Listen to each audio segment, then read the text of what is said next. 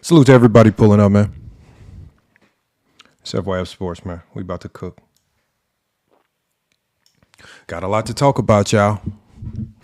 Got a lot to talk about, man. As you guys come in, please make sure y'all see it on the bottom of the screen. As you guys come in, please make sure as we come in, we are tapping that like, man. Let's get out. Let's run these comments up. We are tapping that like. We want to try to get to 1,000 likes before we start cooking on this particular topic. Make sure we hit that share button. Share this out to other people on TikTok. And then make sure we hit that repost button. Repost this live because we need to get this out to the masses. And make sure, again, that we are gifting the content creators that come pull up, myself and all the other. Salute to Remy, one of the first people in the chat. Appreciate you for sharing the live. Salute to Jeremiah Johnson. Everybody that's pulling up. Salute to everybody that's pulling up, y'all. We will be cooking today, man. We will be cooking today, man. As we do with all of the debates, we react to all the debates. And in this particular case, we're not reacting to someone else's debate. You know, a lot of times we're always reacting to other people's debates. So now today we get to react to FYF Sports debate with Hollywood Herm. Salute to Hollywood Herm for not backing down from the debate, pulling up for the debate. Salute to Remy. Remy said the main event yesterday was great. It was. Like, that's why I say salute to Herm. Like, Herm came in and did what you're supposed to do. He's supposed to debate. He's supposed to debate from his perspective. And, you know, I truly and honestly wish that today we could be talking about the debate and what was said. But, you know, the unfortunate reality is that when you have people who, I don't know, want to be the star of the show and they want it to be about them as opposed to the main event, then this is what we ultimately get, because that's the only thing that happened.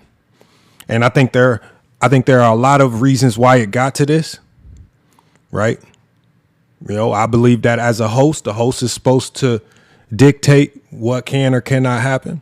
And again, this is where we at. But at the end of the day, it's FYF Sports. We can't cry about it. The things happen the way they happen, and it's our job to react to it. So that's what we're going to be doing today. Salute to YB. And YB said, and YB, you don't need to defend me, right? Because at the end of the day, I always say that people are all going to see the game different, right? We had a dude named Clip came in. He said he thought Herm won. You said you thought I won. I mean, JJ said he thought I won. When it comes to the basketball side of things, everybody's going to have a differing opinion. I'm always going to respect that. So I'm not going to knock anybody. I'm not if somebody thinks Herm won, why am I going to fight you on that? That wasn't the controversy. The controversy was created from outside forces wanting to eject themselves into the debate to kind of be a de facto participant. That's essentially what happened. But that's why today we're going to react to the debate. We're going to react to everything that was said, every element, every aspect of it, and we're going to be cooking. So again, as you guys come in, salute to everybody that's coming in to cook today. Please make sure you are tapping that screen. Let's get up to 1,000 likes before we get cooking today. Salute to Max, salute to Remy, salute to everybody pulling up. Make sure that as we come in, we are hitting that share button. We are reposting this live because we need to cook today, man. We are reacting to the Kyrie versus Dame. Who is the more dangerous postseason shot creator debate that I had with Hollywood Herm yesterday. And I know this is a bit of an unorthodox time for me to go live, but we had a separate topic for the night. So I didn't want to muck up the topic that we had for the night and mix it with this. So I wanted to do a separate. He says, I know, but it feels good to cook those guys defending Herm, especially that outside. Yeah, well, I mean, again, YB, you know, like I said, there's going to be a lot of people, YB, And look, well, you know what? I'm going to talk about the meat and bones of it. Look, right now, this is the intro. We need to get people in here to cook. We are at 500 and almost 600 likes. We need to keep tapping that screen. We need to get to 1,000 likes before we start. Make sure we're liking, sharing, reposting. Let's get this out there for the masses because we will be cooking today. But right now, we're about to push through the intro. As we push through the intro, the number one order of business, y'all, is to get these likes up, get this viewership, get this shared out to as many people as possible. I'm going to share it out myself. But as it stands right now, and salute to John. He says, peace and blessings. Salute, man. Salute to everybody coming up to cook. We are going to be doing a live reaction to the debate. That means we have the footage. So we're going to be playing the audio to the debate. So again, I know in real time, it's kind of hard to keep up with the facts, everything that's said. And I know towards the end of that debate, some of the judges were making assertions or claims about what was said and what wasn't said. So what we're going to essentially do is we're going to fact check those things, right? The judges seem to be uneducated or unclear on some of the talking points. So what we're going to do is we're going to go revisit those talking points, because I think there were a lot of things that were intentionally misinterpreted to give the presumption of a contradiction, as opposed to there actually being a real contradiction. But again, we do this with all debates. We're going to react to it. We're going to get everybody's thoughts. We're going to go through it with a fine tooth and comb. And then I want everybody's thoughts on the end of the debate, how that was handled, what went on. Obviously, even Herm himself said it probably should have went to an overtime, and he didn't feel like the end of it was fair. And that's my opponent. So if my opponent even agrees that it wasn't fair or consistent to a certain degree, then again, I feel like I have a valid point. But we're going to be talking about all that today. Salute to everybody pulling up. Make sure we're smashing that like. We're already over 1,000 likes, y'all. That means I'm going to go ahead and start this intro. Make sure we're sharing the live. Hit those likes, repost. Make sure, and again, number one thing we can do, then one of the best things you guys can do, right? I know you guys are going to get tired of tapping those likes. You're going to get tired of sharing because you can only share it to so many people. One of the best things you can do is you can tap that share button. You can add the live to your story. It's one of the best ways just to help push this live, because we need as many people in here cooking on this particular topic. But look, y'all, man, it's FYF Sports. Go James Kingdom. Hopefully Go James Kingdom can get in here. But if not, man, we just going to push through this reaction. We're going to be cooking on today's show. And then, like I say, this is going to be an open panel show, so I want you guys to come up and cook with me. So, again, we'll be able to get y'all thoughts on what's going on in this particular debate, man. FYF versus Herm. The reaction is coming up soon. We about to start.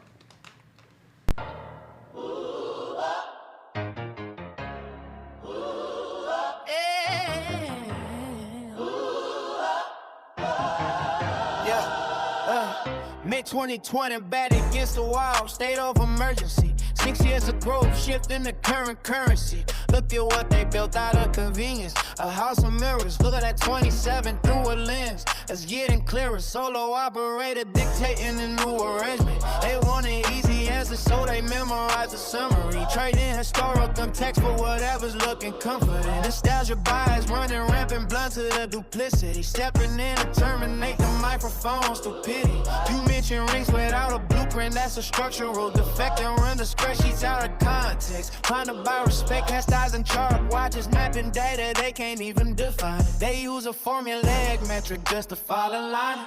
Algorithmic scholars hiding from the film study. They treat logic like a gang war when the water's muddy. Isolated fortress out of cold precision. One man maintaining the integrity of this division. No validation metrics needed when the standard's absolute. You bring a shaky infrastructure here, we prosecute. The macro picture shifted when I put the network on my back. The destination's clear. Lord, clear the room of all secondary noise. We demand foundational alignment from the boys. If the metric doesn't match the top 10 that you drew, then your criteria is hollow. We don't rock with you. We don't need compliance, just consistency in view. The architectural standard breaking through. The digital landscape is looking like a travel turf. Boy, Crips and Bloods on TikTok panels, what we hurting for? A pack of echo chambers trading substance for a narrative. They lower intellect to keep the algorithm lucrative. If you don't validate the high mind, they block the entrance. But I'm immune to the consensus.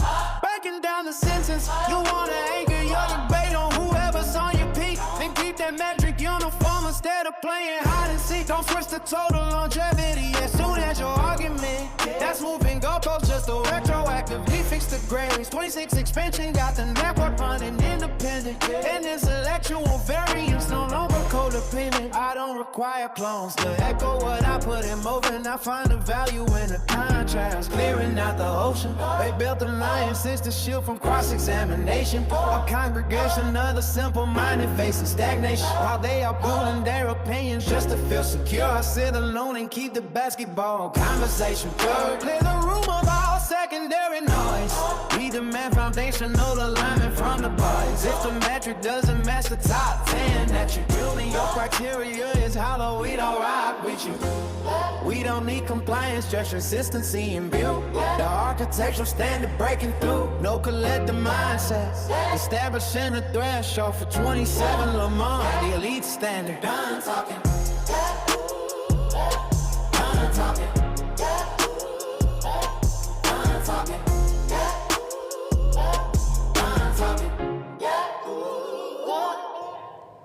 And FYF Sports, man, we back, man. Salute to everybody pulling up today, man. Salute to everybody. We gotta get these people in here to cook, y'all.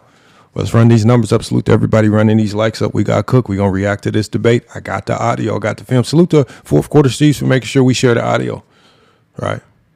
Or at least not the audio. We got the video. So we're gonna be reacting to it. And we're not going to do it in a biased manner. We're not going to be doing all these pauses, right? I think my argument, salute to JJ, I'm going to go ahead and bring you up here to cook. I think my argument was strong and stood on his own 2 feet. I don't need to add, take away, or re-explain. I think my argument was very logical, and I dumbed it down so that even a 10-year-old could understand it. So again, I think and JJ, I think I said this on another live. And salute to JJ for pulling up, y'all. Make sure y'all following JJ, man. We're trying to run these numbers up. Get everybody in here to cook. I'm not going to start the film.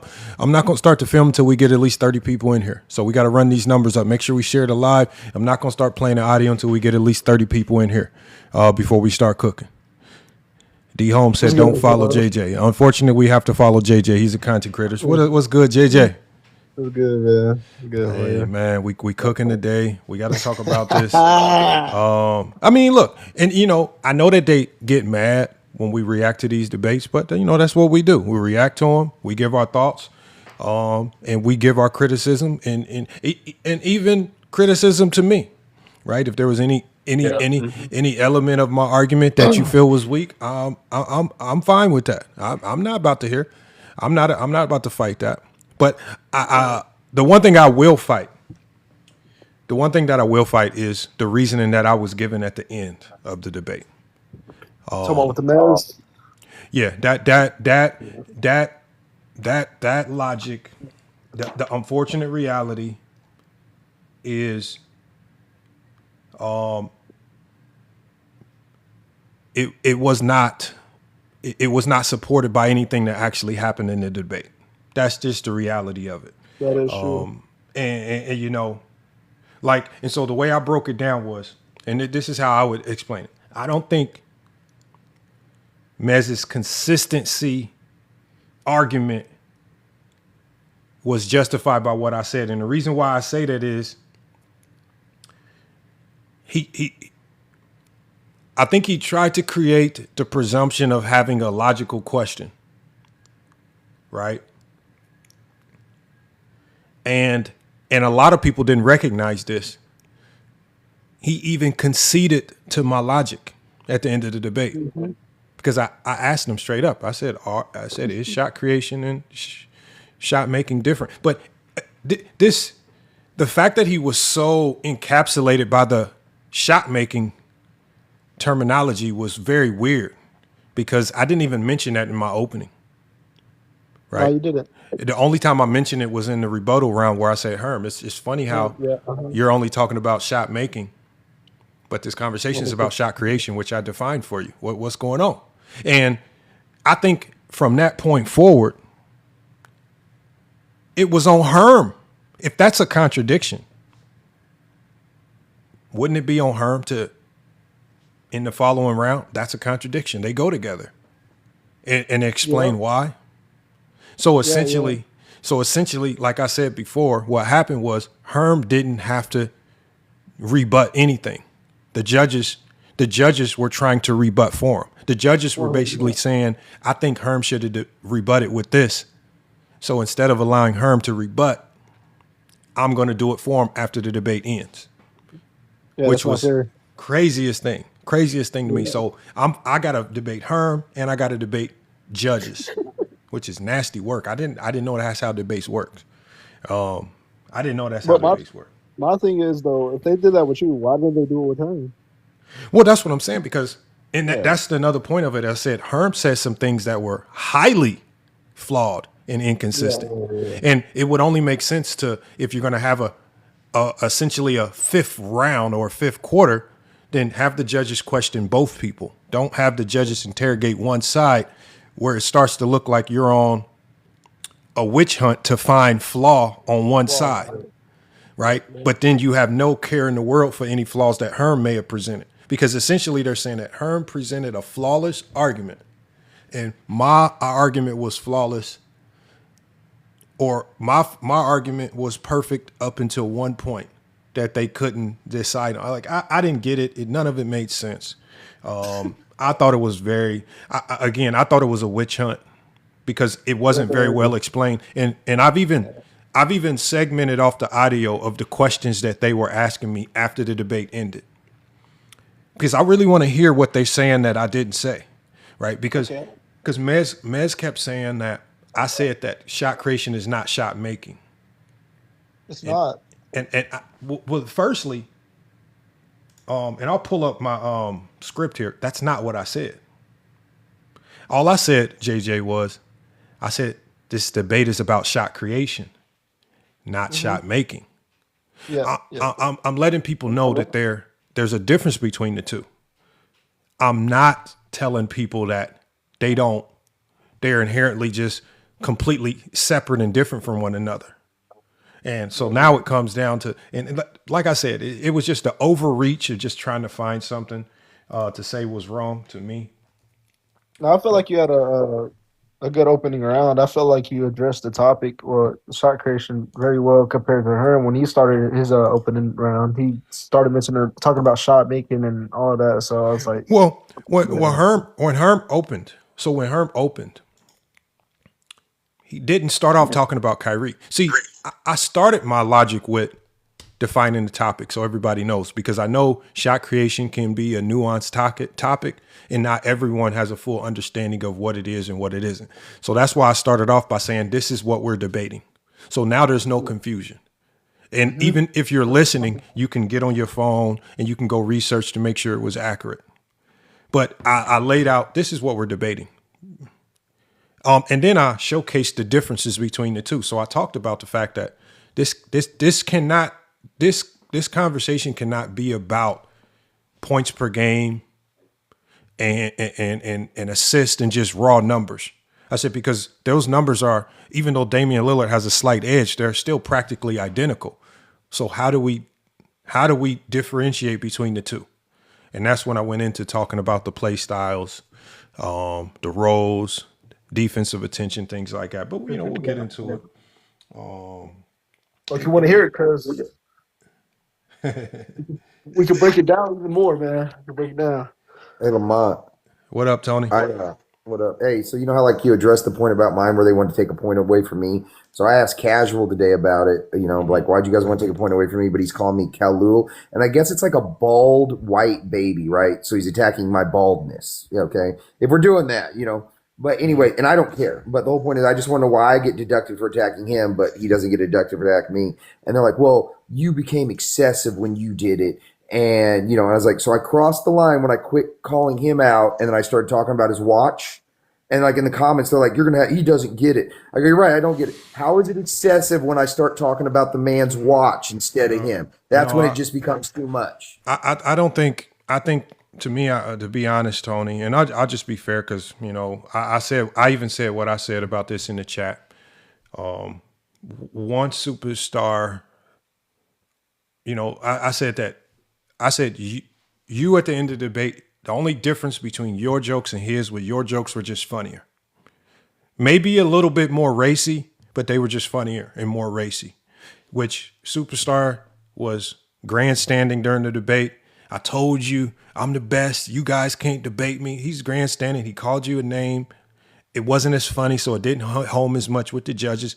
Either way, it was literally the same thing. And I said, there's no way, after listening to Superstar Debate, who would waste 30 seconds in almost every round to grandstand and throw shots at you, and then to say we're going to penalize Tony for delivery because his jokes were funnier.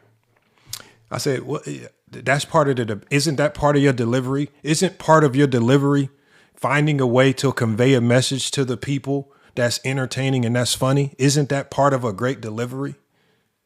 I thought they said they didn't want you to sit up there and be boring and stuttering. But when Tony goes up there and finds a way, remember, Tony finds a way to make talking about Bill Russell entertaining. You can't just sit up there and just be bland talking about Bill Russell. You're not going to convey this to anybody. So Tony has to explain his message in a way that's going to get across to 16, 17, 18, and 19-year-olds, right? Where it's hard enough to keep people's attention spans on TikTok as it is. So if delivery is a criteria, how is that not great delivery? And that's why I said you had the best debate of the day. Better than me, better than her, better than anybody. Your argument, the way your delivery, I mean, if anybody should have had perfects, that should have been you. And I felt like them targeting what you said there to try to diminish the value of your entire debate. I felt like that was very weak. And I felt like it was just a desperate attempt to give Superstar some chance of potentially winning. But that was, to me, that was very weak. That was a very weak move to use that. You see, well, I was going to say, you've seen this on your live. What a lot of it is too is the subconscious thing, being that I'm white and then talking to black people a certain way. That does it, as you see that, they constantly attack me for being white, shit like, and I'm not saying they did it there, but I'm saying that subconscious pattern, I think that factors into it too. Well, I mean, I'm not going to throw the race card in it. I just think that it's not I just think that from the conversations that I've been hearing over the week, I even talked about YD, where people are reluctant to talk about Bill Russell because the resume does not align with their typical talking points. And so they would rather just not talk about Bill Russell than actually address his resume, because they literally have to turn into LeBron James fans and argue like a LeBron James fans to beat Bill Russell. Did you hear everything that Superstar doesn't like talking about on his lives when he's doing LeBron versus Jordan? He was literally doing when he was like, so when he went to Jordan versus Bill Russell, he doesn't let people come up there and talk about the skills and the context for less championships and the more competition. He just asks his silly line of questioning, and it's all built around everything that favors Jordan. And so, well, that's what I'm saying. But his argument. No, hold on, Tony. Well, I don't want to. Hold on. We're going to do a separate live for your debate, Tony. So I don't want to get into that one. Oh no. Too much I just wanted to know if you could. Yeah. No, I just want to know. I want to request this from you because you make really good videos.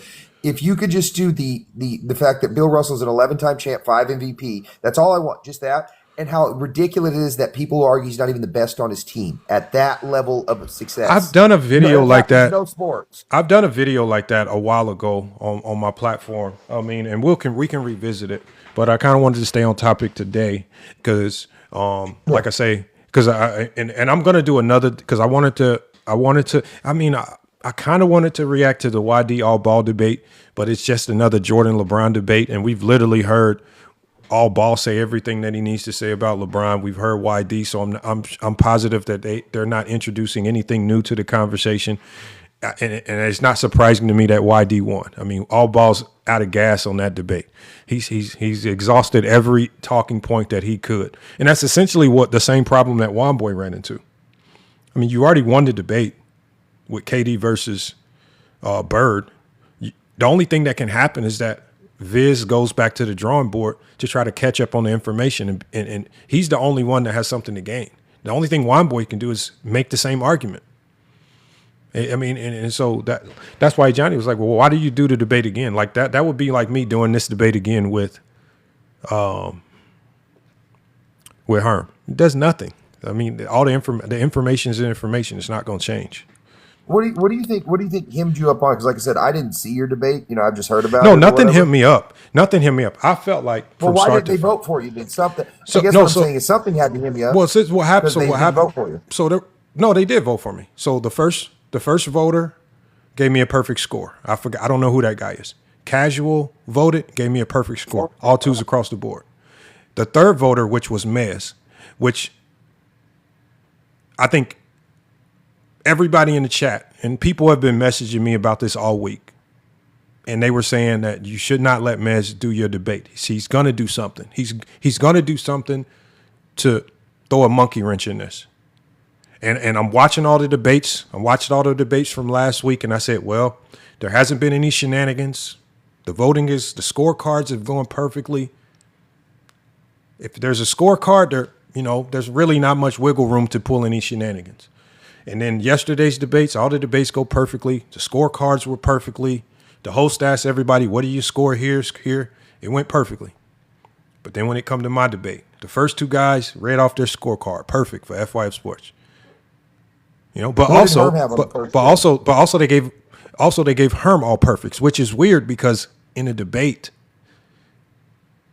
that's just very weird. But then when it came to Mez, well, then this is what happened was, for the first time over the last 2 weeks, well, he says, well, I can't make my decision. I need to ask FYF some questions to clarify some things.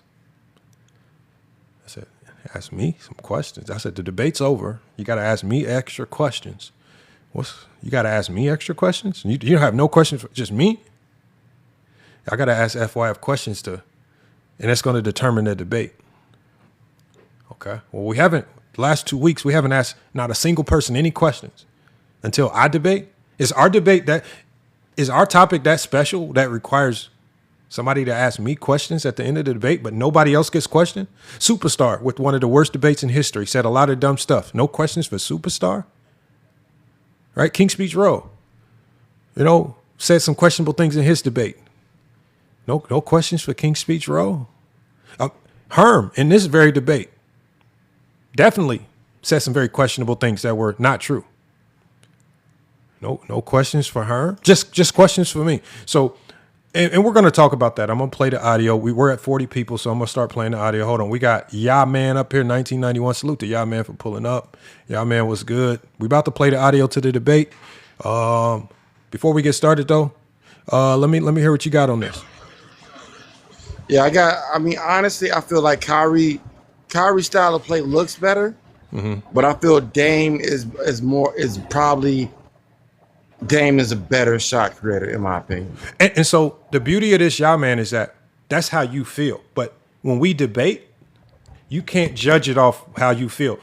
You have to judge it based on what we say. So if you can stick around for a few moments, Yeah, go ahead. I want you to listen to what I said in the debate about Dame and what Herm said in the debate about Kyrie. And then now we can kind of analyze who's hitting these points closer to home, who's staying on topic, who's addressing this act. So the topic is, who is the more dangerous postseason shot creator? That is the topic, not regular season. Hold on, go ahead. FYF, I don't know anybody with more game winners than Dame. Maybe like Reggie Miller or Jordan. That's about it. But again, I'll let the debate speak for itself, right? So again, I don't want to put any preconceptions into your head any more than you already have based on our conversations. For anybody that didn't hear it, I just want you guys to hear it at face value, what it's worth right now, right? And there are some people that already heard it, and we're going to be hearing it for a second or maybe third time. But what I'm going to do, y'all, is I'm going to let the rounds play out in full first. And then if you guys have any questions about what was said, we'll rewind it back and re-listen to something for clarity. But because in a debate, there are what we call connecting points. So there's supporting evidence. And then like Tony says, there's your main evidence, right? There's your main and then there's your side. Well, in these debates, you have your main point and then you have your side stuff. So your side stuff is just supporting stuff. And so we have to listen to each round in full so that we can start to discern what point is FYF is trying to drive home, what point is Herm tried to drive home. And I'm trying, and so what we're going to be looking for, you guys, is that keyword consistency, because I was told by a judge that something wasn't consistent. That's what I was told. So now that we can kind of rewatch this, just like we do with basketball players, we're going to be looking for something that a judge explicitly said. Consistency. Was I consistent? Was Herm consistent? It's the consistency. That's what we're going to be looking for.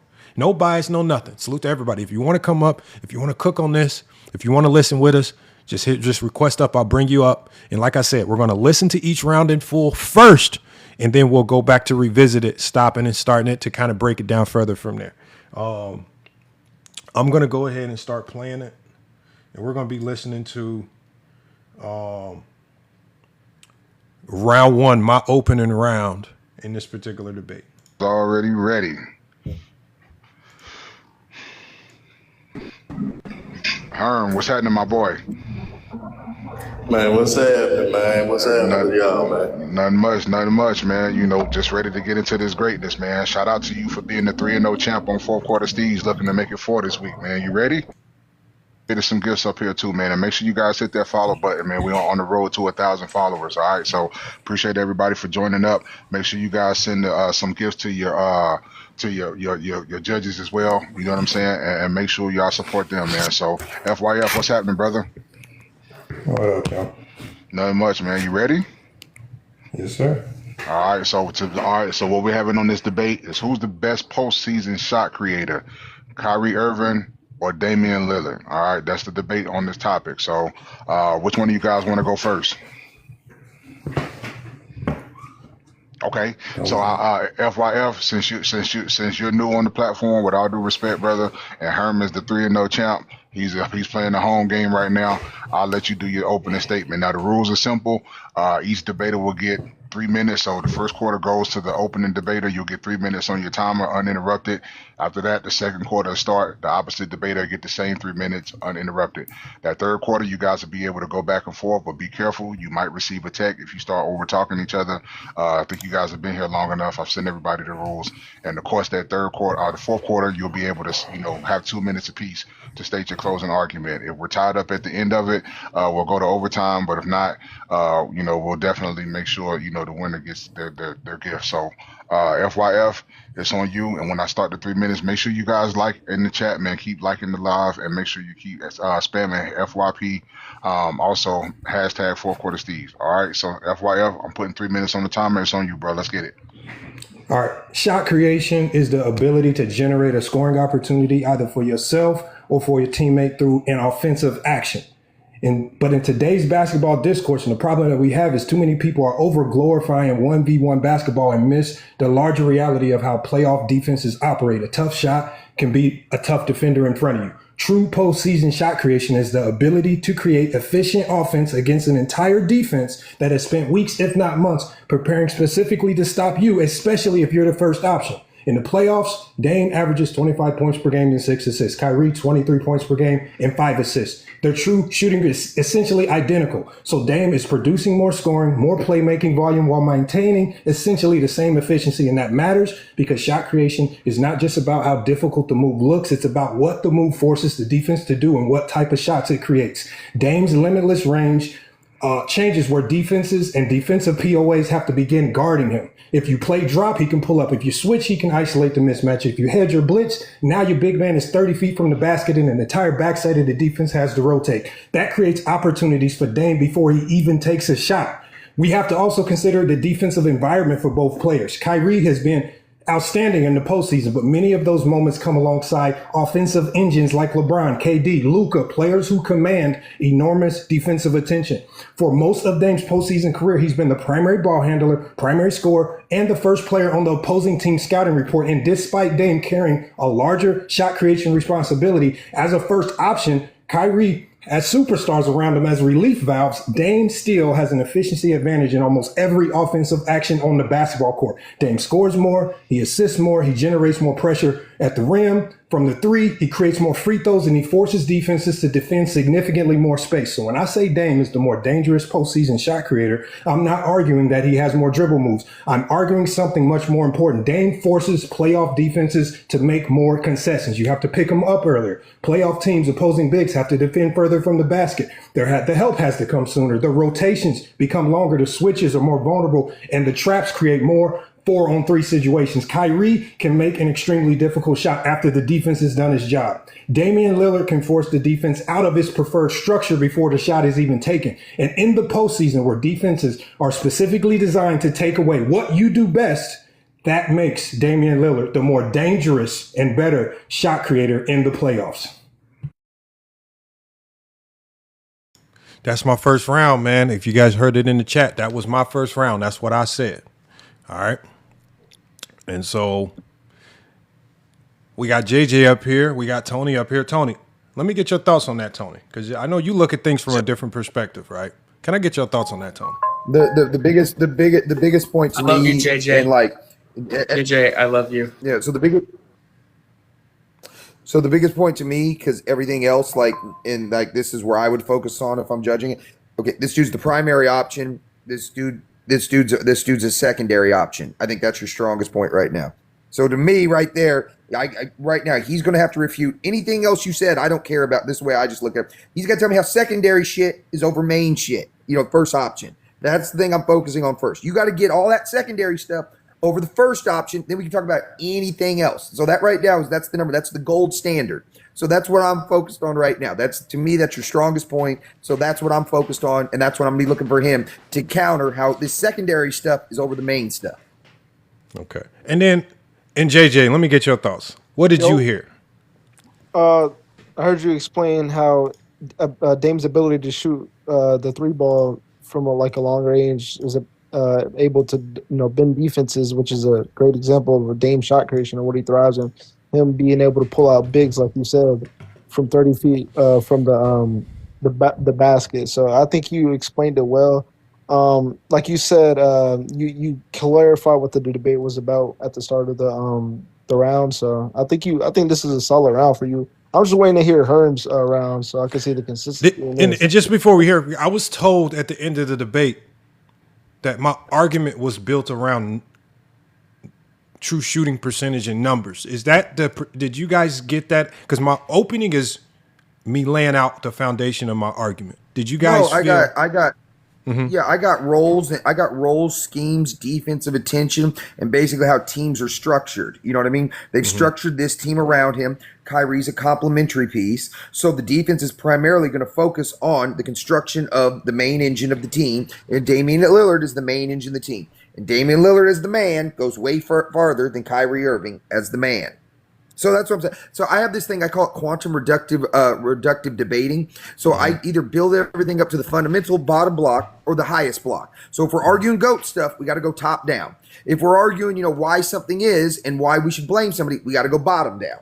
And that's how I do it. So once again, when you made that point, if he's the main dude, he's the side dude. Once again, I need to know now, since we're talking about who's better, how this dude's side stuff's over this guy's main stuff. And you illustrated how he's clearly the teams built around him, and Kyrie, you're a complementary piece to teams built around others.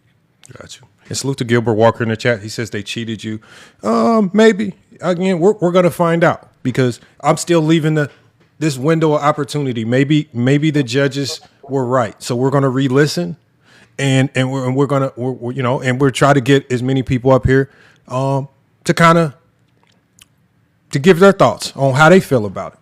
But let me go ahead. We're going to go to Herm's opening round. So now, the opening round. Now, it was my belief that the opening round is for you to lay out your case, right? The argument is Kyrie Irving versus Damian Lillard, who's the more dangerous postseason shot creator. And so I just got a message that Superstar's over talking shit about me. Another live about last night's debate. I got to go over there and bounce on that. Go cook him, man. Go cook him. That's fine. That's fine. Do what you got to do. All right. So I thought the opening round was for you to lay out your case. So I want to see, and I'm going to try to understand what is the case that Herm is trying to lay out for Kyrie Irving. All right, so we're going to go ahead and play it, y'all. And if anybody wants to come up and cook, Gilbert Walker, anybody in the chat, 45 people watching, make sure we keep smashing that like. Salute to everybody for helping us get up to 15K likes already early in the stream. He says, Maz robbed you. I feel so. But, at the end of the day, Warriors season, like, for example, when we do debates over here on FYF Sports, it's on me as the host of the debates. Like, so for example, if a judge comes up And when I say who won the debate and why, and this person starts to inject their personal feelings, and they start going outside of the lines of how the judging is supposed to go, I kick them off. I say, we can't count your vote.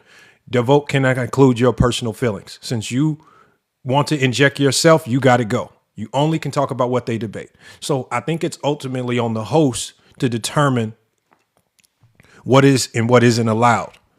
And especially when I feel Mez has a track record of being an antagonist to FYF Sports, being in opposition to FYF Sports. This is significant. So he says, great point. He says, Dame shift the defense prior to the shot. Kyrie makes difficult shots after the defense settles. And easy pickings. This is the point of my debate. And so that's why I was surprised to hear at the end of the debate when they said that my debate was based on true shooting percentage. And I'm trying to say, where did you get this information? And so we're going to listen to what Herm had to say. So we're going to play Herm next. And if anybody in the chat, if you guys hear something, after I play Herm's round, if you hear something and you want me to revisit a point, I will rewind it back and we'll listen to it again just to double down on it. So again, you guys have an opportunity as de facto judges to not just listen, but to go back and kind of rehear things to make sure you heard it correctly. Junior Fox said Herm walked you down. Salute to Junior Fox. I appreciate that. All opinions are welcome. Okay. All right. Let me stop your timer, brother. All right, Herm, you got 3 minutes, big homie, and it's on you. Now, at the beginning of Herm's round, he had connection issues. So I'm going to fast forward it a little bit because I guess they reset his round so he can have a redo because he was having connection issues. I thought the round still went on, but yeah, that was kind of nasty work. But we'll see though. It's fine. Let me see. Hold on. Let me fast forward it a little bit. Because when you're in the debate, you're supposed to be ready. So that's his fault. And not being able to take advantage because he was very predictable because he's not essentially did with Drew Howard, not with Drew Howard, but with Rondo and those boys out there essentially did with Drew Howard. And not being able it's not letting me fast forward. We just gotta let it play. Very predictable because he's not in between game for us to mid-range.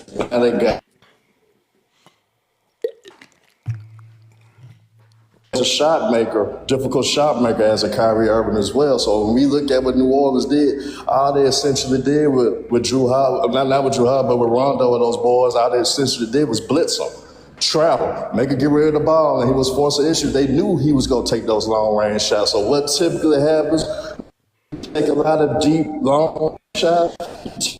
Hold on, Herm. Hold on. We gotta Herm was lagging, bro. Hold on. Let me stop your timer, brother. You lagging. I don't know what's going on, but it's just like making you cut in and out, and I want to make sure you get a fair chance to get your stuff off. You know what I'm saying? So, okay. All right. So let me start. Let me give you about 2 minutes left. Actually, let me see if I can give 2:30. Yeah, go 2:30. I don't even know what I left off on, but it's all good. We're gonna make it work, though. Okay, we can't give 2:30. We'll just give you the 3 because he did start out at the 3 minute mark. All right, Herm, you good? Sound check. Y'all hear me? I'm good. Yeah. You good right now? All right. Start over from the top, please. All right. Here we go, Herm. Well, just to counter what FIF said off the top, it's easier to counter what Dame Lillard brings offensively in the postseason, especially in the postseason. We've seen that with the New Orleans Pelicans, and we've seen that with the Golden State Warriors in 2018 and 19 to the point where that day, all they essentially did was travel, blitz real hard, and make it difficult. And he shot some of the lowest percentages that we ever seen when it comes due to the fact that he doesn't have the in-between game like a Kyrie have in the mid-range. He's not as great as a finisher at the rim as a Kyrie Irving. Hell, he's not even a more difficult shot maker as a Kyrie Irving that we obviously been seeing throughout their careers. Dame, yes, he hit us with the little Dame time and surprised us with some key shots, but when it mattered the most, we seen him falter due to when he played against the great defenses and the great teams. He easily is neutralized, and we've seen that. That's why against the Pelicans he shot below 39%. That's why against the Warriors he shot below, it shot below average as well. With Kyrie Irving, he's a great finisher at the rim, can finish with either hand. He has some looser crossover moves that he can get to the basket at will. He can stop on the dime and pull up from mid-range. And he also can shoot the three as well. That's why he particularly always a threat for a 50, 40, 90. So when it comes to the postseason, shot creator is Kyrie Irving all day. That's why, yes, you bring up the number one option moment, but it was moments for each of his teams that he had to do number one option work. Like, for instance, look at 2024 and say, hey, I'm robbing to Kyrie Irving Batman. Hey, I'm robbing to Kyrie Irving Batman. Because they already know how central he is. He was 14-0 before losing his first one in 2024 in the Western Conference Finals in the closeout game. That's how devastating and that's how dangerous Kyrie Irving truly is as a shot creator. Hold on. Hey, I heard something in there that was very interesting. Did you hear what I heard too? Yes. Wait. What part are you talking about? 'Cause I'm talking about there's like three different parts. Okay, so the first part that I missed the first time was when we go to what Mez said that I said that shot creation and shot making were different. Yeah. And that's interesting because I was listening to Herm speak. And Herm, while he is talking about shot creation, Herm literally says, and Kyrie also is a better shot maker. Shot maker. Herm even concedes that they are two different things in his own argument. Wait, so isn't that an auto loss? Hold on. And he also, and not only did that, Herm then proceeded to use, after noting that they are different, he proceeded to use true shooting percentage and numbers to support his argument. No, I swear, hold on. I got it timestamped. JJ, we got to listen to this one more time, just in case I'm wrong. Because remember, this is exactly what they accused me of doing, right? I don't know. Just play back. Just play back. Man. Okay, hold on. So we're going to 7. It was 7. Okay, hold on. Okay, 7. I'm going to play it from 7:16. It happens in about 10 seconds. Right? I got to hear this, y'all. We're going to hear this one more time. Because this is exactly, they said, now, this is weird. This is wild. I got to play it. The rim as a Kyrie Irving. Hell, he's not even a more difficult shot maker as a Kyrie Irving that we obviously been seeing. Hold on, I'm going to go back a few more seconds. But you just heard him. Herm just separated the two. He said he's not even as good of a shot maker. Shot maker, yeah. Okay, so hold on. If they're the same thing, then why would Herm separate it? Oh, man. Wait, one thing is also, he talked about, I forgot what else. He talked about him having, like, being a more difficult shot. Like right there, he said more difficult shot. And he mentioned, like regular season stats. I'm like, what are we talking about? Yeah, and he's talking. Yeah, and that's what I told him. So hold on, we got to play this again. This is gold. That's why I said when you listen. So, but I'm gonna pull it back a little further so we can get the full context of what Herm is trying to say, and then we're gonna go to the points that you highlighted. And we've seen that with the Golden State Warriors in 2018 and 19 to the point where that all they essentially did was travel, blitz real hard and make it difficult. And he shot some of the lowest percentages that we ever seen when it comes due to the fact that he doesn't have the in-between game like the Kyrie have in the mid-range. He's not as great as a finisher at the rim as a Kyrie Irving. Hell, he's not even a more difficult shot maker as a Kyrie Irving that we obviously been seeing throughout their careers. Dame, yes, he hit us with the little Dame time and surprised us with some key shots, but when it mattered the most, we seen him falter due to when he played against the great defenses and the great teams. He easily is neutralized, and we're seeing that. That's why against the Pelicans, he shot below 39%. That's why. So, JJ. So not only did Herm separate shot creating from shot making, but Herm also used far more numbers than I did to justify this. He also talked about finishing, which has nothing to do with. And then he also talked about, he lied also saying that every time Dame goes against like a good defense, he always does bad, which is a lie. But hold on, but we got to remember, JJ, it's on me. Like if I hear it, it's on me to rebut it, right? Yeah. I have, like if I hear something, I can't sit and say the judges are going to correct it at the end of the debate. What I have to do is I have to say, well, I have to rebut this because if I let this go unchecked, it's going to be a presumed I have to go with they're going to presume it to be a fact if I don't rebut it. And that's how debates go. If you don't check it, if you don't correct it, we have to presume that it's facts. So you have to rebut it. So what else did you hear that you wanted me to go to? No, I mean, that's about really it. I mean, I don't like, my thing is I don't understand like you dropping as a quote unquote scorer when it's not about shot making. It really has no relevancy either if you win or lose, because shot creation, it doesn't matter. You don't have to hit the shot in order for you to be a good shot creator. So that's why I'm kind of confused. Why is he talking about shot making so much?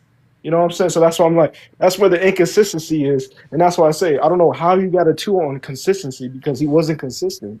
And he wasn't talking about the actual prop while you actually broke it down. You know what I'm saying? So that's why I'm like, that's why I was confused the whole time. That is nasty work. Yeah. Hold on, we got Slim Reaper up here. Slim Reaper, did you hear what we just heard? Yes. And I think JJ was on there with me because Mez came on. That's why I want you to come back. I sent it to you, came on, try to explain it. Yeah. The only thing was, go ahead. My thing is, the more I tried to reason it in my head, the less and less all of this stuff starts to make sense. And this is the foundation I'm gonna start with when we're talking about Mez specifically. I know that Mez isn't stupid. And when somebody that I know isn't stupid pretends to be stupid, that now starts to become an insult. Because now you're just playing with my intelligence. Right? And so that's what he tried to do while he was calling him on. So now you're just playing in my face. Because remember, in YD's debate with Tino, I didn't care about the result. I was mad at the process and them trying to manipulate the vote. And even in this particular case. So when we talk about this right here, when it comes down to the vote,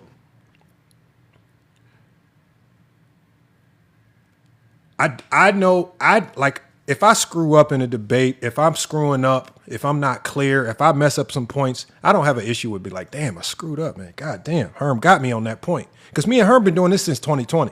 So if Herm cooked me on something, I'm going to be like, damn, Herm got me. I got no issue. Me and Herm been doing this since 2020. Like, it's not been a thing. He done got some one-ups on me. I done got some one-ups on him. It ain't nothing. So that's when my biggest thing was when I heard the confusion.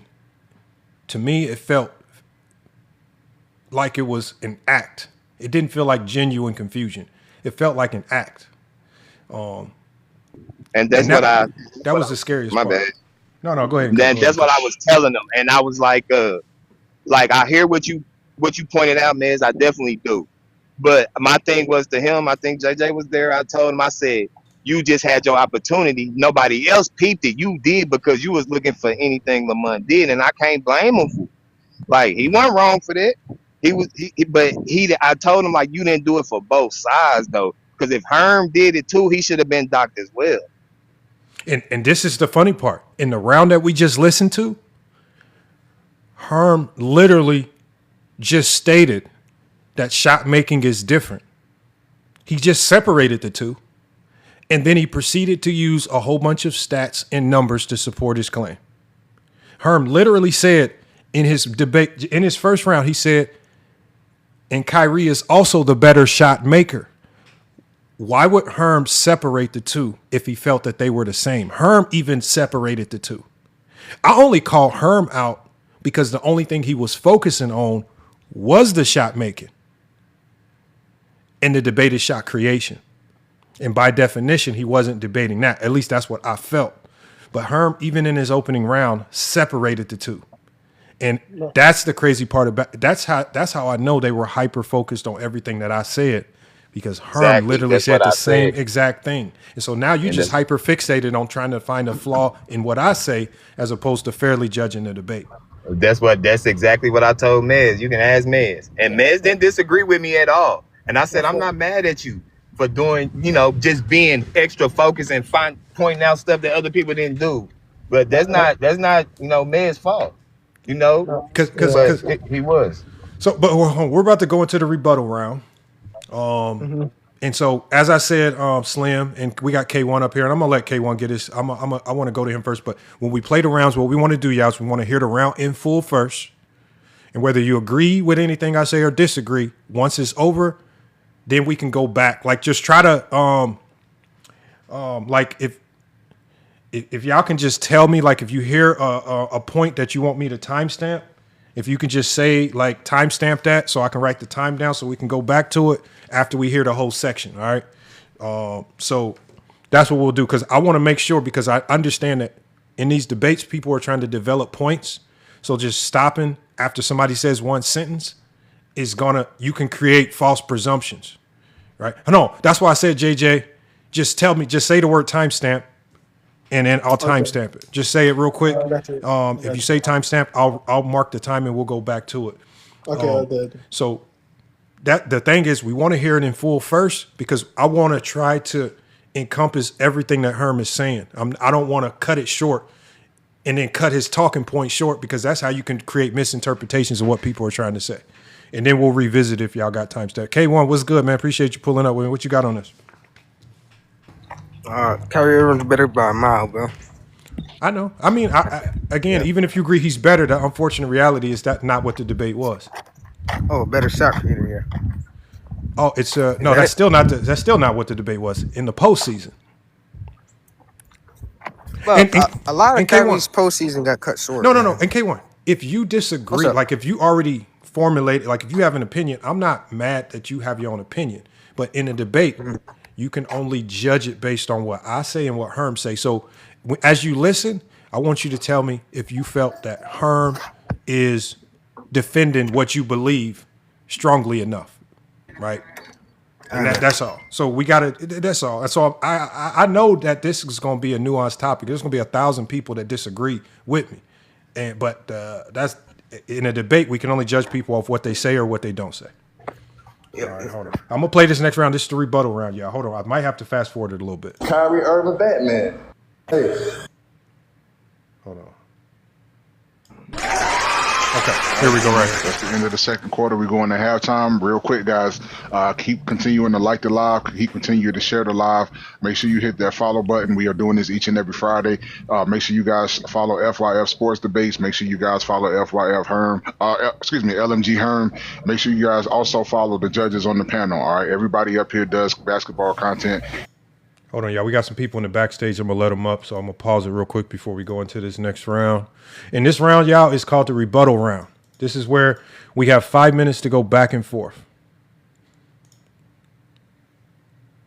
All right. We'll make sure we don't got no trolls. Salute to Gray. Appreciate you pulling up. Salute to Gray. And we got Print. What's up, fellas? What's good, Print? Print, what's good? You with us? Yeah, what's good? Yeah.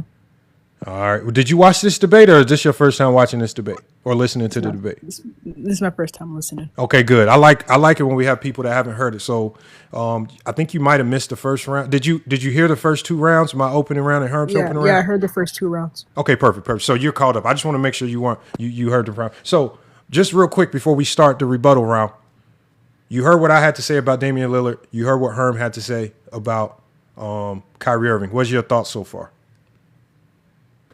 Well, I would say I agree with your point of breaking down more of it as the scheme as to why Dame is a better shot creator. And I don't necessarily agree with Herm's point as to, kind of bringing up a regular season stat of 50-40-90 in a postseason debate. I didn't necessarily agree with that. I didn't necessarily agree with the fact that he said Kyrie was a better shot maker. That means nothing. That means nothing in a debate about shot creation, but for teammates and players. So I'd say you win that first round. Broken Print, you just brought up something that I missed, because that is I missed it too. That is an inconsistency to bring up 50-40-90 in a postseason debate. That is an inconsistency. And that's why we need people up here of all minds. They hear different things, they catch different things. And I'm glad you caught that, because I've listened to this twice already and I missed that. And he brought up one of the biggest inconsistencies in Herm's first round. You brought up 50-40-90 to give the presumption of efficiency when we're talking about the postseason. That's a good point right there, man. That's what we need, man. That's why we need people up here cooking, man. Make sure y'all send some gifts to Broken Print for catching that, man. And Gray, let me get your thoughts, Gray. After hearing the first 2 rounds, what are your thoughts so far? So I hadn't heard him in full, Lamont, yet. I heard some snippets on some previous channels, so I'm still getting caught up. Let me hear more, and I'll give you my feedback here in a minute. Okay, so you missed our opening rounds. We may go back and revisit it, but right now we're going into our rebuttal round, and so you can kind of judge it from there. And I'll go ahead and hit play from here. Make sure you guys hit that follow button. Now, guys, we are going into quarter number 3. You guys will have 5 minutes unmuted with each other to go back and forth and just be able to rebuttal in real time and give your opinions on the matter. All right, so I'm going to start the clock at 5 minutes. When I do, it's on you, gentlemen. I'm going to start off with a question, Lamont. If he's so much of a dangerous shot creator than Kyrie Irving, why in 2019 in games 2, 3, and 4 that the Portland Trailblazers was up 15 or more plus points and Damian Lillard and his team could not bring those games home? If he was so much of a dangerous shot creator, why he couldn't pull those games during the Western Conference Finals, especially Golden State was. You said timestamp? Timestamp. Okay. Okay, we're going to keep playing. Horrible and injured throughout that series of 2019. They didn't pull it through because he didn't make shots, and that's the key difference of what we're talking about here. Because the essential difference that's confusing you in this conversation is that we're not having a debate about shot making.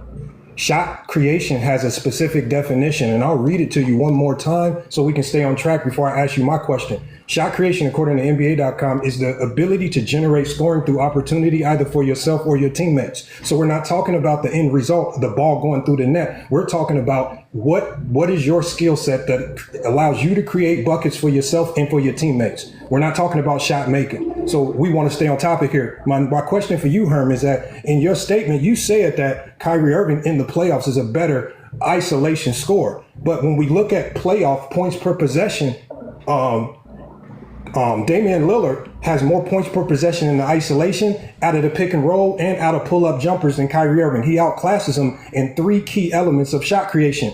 Where are you getting this information that Kyrie's a better shot creator? If there are no numbers that support it, hold on, let me finish, Herm. If there are no numbers to support it, there's the averages don't support it.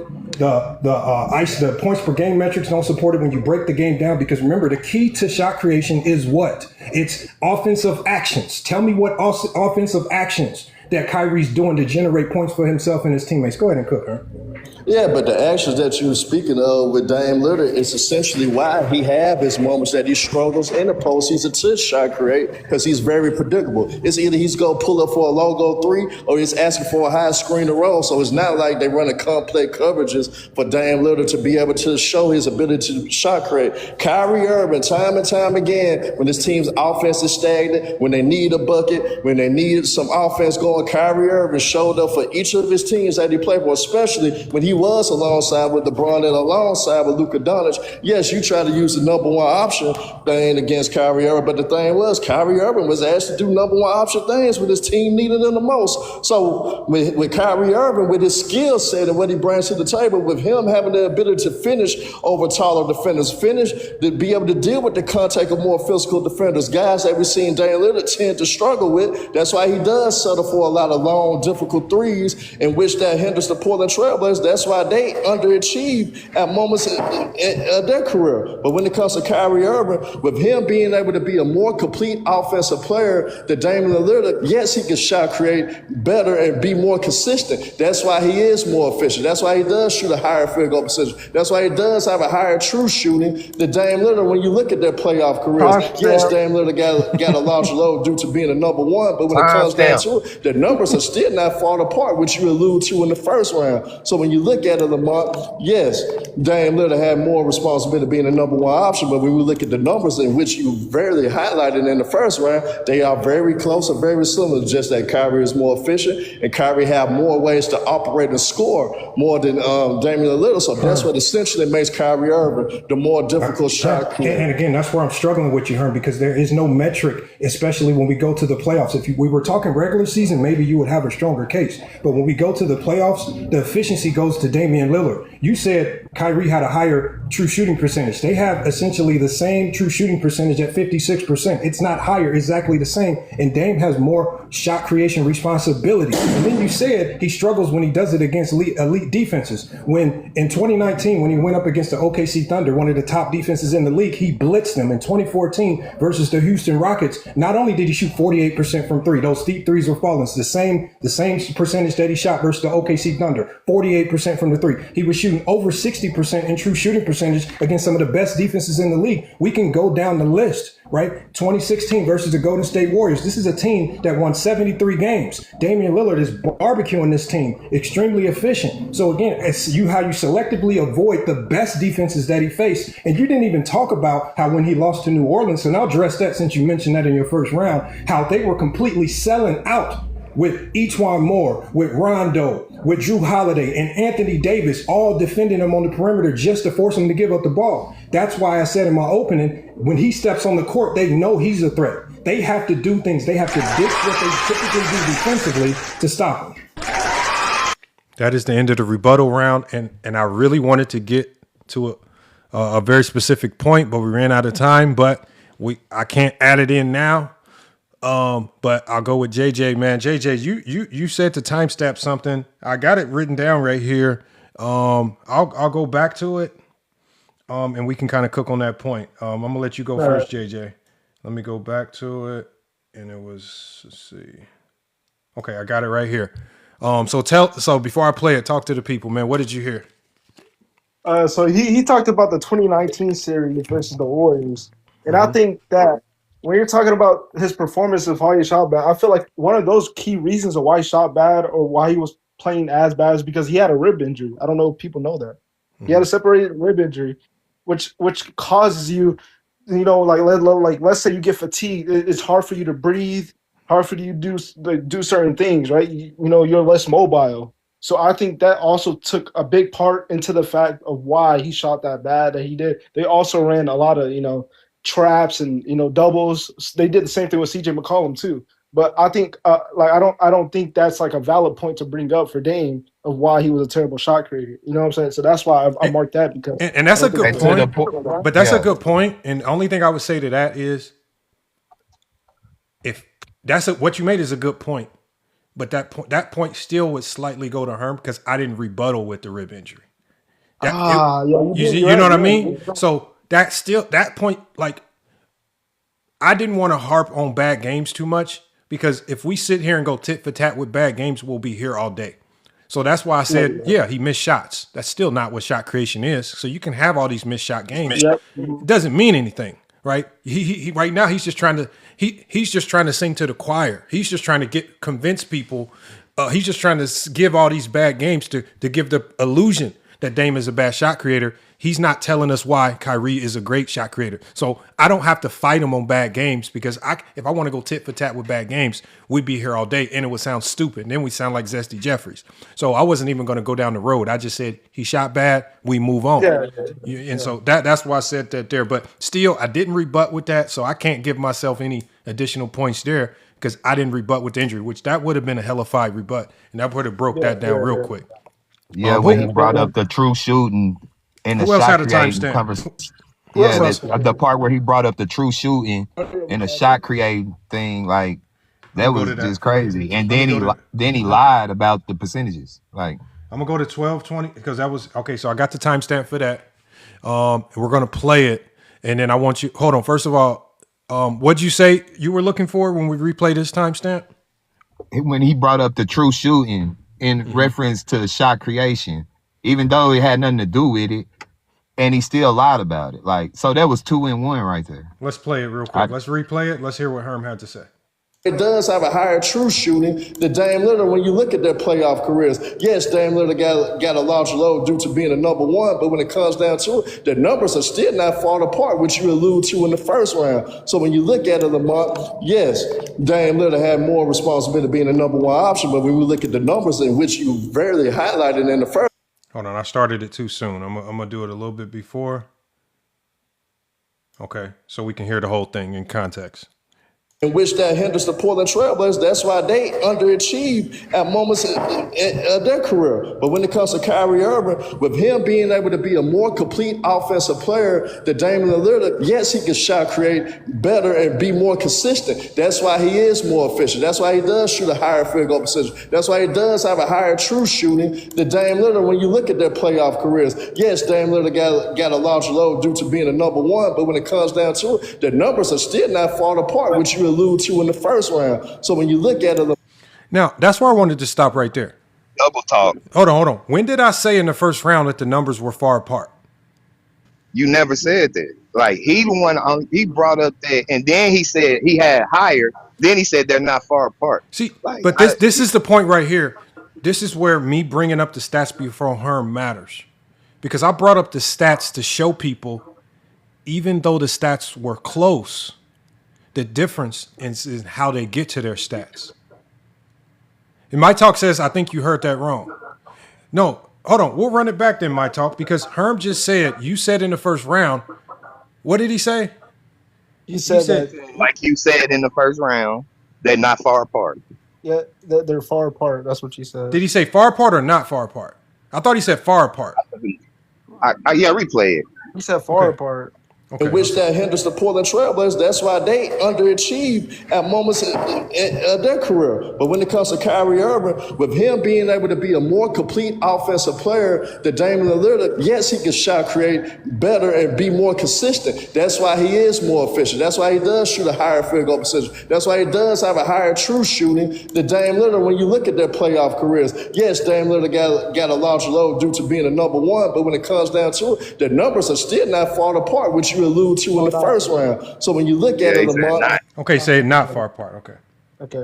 Yes, Dame Lillard had more responsibility being the number one option, but when we look at the numbers in which you very highlighted in the first round, they are very close or very similar, just that Kyrie is more efficient and Kyrie have more ways to operate and score more than Damian Lillard. So that's what essentially makes Kyrie Irving the more difficult shot creator. And again, that's where I'm struggling with you, Herm, because there is no metric, especially when we go to the playoffs. If we were talking regular season, maybe you would have a stronger case. But when we go to the playoffs, the efficiency goes to Damian Lillard. You said Kyrie had a higher true shooting percentage. They have essentially the same true shooting percentage at 56%. It's not higher, exactly the same. And Dame has more shot creation responsibility. And then you said he struggles when he does it against elite defenses. When in 2019, when he went up against the OKC Thunder, one of the top defenses in the league, he blitzed them. In 2014 versus the Houston Rockets, not only did he shoot.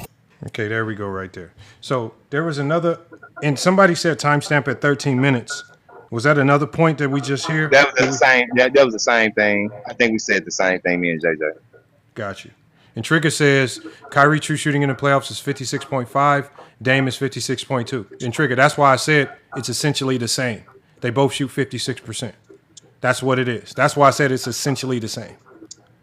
So that key word, essentially. Right? And if you want to have a gripe over 0.3 percentage points, you can have at it. You can have at it. But my overarching point, Trigger, and that's why I wanted people to hear the first round, is that my argument isn't the numbers. Because I'm talking about how Damian Lillard shot creates, not what the numbers. I said the numbers are essentially the same, but Dame is doing it in a more difficult environment, which, again. I got a question. What up, Gray? So when Herm talked about Damian being more efficient, why did he point to true shooting when true shooting supports shot making? True shooting doesn't support shot creation. True. No, so this is the difference. I believe that field goal percentage is more indicative of shot making, which Herm was bringing up a lot. True shooting is an efficiency metric. Right. But if you want to dive deeper into shot creation, right, and you want to really see what we're doing to get to this true shooting percentage, then you have to go to points per possession out of each action. So that's why I started to talk about, okay, when we break down each of these actions, pick and roll, ISO, right, all of these individual actions, and now we can see what is Dame doing points per possession, in all of these individual actions that all encompass shot creation, now we can get a better idea of if your true shooting percentage is representative of what you're actually doing. So using true shooting percentage alone is flawed, which is what Herm did. When I mentioned true shooting percentage, I supported it with points per possession, breaking down, and we'll hear this in the debate. But I tried to really get into the meat and bones of what shot creation is, because true shooting percentage just independently, so kind of like how Herm was using, because Herm didn't really use anything outside the true shooting and field goal percentage. He didn't really get into the meat and bones of shot creation, nor did he identify. And remember, I asked him about metrics. I didn't ask him for stats or numbers. I said, do you have any metrics that support your case? So he could have gave me anything, any metric to support that Kyrie's better in the ISO, any metric to support that Kyrie is a better shot creator. What metrics are you using? Because what he's using on face value are just very vague and don't tell the full story. Gotcha. Okay. And hold on, we got Broken Print. What you got? And then we're gonna go to King Angel. So I wanted two things. One, with the offense stagnates, I didn't like that point in line, because when the offense stagnates, that's usually whatever it looks like is usually maybe a creation or a one-on-one advantage for Kyrie. That's why the offense stagnates, trying to get him into an ISO. And I also think Dame is going to inherently just be better when the offense stagnates, because the ball's going to run through him more. Because they're giving the ball to CJ McCollum or Yusuf Nurkic when the offense stagnates. Not only that, I also didn't like the true shooting point, not even just because of what you said, but even for shot making, it's a flawed stat, because it factors in free throws pretty heavily into its formula.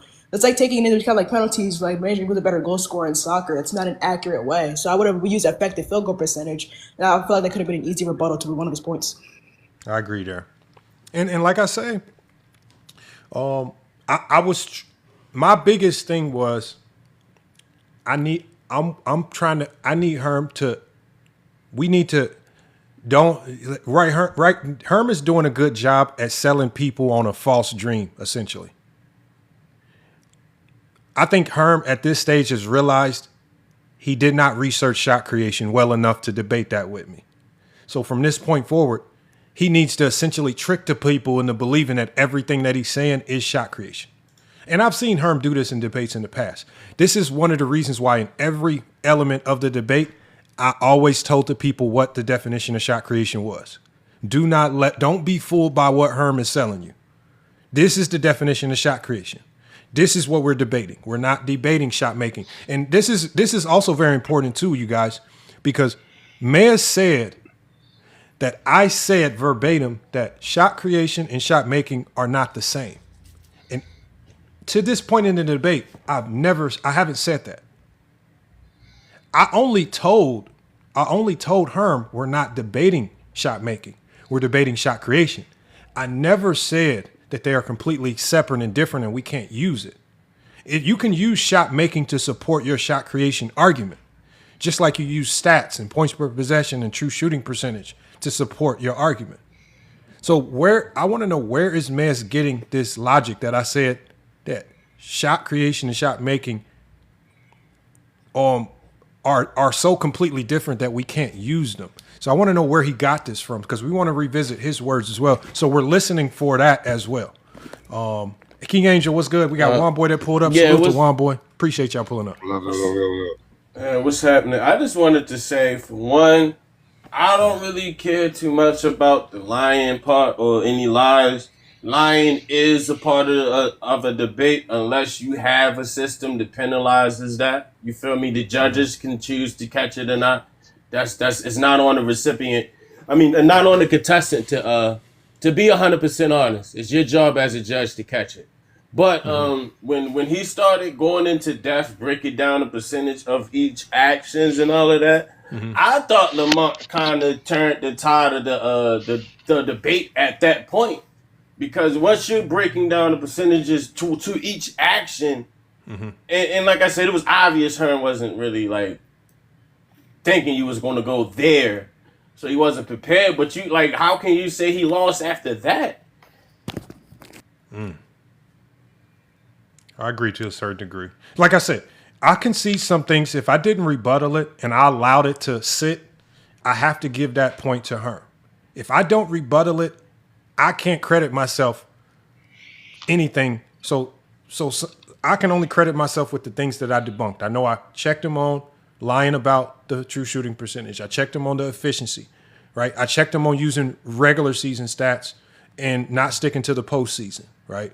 I checked him on over exaggerating. He said that Herm doesn't perform well against the best defenses. So I checked him on, well, you lied about the best defenses that he actually faced, right? Because the best defenses that he faced, you didn't mention, where he's just so happened to perform extremely well. So the things that I checked him on, I thought I did a good job of rebuttals. And if you think about the question that I asked him, does anybody remember the rebuttal question that I asked him and if he answered it? When I asked him about the only metric that we have to measure Dame in the ISO in the playoffs is points per possession. And Dame has more points per possession out of the ISO in the playoffs than Kyrie. And I said, what metric are you using to judge this? Did Herm give an answer to that? Nah, he didn't. Not from what I can remember. No. Nah. No. That's what I'm trying to hear too, man. So If it's about consistency, right? Because in all the other debates, I heard them explicitly say this person had better rebuttals and they went into depth. So I was curious. I thought the judges would elaborate a little bit better on the rebuttals. What rebuttals did they like? Which ones they didn't like? Because they went into depth in other debates. And in my debate, it was just kind of bland. Twos. And I didn't really get any reasoning as to what was going on. We got Wanboy up here. Wanboy, what's good? What's going on, man? Just finished watching that 84 game with Jordan and the college players going up against it. It was nasty. It was nasty. It was. They wouldn't have voted. They wouldn't have voted for Larry Bird if they watched that game. Oh my God, it was horrible. Hold on. And HLR Ahmed, I'm going to bring you up in a second. This format I have only allows me to have 6 people up at a time. So if you just hang tight for 1 sec, I'm going to get you up here to cook because I want to get your thoughts as well. Like I say, I have limited spots up here, so I'm going to bring you up. But yeah, we just heard the rebuttal round. We did hear the rebuttal round. And next, we're about to go into the closing round, where we bring everything home. So we want to listen to that as well. I just got 2 spots that opened up, you guys. So if you want to come up, hold on. We got Bruce came up. Let me get Bruce up here. And then HLR Ahmed, if you want to come up, just request up because I just had 2 spots open up. I want to get you guys up here to cook. Oh, there you go right there. Hold on. Let me get you in here. And before we go into the last round, let me get y'all thoughts of what y'all heard so far. And we'll start with let me just start with Ahmed. No, I wasn't here the whole time, bro. I just got in here. No, you cool. Then we'll just pick up where we left off. Then we're gonna keep playing. Hold on, let me make sure I got my right spot mark. 48% from 3. Those steep threes were against some of the best. You mentioned that in your first. Yeah, I'll put a 2-3 minute timer on there. If nobody wants to come up out the chat to do a debate on the spot, we'll move on and just end the night. But more importantly, shout out to guys, go follow him as well, man. So we're about to get into the fourth quarter. 2 minutes, Herm, you can mute up. And then after FYF goes, you'll have 2 minutes as well to make your closing argument.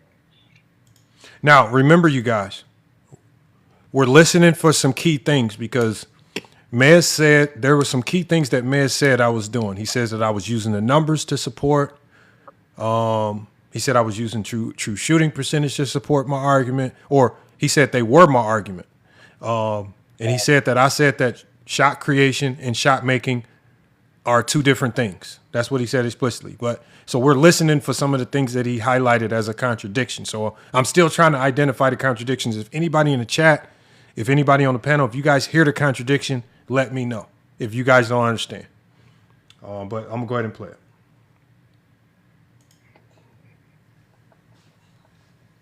Is it on me, really? No, it's on FYF. Yes, on you, FYF. Let's go. Okay, so again, as I mentioned before, as I close this out, we're going to take us back to the definition. As defined by NBA.com, shot creation is the ability to generate scoring opportunities for yourself and for your teammates through an offensive action. Herm did not once mention any offensive actions. He just talked about how pretty Kyrie's shot looks. And he talked about something called shot making, which is the ability to convert on that opportunity. That's not the conversation here. In this particular instance, we have a playoff run, which you see he didn't mention it, where Kyrie Irving in 2019, right, when he didn't have LeBron, when he didn't have KD, when he didn't have Luka next to him in 2019 with the Boston Celtics, we saw Kyrie struggle mightily in that situation, right, shooting under 40%. And then against the Bucks, only averaging 20 a game, shooting 35% from the field. When he was asked to be the primary engine, the primary shot creator for that team, he flailed and floundered when he didn't have an elite superstar shot creator next to him. In 2019, we saw Dame decimate one of the league's best defenses. As I mentioned before, the OKC Thunder on 48% shooting from the three, 62% true shooting percentage. He did the same thing versus the Rockets. He did the same thing versus the Warriors in 2016. And in those series, 48% from the three, 66% true shooting percentage. Damian Lillard has been a lead across virtually every major shot creation action. He has led the league in isolation points per game 3 times. He ranks in the top 10 in pick and roll points per game 7 times, produced efficiently off pull-ups, switches, handoffs, pin downs. And he's doing all this while being the defense's primary focus, right? Not attacking after LeBron, Durant, or Luka has already forced the defense to react. That is what Dame time actually represents. When Damian Lillard taps that wrist, everybody knows what's coming. The coaching staff knows. The defender knows. The help defense knows. And Herm, you know what's coming when he taps that wrist and says Dame time. The ball is going to his hand, and the defense now has to decide how they want to stop him. Do they play drop? Well, if you play drop, he's going to pull up. If you switch, he's going to attack the matchup. If they blitz him, when the 2 defenders have now committed to the ball, he's shown the propensity to create for others. All right, appreciate you. All right. Let me get y'all thoughts, man. Did you guys hear any contradictions, man? That was my last round. Did we hear any contradictions? I didn't. I didn't hear any contradictions. Obviously, I wasn't here the entire time, but based off what you were just saying just now, no. Did you hear? So let me ask you, Ahmed. I was told, and I don't know if you heard the whole debate in full, but just even based on what I said in my closing, because my closing was very similar to my opening, just a little bit shorter because I had less time. Do you feel my argument for Damian Lillard was based out of numbers? Purely, no. I don't even think so. No. Okay, that's what I was told. I feel like some things when you, not you personally, but generally when you're arguing these type of conversations, it can't be strictly off of numbers anyway. There's no way you could just look at the numbers and base your argument purely off of a number. Because, I mean, honestly, you kind of said it already when you was talking about tapping the wrist and all of that. That shit matters, bro. The defense is waking up a little bit different when it comes to Dame versus Kyrie. As good as Kyrie is, as skilled as he is, bro, like I said in the comments. Yeah, he covered Dame has much less room to work with when you look at his career and the teammates he's had in comparison to Kyrie Irving. So when you're talking about postseason shot creation, bro, he is the quote unquote Curry for his team. He is the SJ, I guess you could say, for his team. Where if he don't go off, or if he's not looking great, the team might not win. Kyrie Irving has the luxury, no disrespect to him, but let's be honest, bro, you're not playing that sort of LeBron and then looking for Kyrie as the main guy to be shot creating every time. Let's be honest. Damian Lillard is the beginning and the end of that fucking Blazers team, bro. Exactly. That's why I was saying in the beginning, I said the responsibility put on his shoulders to not just be the shot maker, but he also has to be the shot creator. Like I'll be talking all day. Maybe ball handler. Yeah, if I'm talking about Dame as a shot creator, we'd be here all day. I would have talked about him draining that shot in Paul George's face. I would have talked about him not knocking down the shot against the Rockets to send them home. That's all different. Like if I've spent time talking about all of this, Dame as a shot maker, like I say, he's barbecue teams, especially when we watch him play the Lakers. That man had a field day versus them. So the reason why I didn't bring that up is because this conversation is about what is Dame doing to get to the shot? What is he doing to help others get to their shot? Yeah. And that's the conversation. That's why I talked about all the actions, the pick and rolls. Now, did his coach kind of assist him in that by putting him in a ton of actions? Yes, but that's because he's the number one option. Kyrie, when Kyrie played with LeBron, LeBron was in the majority of those actions. what I'm saying, shot bro. creating, because even Herm alluded to this, because he says, if you listen to Herm's next round, he's going to say when LeBron passes to Kyrie. Well, that's because LeBron is the number one option. And so he's now shot creating for Kyrie. Like Herm is even conceding to these things. And it's just so funny how if the judges are so hyper focused on consistency, where's their consistency in evaluating Herm the same way they so-called say that they evaluated me, which is this is where it's starting to get nasty for me right here. But Juan Boy, hold on. I want to hear from Broken Print as well. And Juan Boy, what do you guys got? Well, I'm trying to figure out, because now that this is like the second and a half time that I'm listening to this, and I'm trying to find out where he inputted, what part of the debate he took from to implement this claim that he did with these numbers, as far as like what the implementation of the points per possession and all of this. I'm not hearing it. Well, he was basically saying that if I chastise Herm for harping on shot making too much, well, what he did was, in his mind, not based on what he knows, in his mind, shot making is the numbers. Because you don't know what you talk about. Well, he was saying shot making. He thinks shot making is the same thing as his numbers. So if I mention true shooting percentage, if I mention a field goal percentage, he thinks that those numbers only correlate to shot making. When I said you can use numbers to support any aspect of the game, the numbers are just the support. The numbers are not the argument. I even use elements. Hold on, Juan Boy said he can't hear. Juan Boy, you can't hear? Hold on, can everybody hear? Yeah, I can hear you. Okay, Juan Boy said he can't hear. So I even use elements of Dame's shot making to support, but that's only to support my argument about Dame as a shot creator. And so they're what they're doing is he's hyper inflating the value of some of the things that I said to pretend that that was my argument and not in support of my argument. And that's what I mean. That's what I mean by at the end, and you guys will hear that they are intentionally misrepresenting what I said to over exaggerate a lot of things. But they don't do any external in-depth investigation or interrogation on what Herm said, even though there was a lot to be desired there. No, because what you said about what Mez said, that you stayed on that true shooting topic. You didn't, because he used other arguments. So I don't. Yeah, that's what I'm saying. Know. I said I mentioned, but a lot of the times I mentioned true shooting percentage, even in the closing round, it was a rebuttal to what Herm. Because remember, I can only say so much in the rebuttal round. So I just mentioned that again to rebut some of the things that Herm was trying to use. So Herm was trying to use some elements of shot making. So even when we went there, because remember, I said, I'm going to get in the trenches with you. So we're going to talk about Kyrie with the Boston Celtics in 2019. We're going to rebut with that, right?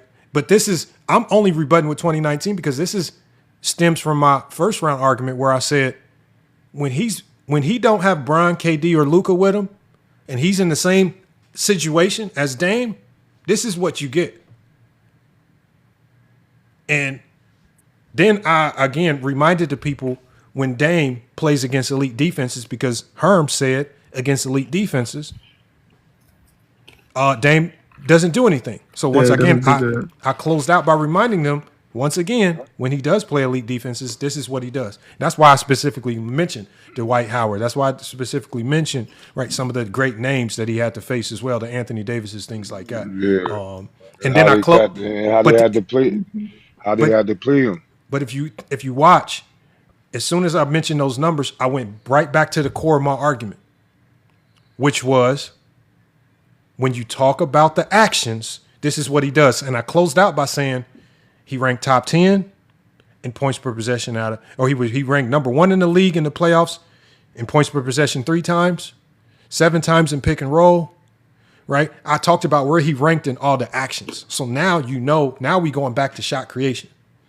And that's why I say it's so funny how they got hung up on true shooting percentage, which was a very minute point of my argument, and they made it seem like I was saying true shooting percentage as much as Herm. Like Herm said true shooting percentage more than me. And so that's the silly part about it. It's just like, boy, you like, and I guess that's what you can do in the moment. You can kind of play with things. But we're gonna hear Herm's closing round. Hold on, we got some people up here. Hold on, I think somebody just came up here. Slim Reaper came back up. I saw Goat James Kingdom, and we have Insight in the chat. Hey, make sure y'all request up. I want to get y'all up here to cook as well, because we got to cook on this. He said, I feel like he was nitpicking. Yeah, it was very petty what they were doing.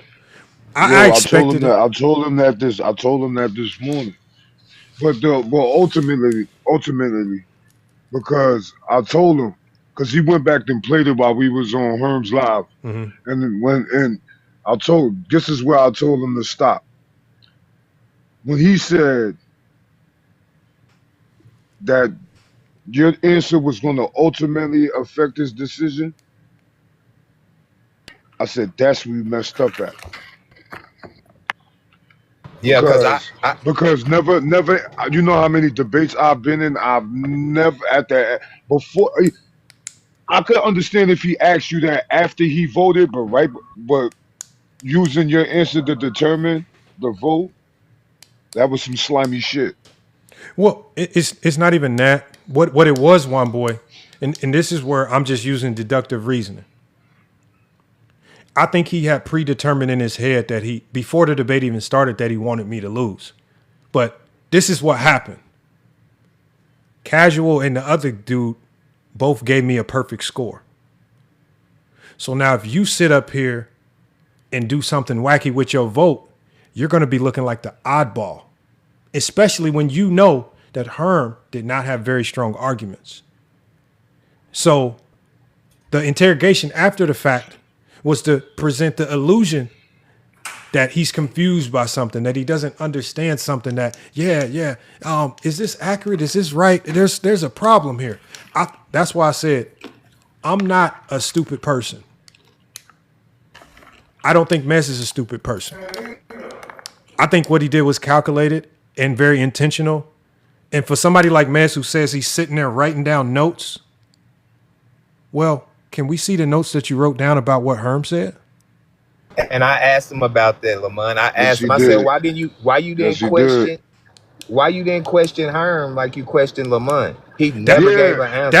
That would have made it fair. That would have made it fair. Now he could have questioned me and said, Herm, do you have anything to say to that? Or no, but question the him craziest, or something like that. But the craziest thing that was said all night wasn't questioned. How Zaba said that LeBron was carried by Rondo. I don't want to go to Zaba's debate because I don't want to confuse people. So I don't want to go to Zaba's debate. I just want to stay to this one right now because I know that Zaba's debate, again, controversial in and of itself, but I don't know what was going on with that. But if you're gonna question something, yeah. What would you question? Something that sounds as outlandish as that, or something that you can't really understand? Because that's what I'm saying. It's inconsistent. It don't make sense. That is true. Out of all the people that get questioned, out of all the illogical takes that we've heard, it's you. I get questioned when I feel like I had the most logically sound argument, like next to Tony the other day. It's just I get questioned. I get this interrogation. Go ahead, Print Man. Go ahead, Broken Print. My bad. Yeah, but can I add something to that? But I feel like in that final round, you should have kind of expanded more on why Kyrie isn't touching Dame more and just picking on like the points per possession. Because like Kyrie in 2019, he just can't navigate that Brook Lopez drop coverage to save his life. And not only is he causing stagnant offense, he isn't exactly fixing it either versus the Dame versus like Nuggets where they are running a drop and he's just frying them on it. So I feel like you should have brought that up more. Broken. So what happened was I ran out of time because the next thing that I was going to mention, Broken Print, was I was going to go back to that 2018 series versus New Orleans. And I was going to really ether Herm with, you mentioned, because earlier in the debate, Herm said all Dame was doing was passing out of blitzes. And I said, Herm, that's the other element. That's what I wanted to say. That's the other element of shot creation. Creating for others. Like I said, when you look to that series, C.J. McCollum shot Game 51% 7. from the field. He had a big 39-point game, and he's averaging 25 a game. So I said, because Dame wasn't turning the ball over, completely breaking down based on what these teams were doing to him, he's, as Herm admitted, he's passing out of the doubles. He's passing out of the blitz. Herm tried to diminish that earlier. He said all he was doing was passing out of doubles. That's all you have to do to shot create. Create for others. Remember, we just saw Kevin Durant struggle with this versus the Lakers. They would double him, and he struggled to shot create for others because he can't pass out of a double team. The double team, yeah. And, right? And the perfect example, if you really remember that Game 7, Dame couldn't really hit nothing. He couldn't hit nothing, but he was getting his teammates involved. He had like 10 assists or more in that game. Well, what I was going to showcase to them was, if you look at that particular series, Dame, as a shot creator, recognized how New Orleans was defending him. His shot volume went down, right? But his shot creation for others went up. This is why you see CJ go up, right? Mm-hmm. So CJ went up because Dame is willing to give the ball up, and we see what happened when that star player isn't willing to shot create for others. How things can really go in the garbage can for the team and look really bad, right? Now, yes, Dame and them lost that series, but we did also see CJ rise and do everything possible to help them win. It just wasn't enough. So that's what I wanted to get to. And essentially, I ran out of time. And that's the problem that happened right there. I ran out of time. But I still felt that my point was, I got my point across well. And I still felt that Herm still, at least to this point in the debate, still has not said anything about shot creation. And that's why I kept saying the definition of shot creation, so the judges can hear. Are you going to hold him to the standard of sticking to the debate? Or are you going to keep going with this fictional definition of shot creation that he has in his mind that he's trying to sell you on? And so we'll see. Big A Johnny trying to come up. Yeah, A Johnny, request up A Johnny. Request up A Johnny. I got him up. He's right here. I got him. Okay. All right, I'm gonna play Herm's last round, and then we're gonna get to the shenanigans that played out from their point forward.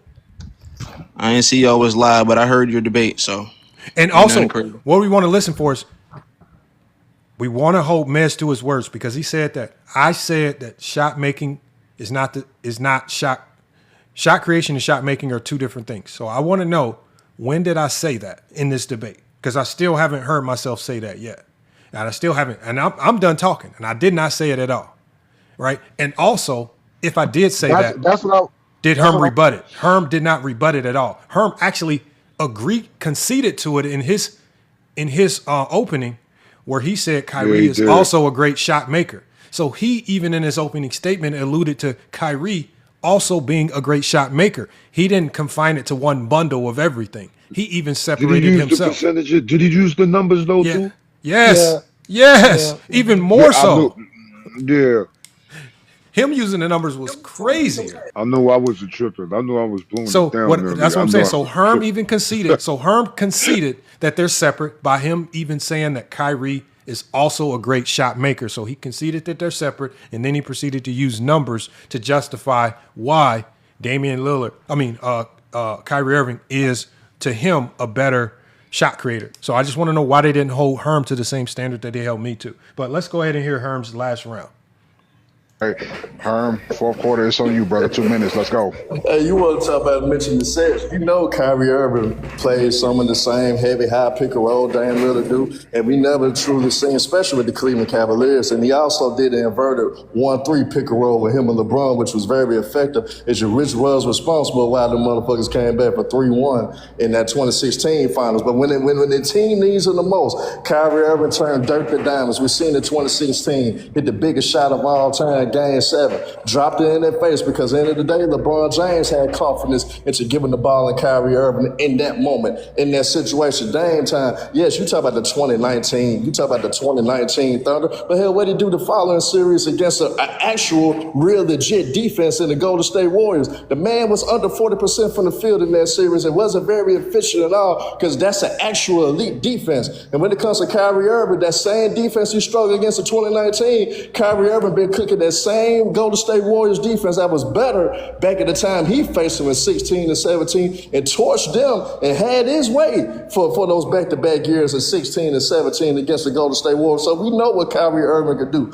So when it comes down to it, you want to bring up the number one option thing, that doesn't hinder Kyrie Irving and the fact that he does essentially the same thing Dame do, and he had better moments. Hell, like I told you in the first round, the 28 points in the second quarter, in the second half to get to propel them over the Clippers. And also when you see Damian Lillard, man, going against his situations, man, Damian Lillard gave up 3 straight games of 15 plus points up against an injured riddled Golden State Warriors, and he didn't have a lick of shot creation ability at all to get his team over the hump. Hell, he actually shot his team out of the damn games that he performed. But when it comes to Kyrie Irving, man, that's one of the most efficient point guards that we've ever seen in NBA history. Always a 3-4, 50, 40, 90. Go run offenses. Great in isolation, something that we know Dame Lillard is not truly great in. Lamont, this debate was playoff shot creation, right? Yes. Oh, Okay. I was just about to say. So why we ain't never mind. We just go ahead, Lamont. Well, he mentioned the 50, 40, 90 in his opening round. And I told him in the rebuttal round, bro, if this is the regular season, you might have an argument. We're talking about the playoffs. Stop using regular season numbers. I said, what metrics are you using? He was only using regular season numbers to support his case when we're talking about the playoffs. And so I think that was the biggest flaw right there. Very surprised that the judges that we had who say they're intelligent missed that one. But again, if they talk about consistency, but you know, one of the biggest things is Herm made another concession, and I'll pull it back right here. Herm said that when LeBron gave Kyrie the ball, right? If LeBron is running the majority of these actions and he's giving Kyrie the ball after he runs these actions, who's the shot creator for the Cavs? Kyrie or LeBron? Who's making the decision to even give Kyrie the ball? Is Kyrie starting to possession with the ball? Is he dictating or determining the action? Or is LeBron dictating and determining everything and making sure that Kyrie gets the ball? He conceded. But I think our judges might have been too busy typing in their text message to each other. They think they missed some things. So I'm going to run it back. I'm going to go to that timestamp. I timestamped it. I want you guys to listen again. Listen to how Herm concedes. But the judges were too busy, again, communicating with each other about how they were going to potentially sabotage this thing. Who was going to be the one that put their neck out there on the chopping block to sabotage this debate? I'm going to hit the play button. Team finals, but when the team needs it the most, Kyrie Irving turned dirt to diamonds. We've seen the 2016 hit the biggest shot of all time, Game 7, dropped it in their face because at the end of the day, LeBron James had confidence into giving the ball to Kyrie Irving in that. Who had confidence in giving them the ball? He said, who had the confidence to shot create for Kyrie? Who did Herm say? Nobody else had confidence. Hold on. Him the ball. Hold on. Did Kyrie have the confidence to pass to LeBron? Or hold on. Am I confusing something here? No. Did Kyrie give LeBron the confidence to give him back the confidence? Hold on. Where my judges at, y'all? Isn't that inconsistent? Where my judges at, y'all? Ain't that an inconsistency? It always sounds crazy on the playback. That's why I said I don't know why they want to do the playback. I said the playback just makes it worse. I said you might as well just stick it. Where's the playback gonna be at? Because why do I gotta go to somebody's live? Why can't it be somewhere available where I can watch on my own accord? I'm gonna drop the full video. Actually, I might give it to Ochi so Ochi can drop the full video on his platform and we can all go there to watch all the debates from the day in full. The only problem is with the format that I have, I literally have to screen record the entire debate from my phone and then send it over, so it'll take a long time. I don't have a downloaded file, so but I'll make sure we get it in full. And so from this point forward, y'all. So we heard the closing round. Can we get some thoughts? So wait, can y'all hear me or not? Yeah, what's good? No, because there's something that he said after that. He was talking about Kyrie Irving being elite. And like in comparison to what Dame couldn't be an elite at, he mentioned the 2019 Warriors, Damian Lillard versus that team. In my mind, the first thing that popped in my mind, I was like, okay, what about Kyrie's first actual healthy playoff run without LeBron in 2019? Hold on, I mentioned that. I mentioned that in my closing. No, I'm talking about him though. He mentioned Dame not being elite in 2019. I'm like, what about Kyrie in 2019 then? And I specifically mentioned 2019 because that's the first time we saw Kyrie without the aid and assistance of another superstar. Very first time, bro. So the man had been to what, 3 playoffs before that? 3 straight. And we're mentioning the playoffs when you're talking about him playing that's what Herm is supposed to do. He's not supposed to talk about Kyrie's weakness. That's on Lamont, which Lamont did talk about Kyrie's. I agree. What I'm saying is that if he's mentioning it for Dame, it applies to Kyrie in that case also. Yeah, but that's why I use it as a rebuttal. That's on Lamont to use that as a rebuttal. That's not on Herm. Herm's not supposed to. He ain't supposed to talk about that. And remember, inside when I told Mez, I said you're conflicting my rebuttals with my argument. I said I was the majority of the time when I even mentioned true shooting percentage, it was the rebuttal Herm's use of it, right? Because I can't just let Herm sit out there and throw all these great games and true shooting percentages out there, but then I can't rebut. And so I was saying, if the judges aren't intelligent enough to separate my argument with my rebuttals, then what are we doing judging? Yeah. And that's the problem. And I even mentioned this to Mez, right? They started conflicting and mixing things because they were saying that true shooting percentage was my argument. And I said, that wasn't a part of my argument. But we'll get to, because this is where it gets sliced. This is where it gets real nasty right here. Can I say something real quick? Yeah, go ahead and cook. My bad. Hey, FYF, I'm gonna keep it a bean game. This is real talk. You can't always speak common sense where common sense is not at, because Kyrie Irving is not even in the same bracket as Dame if we're talking about playoff anything. So it's just weird to me to even to hear that this was even a debate. Like, it's just weird. It's a debate. Like, man, nigga, what you talking about, bro? This topic of Kyrie and Dame is not a debate, bro. Like, it's not even. I feel, but this was a debate. It was chosen. Hold on. No, I know it was a debate, but I'm saying it's like it was chosen. It was chosen by Lamont's Chat GPT, which is very familiar with Herm and Lamont's history with each other. So these guys have debated a lot of topics. So it really found a very unique topic to discuss.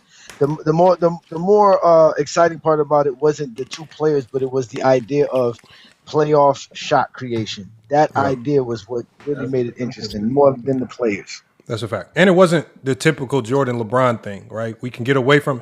And it required both of us to do some element of research to get into it. Like, you couldn't just freestyle this and think you were going to win. You have to do some type of level of research. So that's the only reason why we did it, man. Hold on, we got Death Before Dishonor up here. What's good? It's YD. Oh, YD, what's good? Baby. YD got a burner account. He learned from the testes. No. They got my. Yeah, you can't say it. Don't say it. They got my other stuff restricted. And he said it. All right. Okay. I want to say that? Yeah. It's against you not. Yeah, you can't be on. But no, it's fine, YD. We'll let it slide. Don't worry about it, YD. My bad. So YD, I don't know how much you heard so far. So, hey, Johnny, this is the part that's where things get interesting, because now we're going to hear from the judges, right?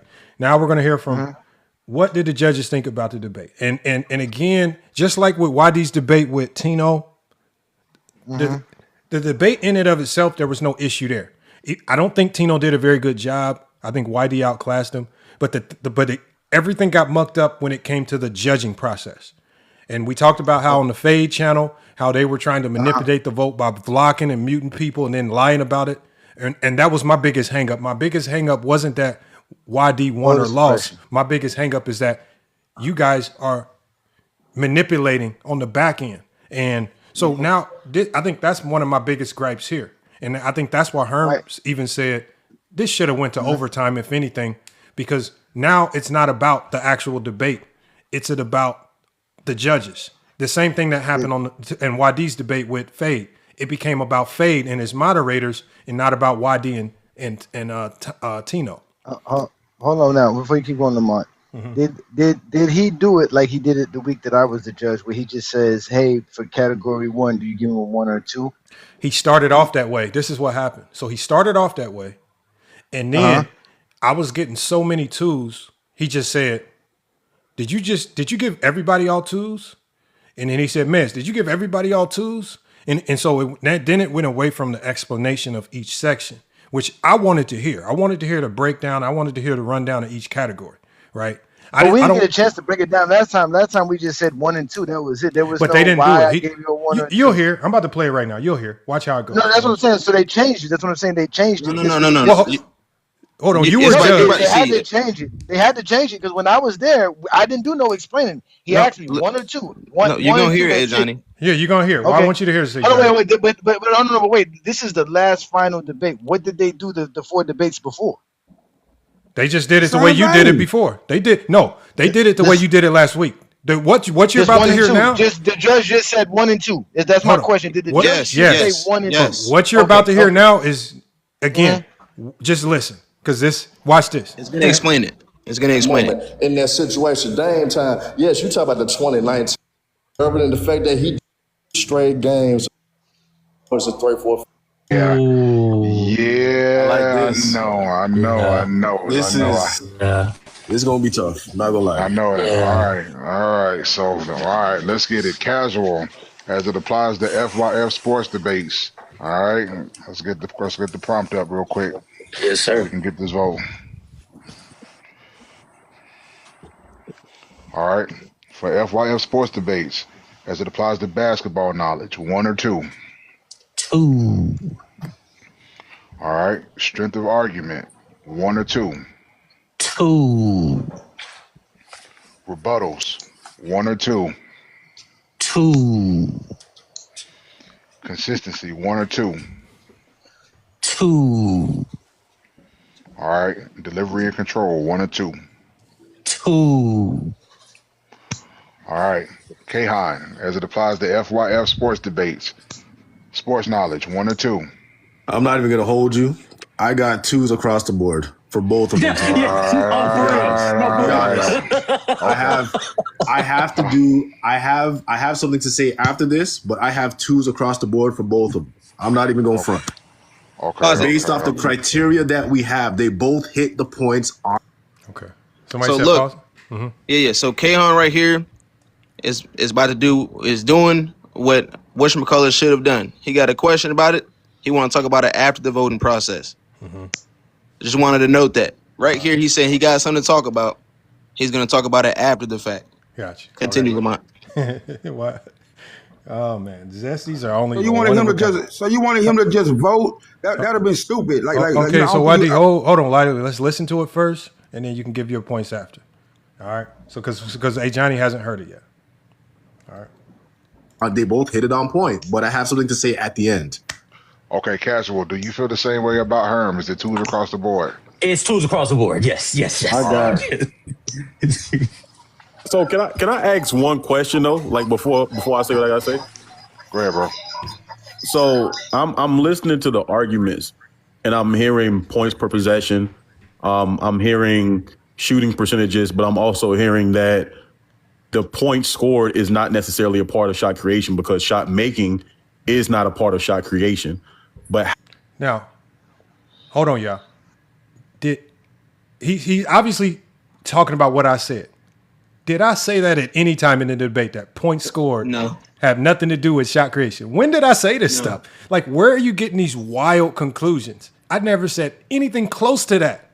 But remember, y'all, this right now is just a part of the story that he's trying to create to sell this confusion angle to pretend. This is all it was. It's all pretend right now. Who's that saying that though? This mess.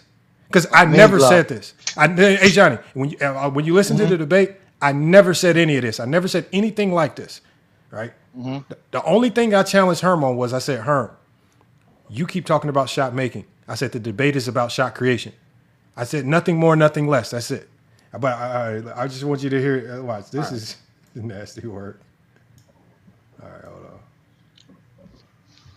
Oh, hold on. I messed it up. All right, hold on. Let me go back. Okay, I'm going to play it. Based off the criteria that we have, they both hit the points on. They both hit it on point. But I have something to say at the end. Okay, casual. Do you feel the same way about Herm? Is it 2s across the board? It's 2s across the board. Yes. I got it. So can I ask one question though? Like before I say what I gotta say? Go ahead, bro. So I'm listening to the arguments and I'm hearing points per possession. I'm hearing shooting percentages, but I'm also hearing that the point scored is not necessarily a part of shot creation because shot making is not a part of shot creation.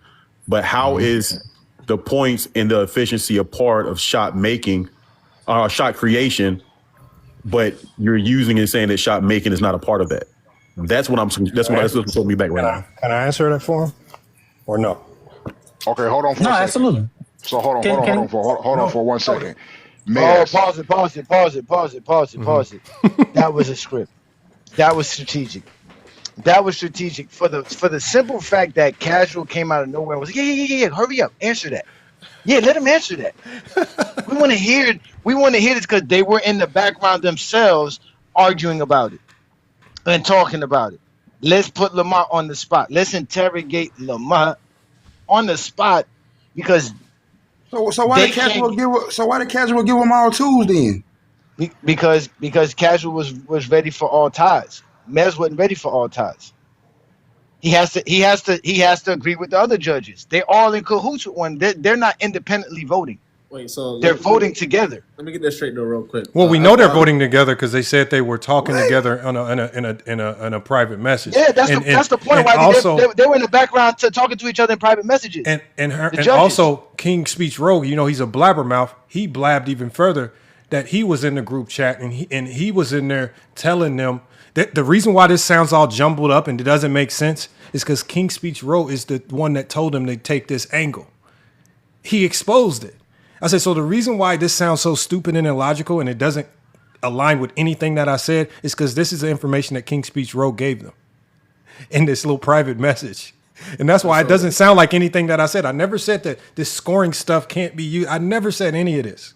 And they're just trying to muck up the conversation to create. No, but the fact that he's confused about it makes it funny because you would have to say that Lamont's premise was about true shooting and points scored.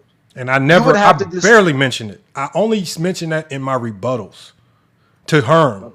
That's it. I was just about to say, so he's saying that you said this in the middle of your arguments, right? Or your rebuttals, whichever, right? Yes. In the middle of the. So why is it he mentions that, and you didn't say that, and they know you didn't say that. Why are they not interrupting and saying, hey, wait a second, FY didn't say that. He said this, and this. Are they actually listening to it? Or they just why isn't FYF saying that? We will see what Lamont says. Let's see what Lamont got to answer. Let's see what Lamont answers. Let's hear Lamont. Let's see how you answer. Let's see how Lamont answers. Let me ask you this question before I let them answer that question. Did you have twos across the board for both debaters? Depends on the answer to that question. Okay. Yes. Wow. And I might change it based on the strength of argument for one of them. Look. That's that suspect shit right there. Wow. Bruh, YD, bruh. The man is literally changing Lamont's debate. He's not judging Lamont's debate. Bro, that's neither here nor there, bro. He didn't let him change it. He didn't allow him to change it. Which I don't think he should have allowed him to change it either. Hold on. YD. It's not about change it. YD. He didn't give his. Mez hasn't voted yet. He didn't vote yet. I'm talking about Casual, bro. We're not talking about Casual. No, I know that. I know we're not talking about Casual. I'm just saying, whatever Casual. But Casual did say that. But go back. Casual said he was. We don't have to go back. We heard what Casual said. No. Listen. But that proves my point, how they were already in the background because they let Mez step to the forefront. Casual wasn't going to take the ride and say, well, I need to question Lamont. They let Mez do it because y'all let Mez go crazy. Y'all praise Mez like he's some holy god about basketball. So they let Mez question. They let Mez question Lamont because that was the game plan. Let Mez do it. We're going to put Mez on the block because Mez is the top judge. He's in control of all the zesties. Okay, so I'm trying to make sure I understand this. You telling me that all this was orchestrated. So it was orchestrated for Casual to give him all tools and then come back minutes later after Mez said something. Hold on, YD. You keep making this about. Hold on, YD. You keep making this about Casual. It's not about Casual. So Casual. Okay, hold on. I don't know why you keep talking about Casual. Nobody said it hasn't. Okay, hold on. This is why. I'm saying Casual's in cahoots because they are all in the background together as the judges. All three of them. I don't know the other dude's name. Okay, so no, what I'm saying because guys didn't jump out the forefront and say, "Hey, I'm giving twos to everybody." That was the second dude who said and that part right there, that's our based on the evidence, based on the circumstantial evidence, that's our conclusion. We can't say that's a fact, but it's starting to look suspicious. That's all we're saying, YD. What we do know is a fact. I got African census, y'all. I got African census. Okay, so hold on one second. Hold on. Corruption at all. Okay, hold. That's corruption. It's no different. No, hold on. This is no different than Fade and Tito. Hey, Johnny, but we got to get through the film. I get that. If we can talk about the corruption later. Right now, what we want to focus on and what we need to get into is Mez. The debate initially seemed to be very clear to the first two judges. But when it gets to Mez, all of a sudden, there's these magical, mythical questions, and there's these very weird summaries of what I said that are summaries of nothing that I said. So he says he wants to ask a question, a clarifying question, to help him out. So I'm going to give you guys my answer because I said, you know what? I'll help clarify. But once he asked this question, I already knew this is not a clarifying question. He's just going to try to morph this and flip this into saying I lost. So it doesn't matter what my answer is, no matter how much sense it makes. He's going to try to pretend that it's illogical just so he can vote for Herm. That's ultimately what happened here. And I think that you're essentially, now it's me debating Mez. I'm no longer debating Herm. I'm debating Mez. So now I'm debating two people because Mez is no longer a judge. He's a participant. I want you guys to listen. Based upon the answer to this question as well. Just to help y'all out. So the reason why, because shot creation is like the only way we can profile how good you are in these actions, pick and roll, isolation, pull up, is I have to be able to find a stat to show your efficiency in these metrics. And in the playoffs, Kyrie Irving has dipped as low as 0.78 points per possession off the pick and roll. Damian Lillard has never dropped below 1 point. So when I'm evaluating the actions of shot creation, pick and roll, isolation, DHOs, anything that I can track, I have to find a number to help me track that. So it's not necessarily about Damian Lillard's total points per game, but those points per possession do help me identify how elite and how efficient he is in these actions of shot creation. Now, so I initially, when Mez asked this question, I initially started talking about the points per possession because those were the only numbers that I used to support my argument. Points per possession directly support shot creation. I can show you guys on Synergy. On Synergy, if you go under shot creation, it's going to talk about a player's point per possession, right?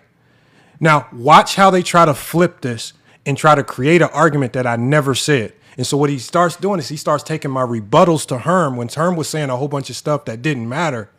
And he's going to say, that's your argument. And so now he's trying to change my argument just to say I lost. And this is all intentional, you guys, because I don't look at Mez like he's a stupid person. But he had to play stupid to go down this path. Yeah, but the reason I'm asking you that is because I'm kind of like, I really don't know. Like, so for me, right, I'm looking at both of y'all on equal playing field, but I just think. Did y'all hear all that stuttering? That's called the stutter of a liar. Yeah, bro. That's the stutter of a liar. Remember, you guys, I've called this man a liar before. That's the stutter of a liar. Remember, when I was talking, I didn't stutter. I was very clear about what I said. I didn't stutter. I didn't mince words. Remember, if Casual is going to dock, my talk is different for stuttering and not being clear and concise. I'm going to hold the judges to the same standard. Be clear and concise. But I was very clear and concise. And I never, at one time after we listened to this entire debate, I never said that you cannot use shot making. I just literally, I told Herm, we're not talking about shot making. We're talking about shot creation. I did not separate the two. And how do we know this? Because Herm, even in his own first round, said that Kyrie was a good shot maker. He even separated the two and then proceeded to use stats to support. So if you're going to dox me for what you think I did, then you should have doxed Herm because he literally did the same thing in his opening statement. He said Kyrie was a great shot maker. Then he proceeded to talk about shot creation and used numbers to support. If I did it, then dock him too. But you don't do it. We'll keep playing. They didn't even finish voting yet at that point. So no, there's nothing going. There's no voting going on.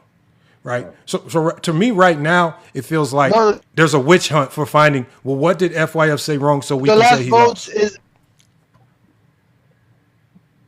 Say that, Johnny. Hey, Johnny, what'd you say? He's on his internet looking a little I was zesty. just saying that my His internet's messing up. Anybody so far, anybody's listening, and I'm trying to get the most neutral people up here as possible. Did I say any of the things that Mez claimed in his interrogation after the debate? Did I say at any time in the debate after we've listened that shot making is not part of shot creation? Did I say that one time? No. Can anybody tell me? Give me a timestamp where I said shot making is not shot creation. Anybody that listen, can anybody give me a timestamp? Because Mez said that I said shot making is not part of shot creation, and he says you can't use these numbers because he associates these numbers with shot making. Gray says no, I didn't say it. MacMan says no, I didn't say it. I know. Thank you, MacMan. He put the words in my mouth, but I know I didn't say it. But that's why I said just in case we're going to listen to the whole debate. But when I was looking at what I wrote down, I'm saying I didn't write that down at any time. I'm saying why would I say that? But I'm giving the benefit of the doubt because I'm saying I still need to listen. Maybe I misspoke. Now that we've re-listened, I never said nothing to that degree. that's what they're good for doing, Lamont. Especially him. He does that. He'll say something that you never said to have an argument and be like, bro, I never said that. And that's why I always get mad because I'm like, yo, bro, you be acting you mature and you're supposed to be this. Why are you saying stuff that nobody ever said in an argument? That's why he don't like to come on our lives. Because all of it's recorded. So now when we play it, and he said he had the nerve to say, I can't wait to sit with you so we can play it, for him to tell us that you said it and you didn't even say it. And I didn't even listen to the live yet. So if y'all saying you didn't say it, then you didn't say it. And I'm asking and anybody in the chat. Your argument. It wasn't even your argument. Somebody got to call him out on that shit. Anybody in the chat, anybody on the panel, if you listen to the whole debate, at any time in the debate, now that we've listened to it for the second time, did I say to Herm, and we can even ask Herm, did I tell Herm shot making is not a part of shot creation? Did I say that one time? We just listened to the whole debate again. If anybody has a timestamp. You said only thing you really said about Herm says run it back. Herm says run it back. So Herm. Yeah, run it back, bro. So what? Hold on. I remember something being said to that degree, bro. I don't know who said it, but somebody said something to that degree in the beginning of the debate. No, that's not that. That's not what he said. That's not what we said. So you want me to run it back to the beginning? The beginning, run it all the way through. Okay, so you want to hear my opening round? I want to hear both of y'all. I want to hear both of them. Okay, hold on. Let me go here. Hold on. Quarter start, the opposite debater get the same 3 minutes uninterrupted. That third quarter, you guys will be able to go back and forth, but be careful. You might receive a tech if you start over talking each other. I think you guys have been here long enough. I've sent everybody the rules, and of course, that third quarter, the fourth quarter, you'll be able to, have 2 minutes apiece to state your closing argument. If we're tied up at the end of it, we'll go to overtime. But if not, we'll definitely make sure the winner gets their gift. So, FYF. It's on you, and when I start the 3 minutes, make sure you guys like in the chat, man. Keep liking the live, and make sure you keep spamming FYP. Also, hashtag fourth quarter Steve. All right, so FYF, I'm putting 3 minutes on the timer. It's on you, bro. Let's get it. All right. Shot creation is the ability to generate a scoring opportunity either for yourself or for your teammate through an offensive action. But in today's basketball discourse, and the problem that we have is too many people are over glorifying 1v1 basketball and miss the larger reality of how playoff defenses operate. A tough shot can beat a tough defender in front of you. True postseason shot creation is the ability to create efficient offense against an entire defense that has spent weeks, if not months, preparing specifically to stop you, especially if you're the first option. In the playoffs, Dame averages 25 points per game and 6 assists. Kyrie, 23 points per game and 5 assists. Their true shooting is essentially identical. So Dame is producing more scoring, more playmaking volume while maintaining essentially the same efficiency. And that matters because shot creation is not just about how difficult the move looks. It's about what the move forces the defense to do and what type of shots it creates. Dame's limitless range changes where defenses and defensive POAs have to begin guarding him. If you play drop, he can pull up. If you switch, he can isolate the mismatch. If you hedge or blitz, now your big man is 30 feet from the basket and an entire backside of the defense has to rotate. That creates opportunities for Dame before he even takes a shot. We have to also consider the defensive environment for both players. Kyrie has been outstanding in the postseason, but many of those moments come alongside offensive engines like LeBron, KD, Luka, players who command enormous defensive attention. For most of Dame's postseason career, he's been the primary ball handler, primary scorer, and the first player on the opposing team scouting report. And despite Dame carrying a larger shot creation responsibility as a first option, Kyrie as superstars around him as relief valves, Dame still has an efficiency advantage in almost every offensive action on the basketball court. Dame scores more, he assists more, he generates more pressure at the rim. From the three, he creates more free throws and he forces defenses to defend significantly more space. So when I say Dame is the more dangerous postseason shot creator, I'm not arguing that he has more dribble moves. I'm arguing something much more important. Dame forces playoff defenses to make more concessions. You have to pick them up earlier. Playoff teams, opposing bigs, have to defend further from the basket. The help has to come sooner. The rotations become longer. The switches are more vulnerable and the traps create more 4-on-3 situations. Kyrie can make an extremely difficult shot after the defense has done its job. Damian Lillard can force the defense out of its preferred structure before the shot is even taken. And in the postseason, where defenses are specifically designed to take away what you do best, that makes Damian Lillard the more dangerous and better shot creator in the playoffs. Talk to me, YD. What did you hear? You were cooking. No, did I say that shot creation and shot making are two different things? Did I say that? Did I even mention shot making? Did I even say the word shot making in the first round? No. That's what I'm saying. I think it's in y'all's. It's in the rebuttals, correct? Will y'all go back and forth? I think. Yes. Yeah. I think it's in that right there, though. Exactly. That's why I said my rebuttals, not my argument. But we're going to hear what Herm has to say because, again, the very thing that they claim that I did, watch Herm do it in his opening round, which is say that Kyrie is a great shot maker. He separates it from shot creation and then proceeds to give a whole bunch of field goal percentages and numbers to support it. So the very same thing that they claim that I did, it was literally Herm's entire argument in his first round. We're going to listen to it. Okay. All right. Now, hold on. I have to fast forward a little bit because Herm's signal got screwed up and they started him over because when he came in, his signal was screwed up. So I'm going to fast forward it because it takes about a minute or two for him to get right. Okay, I think this is it. Essentially did with Drew Howard, not with Drew Howard, but with Rondo and those boys out there.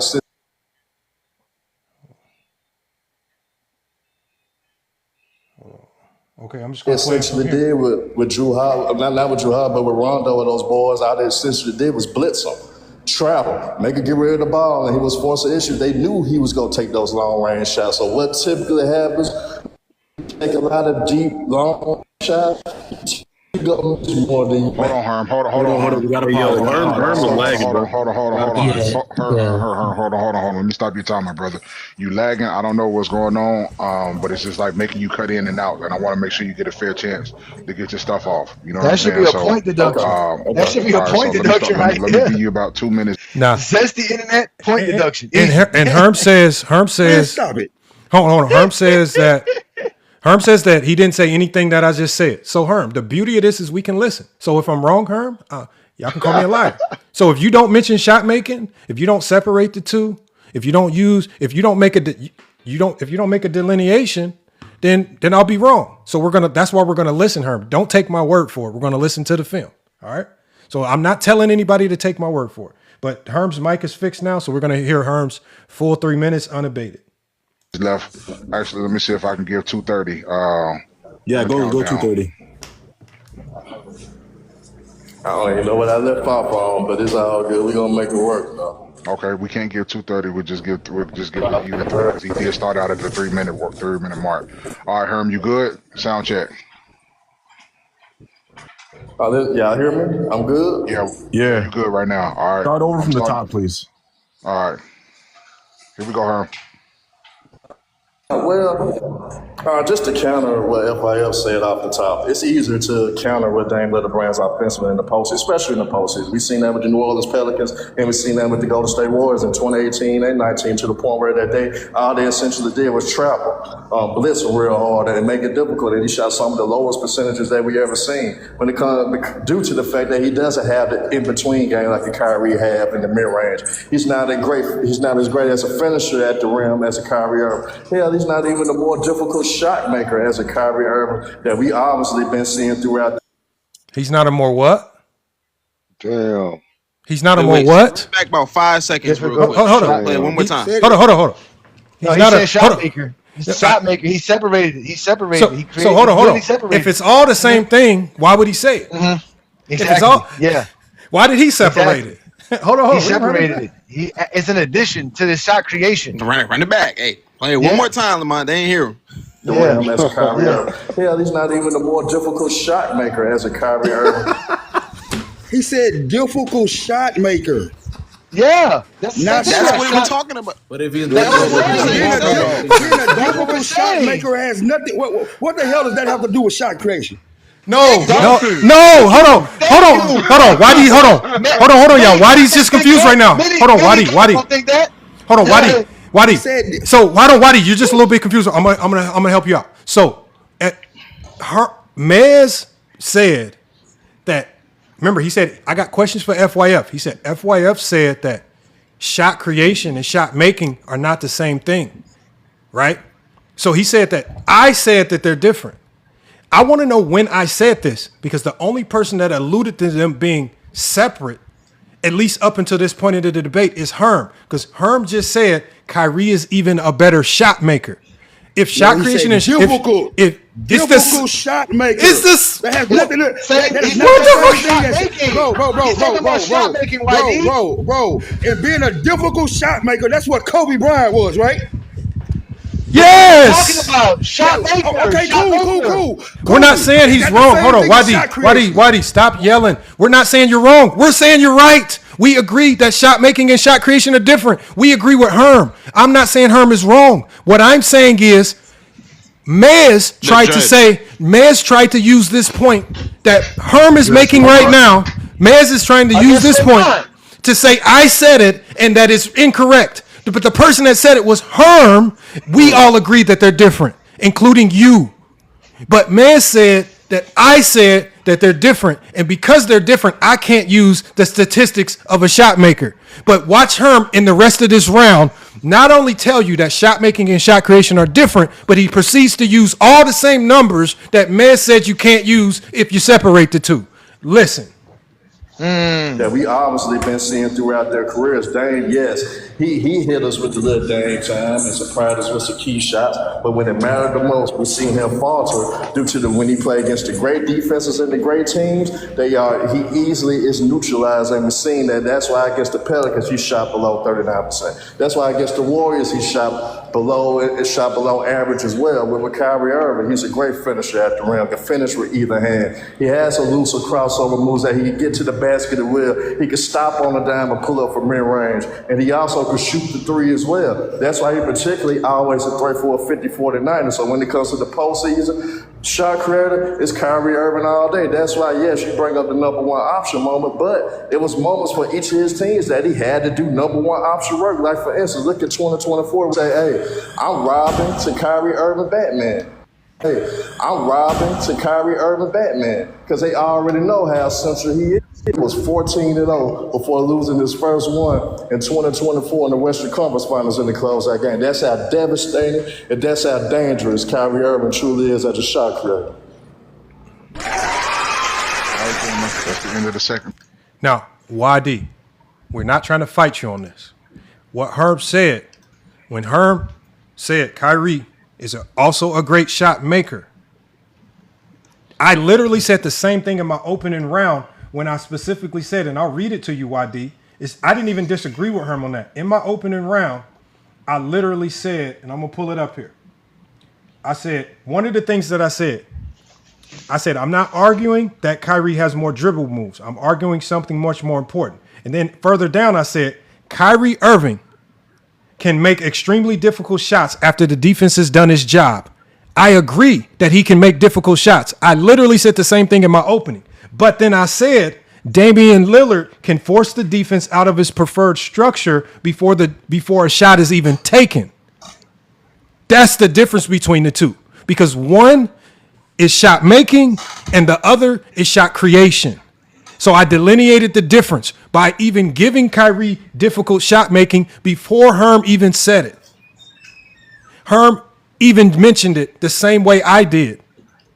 Now, if me and Herm both understand that there's a difference between shot creation and shot making, if the two judges before Mez understood it as well, why when we get to Mez, one, does he have some flawed summary of what I said and conflates what Herm said with what I said, and then take all the numbers that Herm used and pretend that the numbers that Herm used were my argument, when I did not use numbers for my argument outside of points per possession whatsoever, and points per possession are a metric. They're not even a stat, really. They're just a metric to help support. This is what I mean when you listen, it's worse. That's all I mean. When you listen, it gets way worse, because Herm even did the same thing. So I want to know, when was Herm scrutinized for the same thing? We got GY says, but you're bringing up shot making points. What the hell is shot making points? What are you talking about while saying shot making isn't shot creation? First of all, I never said shot making isn't a part of shot creation. I don't know where you guys are getting this stupid statement other than Mez making it up. That's why we have the playback. I never said that. And then when we go into the rebuttal round, you guys will hear exactly what I said to Herm. And I did not say they were not a part of each other. I just told Herm in the rebuttal round, you're debating shot making. You're not debating shot creation. And in my opening round, I explained the difference between the two, because I even said that Kyrie Irving's a difficult shot maker. But then I proceeded to give an example of Damian Lillard and what he does before the play even starts that makes him a better shot creator. But again, when people don't want to listen, when people go into debate with a predetermined a vote, this is what happens. A whole bunch of confusion, madness, amok. It's rigged. It was set up. It was all a setup. We're gonna listen to the rebuttal round, because maybe in the rebuttal round we'll give them one more chance. Maybe I said, maybe I made this. You don't have to agree with the setup thing, but again, YD. Hold on. No. But YD, you sure enough agreed with the setup thing when we called out Tiny and them and fading them for doing it. So now all of a sudden, when it involves your boy Herm, hold on. We're gonna listen to the debate. No, because I called. Hold on. I don't give a damn if you don't. I don't care if you cool with Mez.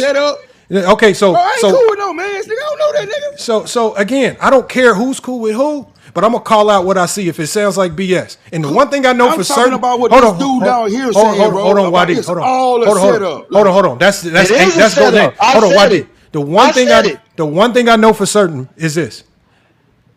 Johnny, before we came to this platform, told me about all of these guys.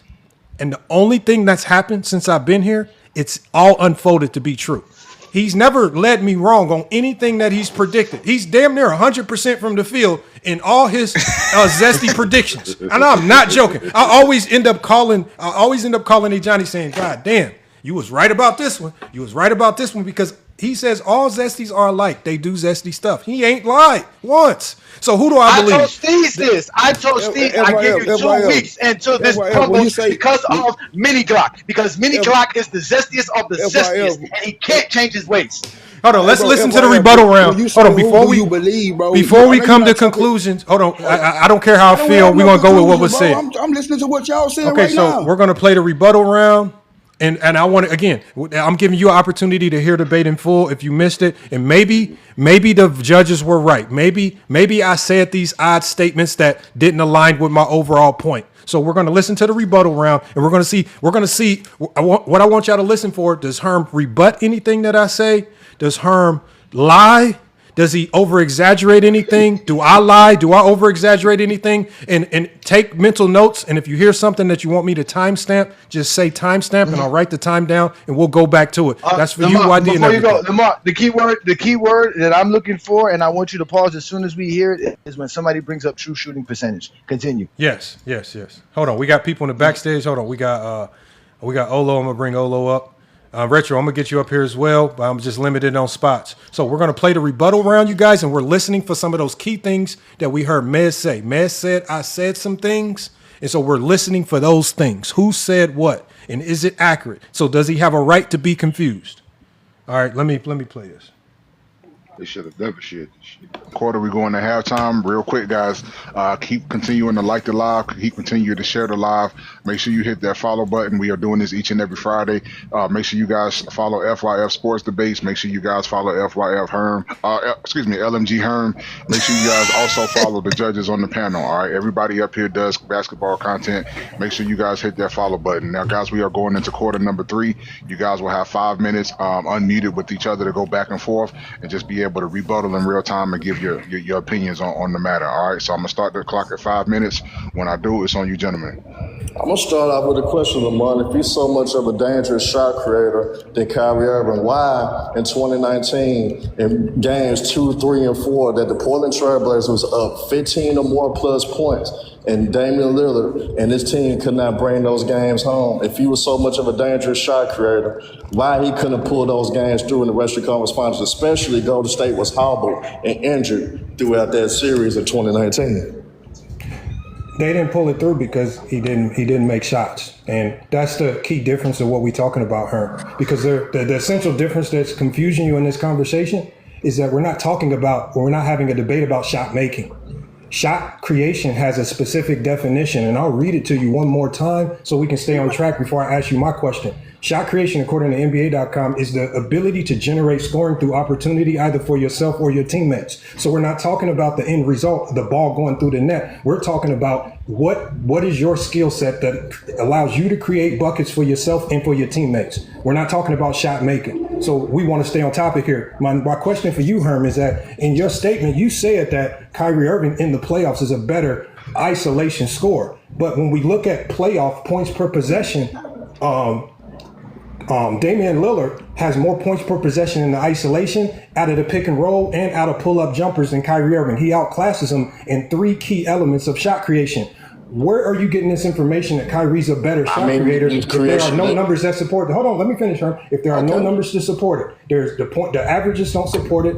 The points per game metrics don't support it when you break the game down, because remember, the key to shot creation is what? It's offensive actions. Tell me what offensive actions that Kyrie's doing to generate points for himself and his teammates. Go ahead and cook, Herm. Yeah, but the actions that you're speaking of with Dame Lillard is essentially why he have his moments that he struggles in the postseason to shot create, because he's very It's either he's going to pull up for a logo. Pause. Timestamp it real quick, because he did not rebut. He didn't. That would be the consistency part. He didn't do a rebuttal. Isn't that part of the criteria? So, bro, right there, you didn't say. Hey, bro, right there, you didn't say shot making don't have nothing to do with shot creation. Right? Did I say that, you guys? Run it back. He didn't hear it. No, he didn't say that. What he said, I said we're not debating shot making. He said we're not debating. Go back. I want to hear it. He said we're not talking about shot making. I want to hear the recording. Now we got it. YD, you know on the FYF Go James Kingdom Live, I get to speak, sir. So again, you asked the question. You say what? You know that on the FYF Go James Kingdom Live, I get to speak. What you mean you get to speak? What that mean? You don't tell me that I can't say what I gotta say for you to hear what you gotta hear. Nothing, nigga.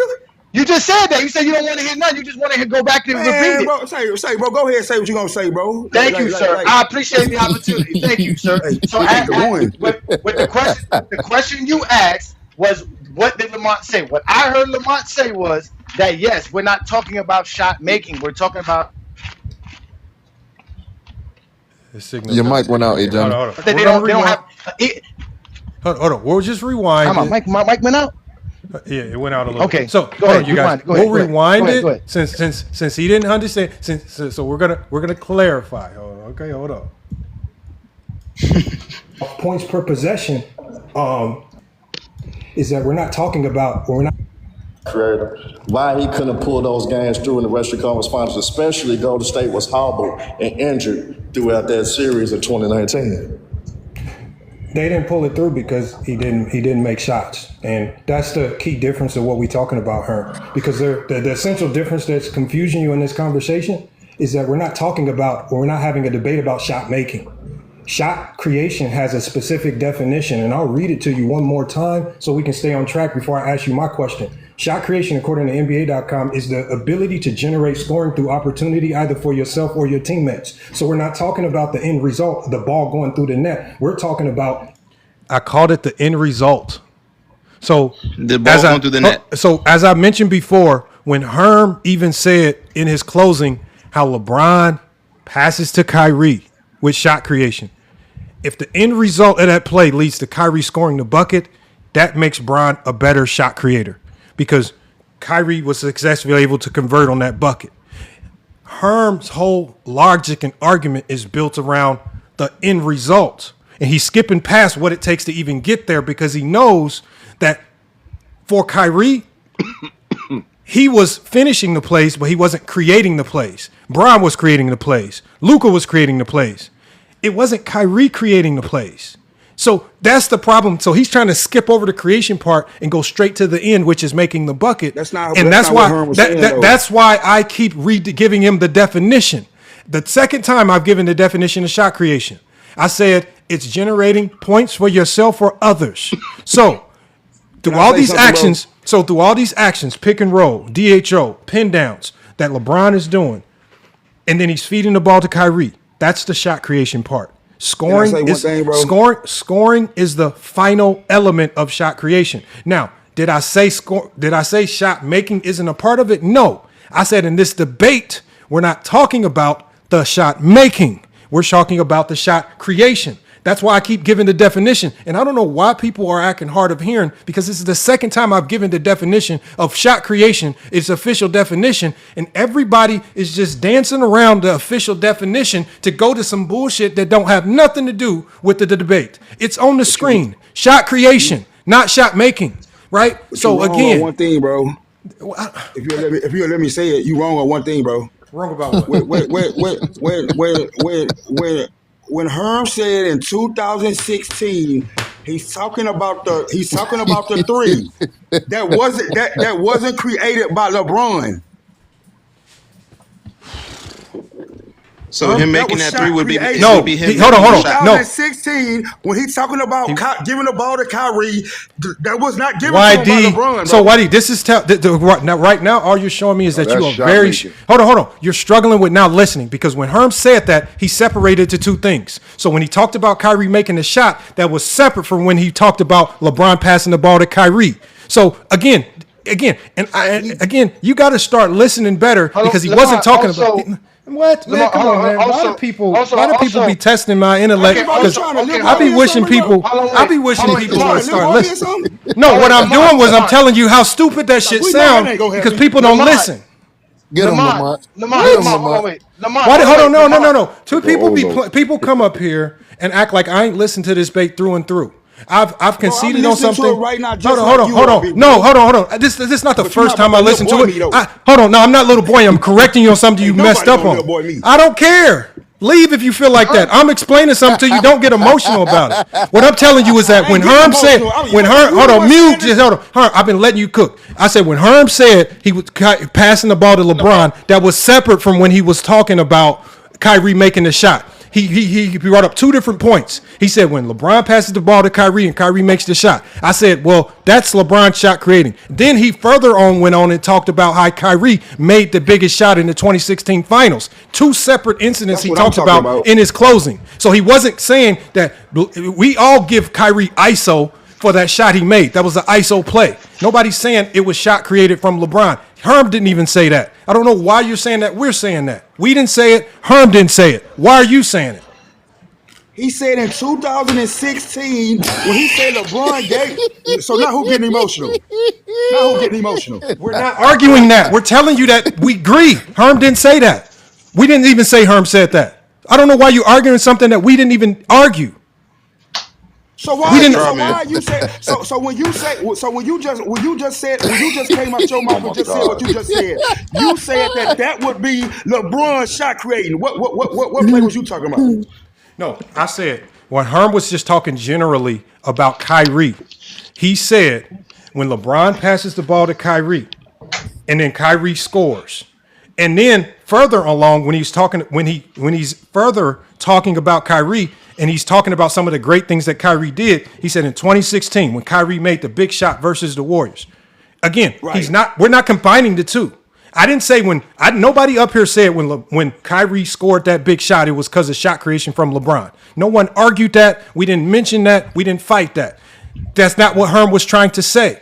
So we're not going to argue things that Herm didn't say. Who's arguing that? Where are you getting these arguments from? So why in the same breath are you saying nigga, that would be shot creation by LeBron? What are you saying when you say that? No one said that. Don't worry about it. You didn't say that, bro. Lamont, can I get a take in right quick, please, and get back to the discussion that we're trying to have, because you kind of took it to another place, Lamont, with what he said at the end of the debate. What's happening right now is during this rebuttal time, Herm's question was if Dame Lillard is such a great shot creator, why did he miss and was so inefficient in this one particular playoff series? Lamont's response to that question is because we're not talking about him making the shots. We're talking about his ability to create the shots. So the conversation, again, I don't know why as basketball fans do we think that somebody's talking about shot creation and making the shot doesn't include in it. It's included in it. But the difference in the conversation of shot maker and shot creator are two different conversations, because at the end of the day, the guy who makes the more difficult shot would be considered a shot maker because he makes difficult shots. But the guy who gets, like Lamont said, the most efficient shot off is a shot creator, because every play is made to take an efficient open shot.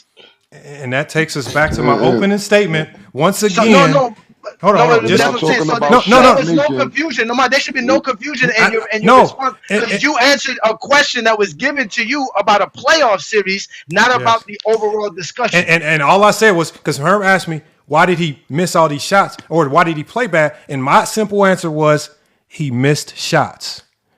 I said, there's no other answer. He missed shots, but missing shots and shot making isn't this conversation. As Johnny said, we're talking about the creation of getting there to even take the shot. And that's why I even said in my opening statement, it takes us back to what I said, not what people imagine there or creating on their own, trying to create confusion. I said in my opening statement, Kyrie Irving can make the extremely difficult shots after the defense has done its job.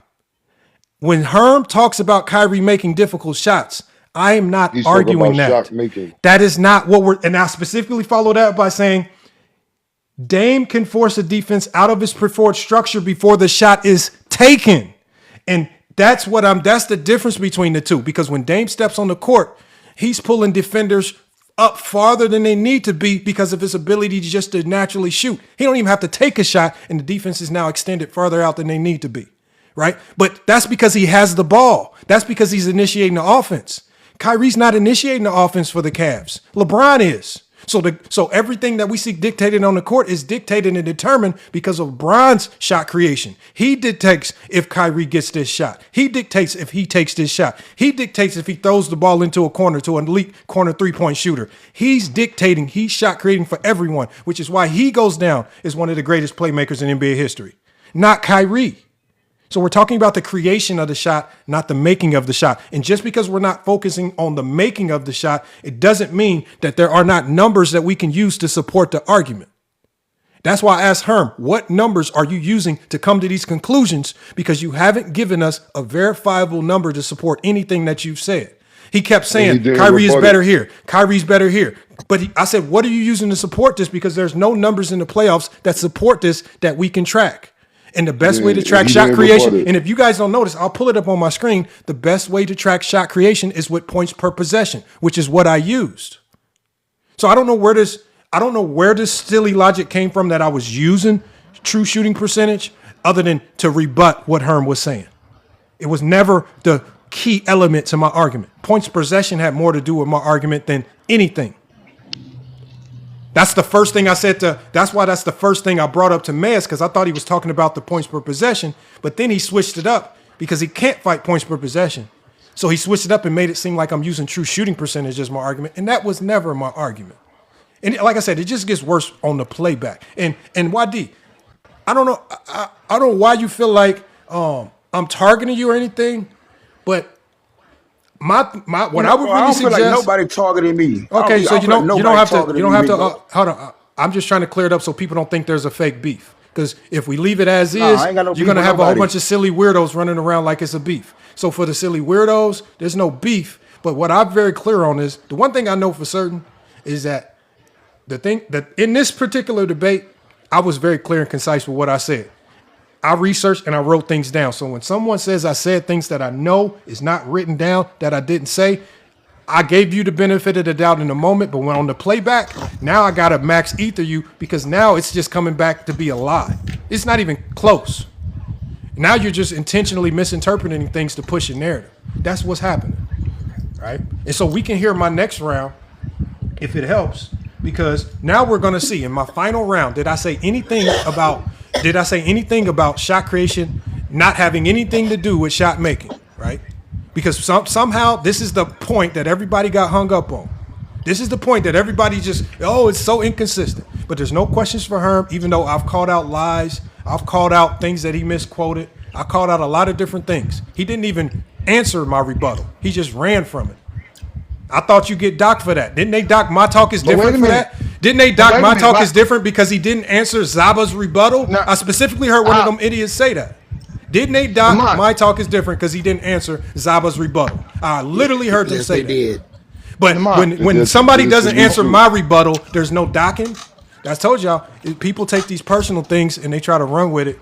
Come on. How's everybody confused because Mez was confused? I'm confused about it. This is not a setup. How when Mez gets confused, all of a sudden the world gets confused alongside Mini Clock? Nobody's y'all confused. Gotta stop this, man. Y'all gotta stop this, bro. Nobody is confused until, like you said, man, bro, you add extra. Boy, I swear, bro. What's extra? But what's extra? I'm saying, okay. I'm saying, bro, if the situation is what you saying, nigga, and I agree, so what's extra? I haven't heard you say. I can't, bro. I'm saying if the situation is what you saying, I haven't heard you say what they said. What they said you said, right? Okay, so let's play my closing. And Can this just be a one person thing? A setup makes it look like it was everybody involved. Okay, so YD, was it a setup when Fade and Tino cheated you, or was it a one person thing? We know that. Oh, but we know that. Was everybody involved? No, was everybody involved? We're not blaming everybody. I told you to blame it. I call out Zesty Jeffries. If you're not a Zesty Jeffrey, don't get mad at what Goldie Kingdom says. But if you want to associate with them, then go ahead. I call out all of them. The Zesty Jeffries. They were all in cahoots with this. That's just real. I'm just being real. Niggas starting to get emotional. Are you saying from the person who hosted it on down? Is that what you're saying? No, I didn't say the host. Why I said the host? I never said nothing about 440. That's what I'm saying. That's my. I didn't say nothing about I'm cool then. All right. Okay, bro. I'm cool then. When you say setup, bro, I don't think you understand how that sounds. Okay, so who cares? No, it sounds exactly how I said it was. It was a setup. Listen, I understand this. We all grown men. You heard what I said. I said a 2-word syllable. Set up. It was a setup. I ain't stutter.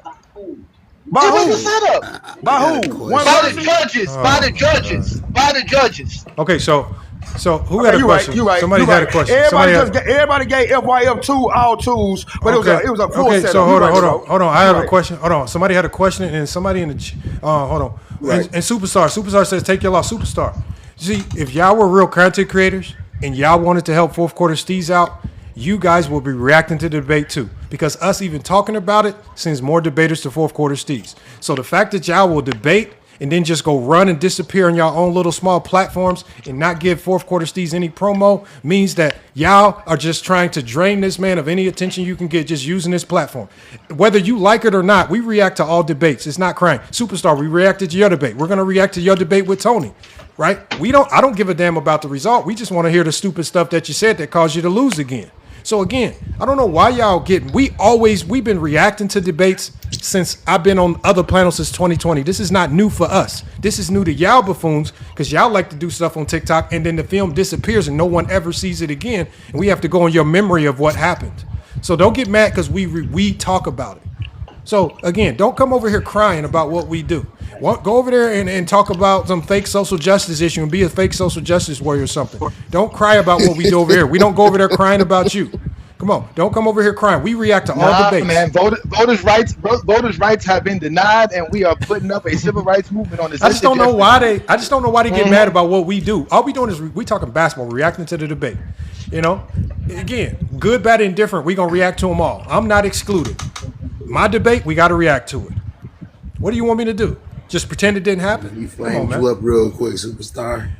No, I'm not. Like Superstar says, I'm mad. Superstar, I'm not mad. I'm just telling you, you new to these debates. You knew. We've been doing this since 2020. Yeah, that's a fact. And we turn it. That's why I said the first time they wanted me to debate. I forgot who it was, All Ball or Mez or somebody. I said, well, I needed to be content. I said, I don't just run up the platforms just debate. I said, so this is part of the content, and we're talking about it. If you don't want to talk about it, it's very easy to flick your screen up and go watch something else. I'm not forcing y'all to be here. Come on, y'all got to, like I say, FYF Sports, forget your feelings. Y'all got to stop crying. Not to mention the 25-year-old phenom keep losing debates that's rigged for him to win. It don't make no sense. Exactly. I don't understand how this working. It don't make no sense. So I'm getting a more of a well-rounded understanding on both sides of the spectrum of this debate. Well, Retro, before you give your conclusion, I want you guys to hear my last closing round because we want to get a full picture of everything that I said because we need to see what did I say that was so congested and so confusing that had somebody as intelligent as Mez turning this into a calculus problem that involved, advance all types of crazy stuff that we can't compute. We need calculators. We need all types of books and stuff to read. This man was stumped. He couldn't figure it out. So, has anybody so far based on what I've said, are you struggling to comprehend what I said? Is it confusing? Is it conflicting? Do you need a math and science book to understand my logic? Anything that I said so far, and remember, I'm open to criticism right now. If I've said anything that is scrambled up, scraped up, confusing, simple, hard to understand, stop the presses right now and tell me. Because this Mez seemed to be jumbled up, confused. I don't understand, man. I'm breaking down what's going on. So who else is just as confused? Is anybody confused? Anybody. And this is where you can criticize me. I'm open to criticism. YD, criticize me. Are you confused? Hey, bro, you trying to talk to me, bro? No, I'm saying anybody. You, YD, anybody. I'm open to criticism. Y'all feel like, because remember, Mez said, I'm scrambling, I'm scraping, and I can't figure out what's going on. I'm confused. Is anybody confused about my debate approach so far? Did I say anything that didn't make sense? Lamar, I want to know where did the part that y'all start talking about you shooting at? Because that was the confusion more than anything. I wasn't confused in none of the debate. I thought it was exactly. Well, that's perfect. YD, you're intelligent. I don't expect you to be confused. That's the beauty of it. Intelligent people, even semi-intelligent people, even Superstar followed my debate very well. And we know where Superstar is. So again, it's so easy. A caveman can do it. It's so simple to follow. A caveman can follow. A caveman can do it. It's true. Look at Superstar said it. Absolutely. It's a superstar. Absolutely. Even though Superstar's a caveman, he even understood. Okay, so hold on. We gonna hear my closing round, and maybe in my closing round, maybe I said some things that just confused the masses and had you up in arms. Hold on. When did you say shooting? When did that happen? Was it in the rebuttal or in your closing round? Well, we're gonna listen because we didn't finish her response to you because that's what. Okay. Let's finish. Let's finish. You told him where are you getting these numbers from? Maybe Herm brings it up. I want to see if Herm brings it up. That's what I'm saying. Let me see. Because I didn't hear the best defenses in the league. We can go down the list, right? 2016. Okay, hold on. This is a little bit before. Let me go back. Regular season, maybe you would have. It does have a higher true shooting than Dame Lillard when you look at that. There it is right there. There it is. Oh, hold on. Hold on. Let me go back. Let me go back. Let me run it back. There it is. He said it. Did I just said? Okay, so I heard it. I'm gonna start it right here. So this is Herm responding to my rebuttal question. All right. In which that hinders the Portland Trailblazers. That's why they underachieve at moments in their career. But when it comes to Kyrie Irving, with him being able to be a more complete offensive player than Damian Lillard, yes, he can shot create better and be more consistent. That's why he is more efficient. That's why he does shoot a higher field goal percentage. That's why he does have a higher true shooting than Damian Lillard when you look at their playoff careers. Yes, Damian Lillard got a large load due to being a number one, but when it comes down to it, the numbers are still not falling apart, which you you allude to in the first round. So when you look at it, Lamont, yes, Dame Lillard had more responsibility being the number one option, but when we look at the numbers in which you barely highlighted in the first round, they are very close and very similar, just that Kyrie is more efficient and Kyrie have more ways to operate and score more than Damian Lillard. So that's what essentially makes Kyrie Irving the more difficult shot creator. And again, that's where I'm struggling with you, Herm, because there is no metric, especially when we go to the playoffs. If we were talking regular season, maybe you would have a stronger case. But when we go to the playoffs, the efficiency goes to Damian Lillard. You said Kyrie had a higher true shooting percentage. They have essentially the same true shooting percentage at 56%. It's not higher, exactly the same. And Dame has more shot creation responsibility. And then you said he struggles when he does it against elite defenses. When in 2019, when he went up against the OKC Thunder, one of the top defenses in the league, he blitzed them. In 2014 versus the Houston Rockets, not only did he shoot 48% from three, those deep threes were falling. It's the same percentage that he shot versus the OKC Thunder, 48% from the three. He was shooting over 60% in true shooting percentage against some of the best defenses in the league. We can go down the list, right? 2016 versus the Golden State Warriors. This is a team that won 73 games. Damian Lillard is barbecuing this team, extremely efficient. So again, it's how you selectively avoid the best defenses that he faced. And you didn't even talk about how when he lost to New Orleans, and I'll address that since you mentioned that in your first round, how they were completely selling out with E'Twaun Moore, with Rondo, with Drew Holiday, and Anthony Davis, all defending him on the perimeter just to force him to give up the ball. That's why I said in my opening, when he steps on the court, they know he's a threat. They have to do things. They have to ditch what they typically do defensively to stop him. Any thoughts, y'all? No, So that's the rebuttal round, right? That's my rebuttal. That's my rebuttal to That her. was the rebuttal round. Okay, that was the rebuttal Listen, round. I ain't gonna. That was both cooking, bro. I ain't gonna lie. I ain't gonna. No, they cap, weren't. right? They were both cooking. No, Listen, I'm not saying that Herm wasn't cooking. All I was saying was, Herm, you're not talking about shot creation. I said Herm is cooking if we're talking about, if we're going Kyrie versus Dame, or if we're doing Kyrie versus Dame as a shot maker, Herm is cooking.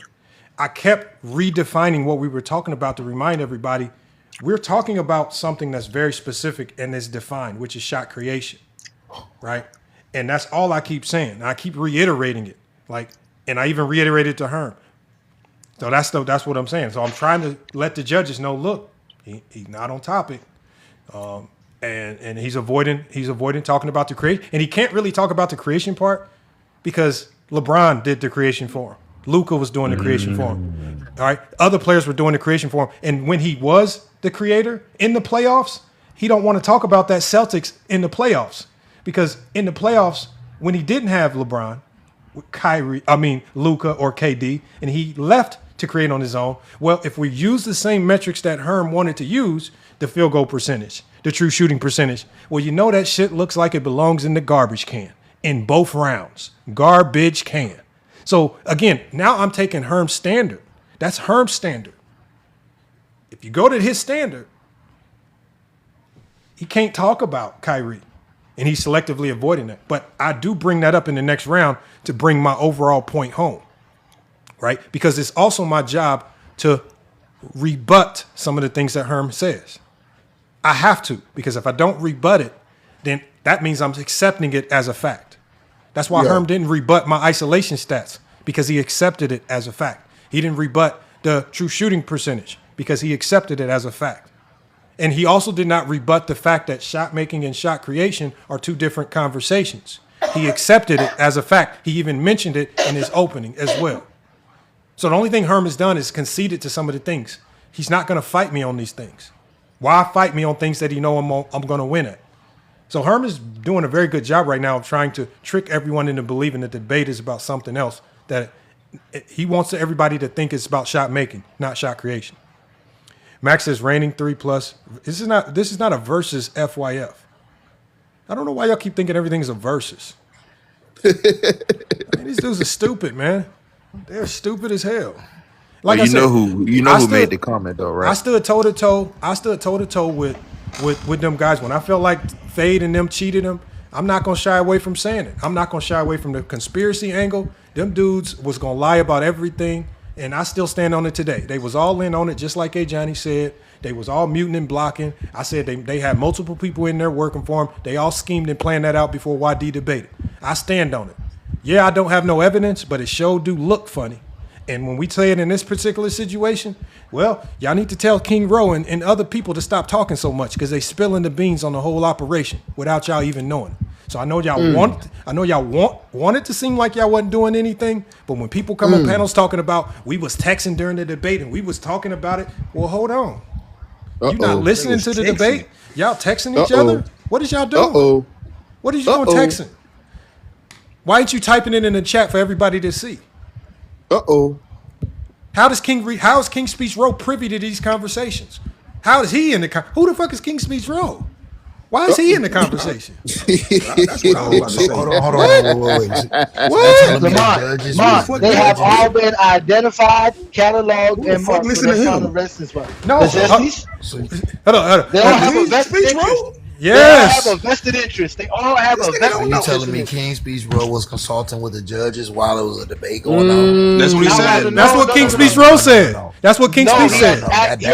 He has access to the private chat. He's not the only one. Debate is thrown out. It's more. You can't have that. Hold on, y'all. Hold on. Let's hear the closing rounds, y'all. Hold on, because I don't know why he might have missed the closing round, but I want to at least hear the closing round. But so we can at least hear the closing round. I want to hear it too because I didn't hear. I heard Herm's closing round, not yours. And we need to be sure, y'all. Do I say anything that just completely breaks your soul and you are confused and you have to deter from the original voting practices to stop the presses because I'm so confused and my mind is broken down and I gotta ask a question. Let's see what I say that's so confusing. All right, guys, great third round. All right, real quick before we get into the fourth quarter, everybody, we do have one more debate after this, and I'm gonna let everybody get out of here. So the last debate after the main event, we're basically gonna let debaters come up from the chat if they want to have an opportunity. I'll put a 2-3 minute timer on there. If nobody wants to come up out the chat to do a debate on the spot, we'll move on and just end the night. But more importantly, shout out to guys, go follow him as well, man. So we about to get into the fourth quarter. 2 minutes. Herm, you can mute up, and then after FYF goes, you'll have 2 minutes as well to make your closing argument. Is it on me, brother? No, it's on it's on you, FYF. Let's go. Okay, so again, as I mentioned before, as I close this out, we're going to take us back to the definition. As defined by NBA.com, shot creation is the ability to generate scoring opportunities for yourself and for your teammates through an offensive action. Herm did not once mention any offensive actions. He just talked about how pretty Kyrie's shot looks. And he talked about something called shot making, which is the ability to convert on that opportunity. That's not the conversation here. In this particular instance, we have a playoff run, which you see he didn't mention it, where Kyrie Irving in 2019, right, when he didn't have LeBron, when he didn't have KD, when he didn't have Luka next to him in 2019 with the Boston Celtics, we saw Kyrie struggle mightily in that situation, right, shooting under 40%, and then against the Bucks, only averaging 20 a game, shooting 35% from the field. When he was asked to be the primary engine, the primary shot creator for that team, he flailed and floundered when he didn't have an elite superstar shot creator next to him. In 2019, we saw Dame decimate one of the league's best defenses, as I mentioned before, the OKC Thunder on 48% shooting from the three, 62% true shooting percentage. He did the same thing versus the Rockets. He did the same thing versus the Warriors in 2016. And in those series, 48% from the three, 66% true shooting percentage. Damian Lillard has been a lead across virtually every major shot creation action. He has led the league in isolation points per game 3 times. He ranks in the top 10 in pick and roll points per game 7 times, produced efficiently off pull-ups, switches, handoffs, pin downs. And he's doing all this while being the defense's primary focus, right? Not attacking after LeBron, Durant, or Luka has already forced the defense to react. That is what Dame time actually represents. When Damian Lillard taps that wrist, everybody knows what's coming. The coaching staff knows. The defender knows. The help defense knows. And Herm, you know what's coming when he taps that wrist and says Dame time. The ball is going to his hand, and the defense now has to decide how they want to stop him. Do they play drop? Well, if you play drop, he's going to pull up. If you switch, he's going to attack the matchup. If they blitz him, when the 2 defenders have now committed to the ball, he's shown the propensity to create for others. All right, appreciate you. All right. Did I say? Big bro, is Dame time? Hey, big bro, is Dame time about shot creation or shot making? No, Dame time. So as I explained, I said when I said it's Dame time, I said if the defense does what? I said if the defense switches, he can attack the matchup. Attacking the matchup is the creation. I said if they hard hedge or blitz, right? He can pull 2 defenders. He can play make out of that. So now I'm giving you actions in which Dame Lillard. Hold on, I'm giving you actions in which Dame. We're not even talking about him making the shot because we know he can make the shot. And if I'm talking about making the shot, I would have talked about the buzzer beater he made against Houston. I would have talked about the shot he made in Paul George's face. But how can I talk about these big shots that he made? Because I'm not talking about them because the focus of this conversation is shot creation, not the shot making. Of course, if I'm talking about shot making, I'm going to talk about the big shots. I would have definitely talked about that. Damian Lillard is my favorite player. I would have talked about every buzzer beater that I could. But in this conversation, that's not what we're talking about. We're talking about when we say Dame time, as soon as Dame steps on the court, this is what the defense is wondering. What the hell, is Yusuf Nurkic going to screen me? Is this about to be an ISO? Is this dude going to get into my chest, get separation, and pull up? Because his shot creation bag is so versatile. You don't know what the hell he's going to do. In some instances, he came off a pin down against Houston, came across the floor, got a wide open 3 game. The shot is shot making. The action coming off the pin down is shot creation. When he lit up Paul George, just standing there in the ISO. ISO is shot creation. He's surveying. What do I do? Well, let me take this 37-footer because Paul George just stepped back out of the ISO. That's shot creation. Determining what to do and then going to do it.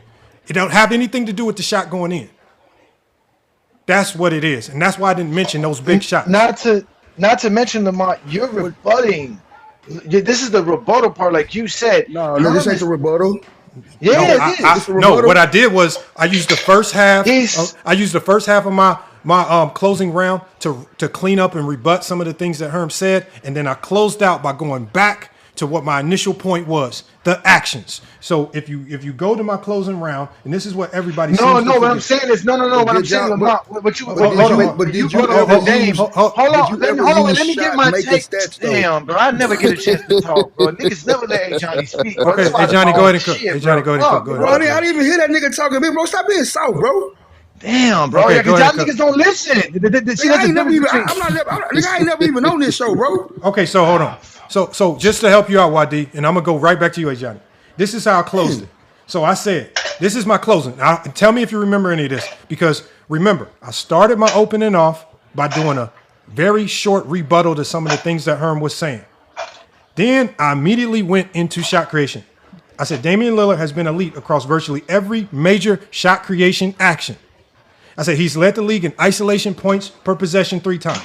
He's ranked top 10 in points per possession out of the pick and roll 7 times. He produced efficiently on pull-ups, switches, handoffs, and pin downs. And he's doing this all the while being the player the defense is primarily built to stop. He's not attacking after LeBron, Durant, or Luka has already forced the defense to react. Then I said, this is what Dame time actually represents.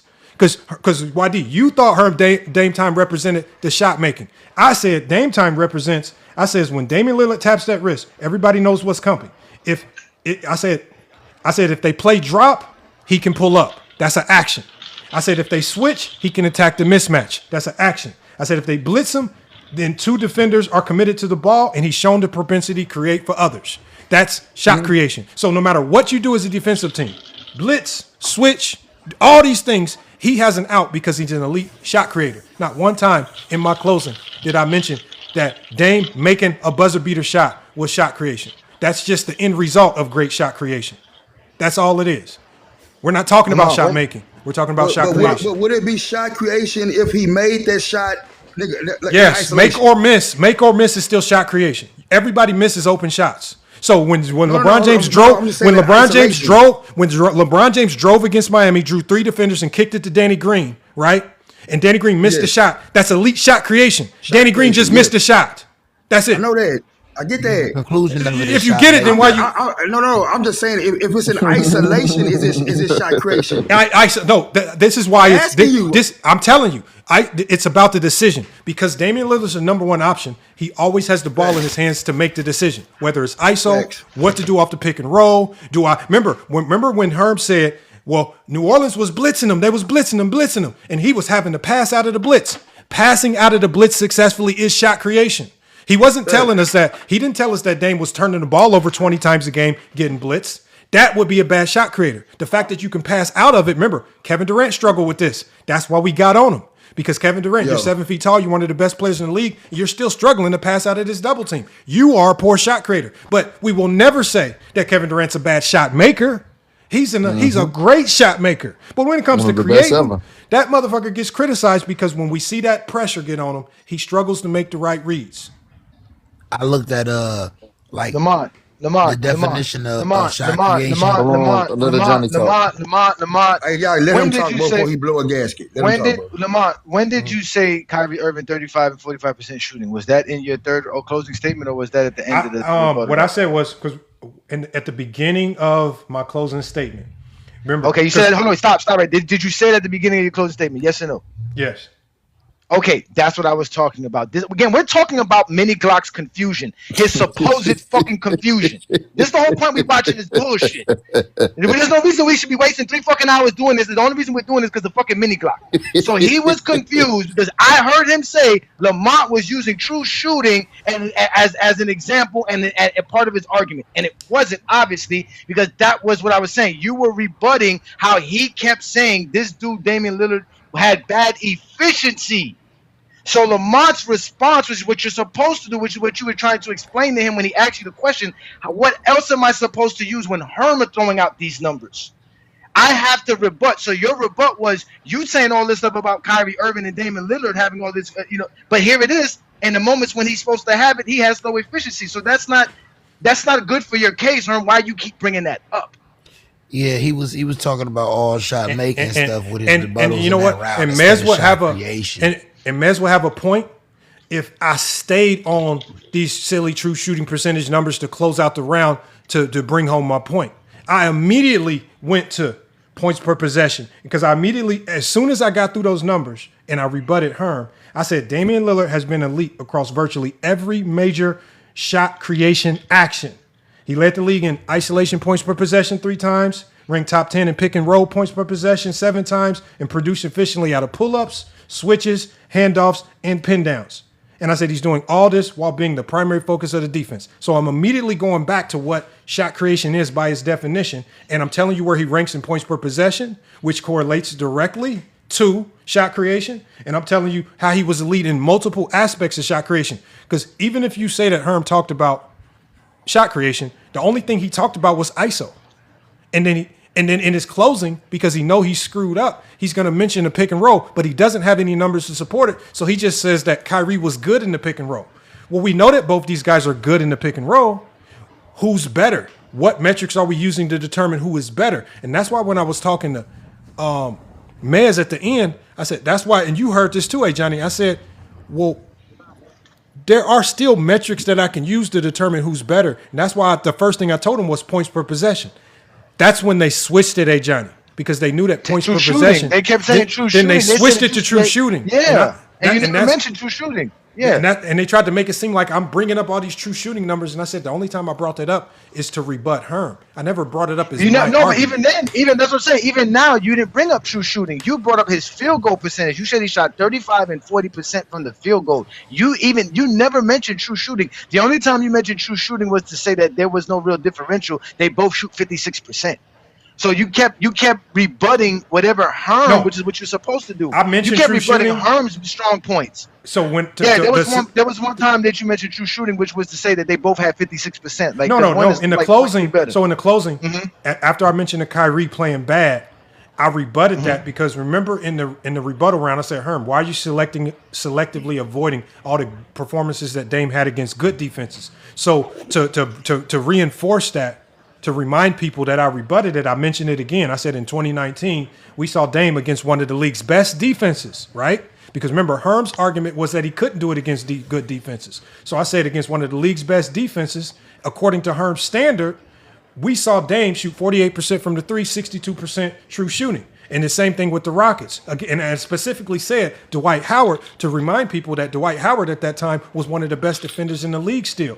And he's in drop coverage. And I said 48% from the 3, 66 true shooting. So even according to Herm's own metrics, by his standard of what he even thinks shot creation is, Dame has done it against the best defenses. That is a contradictory to what Herm said. Herm said he never done it against great defenses. That's a lie. based on the numbers that he even used. And then I go back to my point about the points per possession. I just don't see how that's confusing. And I know in 2 minutes I have to get a lot out. So maybe it's the time that we have to say a lot in a small amount of time. And guys are confused. So maybe we need to extend the rounds. I don't know. But at the end of the day, just don't judge if you don't have the basketball knowledge, the wherewithal, the IQ, right, the fortitude, right, to break this stuff down as a judge quickly. That's it. Got to be able to break it down quickly. Definitely, I would agree on that. I mean, we got to be talking about one dude because everybody else getting YD. No. I've been very clear that I'm talking about one dude. I think you just took it as a different way. We're not even talking about Herm. I think you're trying to defend Herm too much. It's not what this live is Bro, about. nigga, I don't got to defend Herm. Nigga, Herm wasn't no judge. I think that's what you really get into. But we're going to get back to it, man. No, the person, I want Yellow Maui to come up here because Yellow Maui, when I saw Yellow Maui talking about this, because this was right after Herm said out of his own mouth, I think it should have went to overtime because I don't think Herm liked how this ended. Because Herm said now the debate is about the shenanigans that were pulled at the end, and we're not talking about the debate. And Herm said, when I beat somebody, I want it to be clean. And he says, when people start to inject their own personal feelings, turn into de facto participants, you are now making it seem like Herm need help. I've been dealing with Herm since 2020. The one thing Herm don't need, he don't need nobody's aid and assistance. He don't need no help. I've seen it too long. And so the fact that you kind of invite yourself to be his de facto assistant, right? And now you're asking me to provide more information to help Herm because that's all it was. Asking more questions, only helps Herm. They didn't ask Herm anything. Herm just sat in silence. And so I thought he said he had a question for y'all. No, me. Herm didn't have to say nothing. Herm wasn't challenged on anything that he said. Even though Herm said some things that were factually inconsistent or exaggerated, Herm didn't get challenged once. Nobody talked about Herm not rebutting any of the points that I made because I asked him some rebuttal questions that he avoided. And I watched him in the prior debate before say that my talk is different, lost the debate because he didn't rebut Zah. And Zah was up there saying that some of the dumbest stuff I've ever seen. But my talk is different. Loses a debate because one, he's not speaking clean enough and he might have had a few hiccups. And two, because he didn't rebut some of the silly stuff that Zah was saying. Well, hold on. Where is the standard? How come Herb don't have to rebut anything? Will we miss that? Like I said, I want you, if you kept notes, I want to see these notes. What notes did you write on Herb? He is being truthful what he's saying though, YD. Like I can't listen. Before I came up here, y'all, I had listened to the debate maybe 2 or 3 times. Bro, why you sound like that, bro? It ain't that deep, but nigga, we just going up, we just reviewing nigga what was said. Nigga, you act like it's a funeral or something. No, I'm just saying. I listened to the debate spirits up, nigga. 2 or 3 times. Bro, what? I listened to the debate 2 or 3 times. I listened to the debate in full when it was live. My initial judgment was that Herms won it. Once I listened, probably like the 3rd time, which was probably I think 2 times, was on somebody else's channel. I still had Herms winning it, but it was some stuff I needed to pick at. So between then and all the way till I came here, I've been looking up the definition of shot making, shot creation, all the different categories that fall underneath it, right? That you're supposed to be able to. Retro, this a whole day later, bro. Wow. No, I'm saying at some point, bro. At some point, bro, we're gonna have see what Mini Glock did. That's what I'm saying. That's the brilliance of Mini Glock. That's a whole day later, bro. We're being able. That's like playing Monday morning quarterback, nigga, on a bang bang play. The debate was not about shot making or shot creation. That's what Mini Glock made it. That's why he confused and mucked up the whole situation. Listen, I've been fucking with these niggas for years, so I don't got a horse in the race. You listen. YD. At the end of the day, what bothers me. Bro, who is Mini Glock? Who the fuck is that? I keep hearing you say that, but I don't know who the fuck that is. Listen, what bothers me. I told you, man. I have identified, cataloged, and marked all Zesty Jeffries for their final variants. What bothers me and what I do agree with is why did he ask him a question and not Herms? And if you because he had to, it was a part of the plan. Why y'all asking dumb questions? He asked the question he believes is doing. Okay, cool. Damn, y'all niggas be acting dumb with this shit, man. It's not that dumb. It's just that simple. The nigga, hold on. Watch this. Hold on, y'all. Let's like we mucking. He just scores them without asking them the question. Let me ask you a question, Lamont. Did he need to know your answer before he realized that he already gave Herm a full sweep at a 2? The reason he needed to ask you your question because he needed to know if he was going to give you all 2s because he already gave Herm all 2s. So Herm already had all 2s. That's why he didn't ask Herm nothing. The question was he wanted to find one little nitpick to say, and he could just say it was about inconsistency. It's a very simple thing, bro. These are dudes who will embarrass their wives on national television. These are the same dudes that won't pay their child support, and y'all expect them to be real in basketball? They can't do it. They can't do it. Their character is not about that. They are complete. Listen, they are the complete degenerates of society. The TPS should be taking their asses away from the people, bro. Damn, bro. Okay, bro. I got a question, bro. What if he just scored them? What he scored them, nigga, without asking them the question?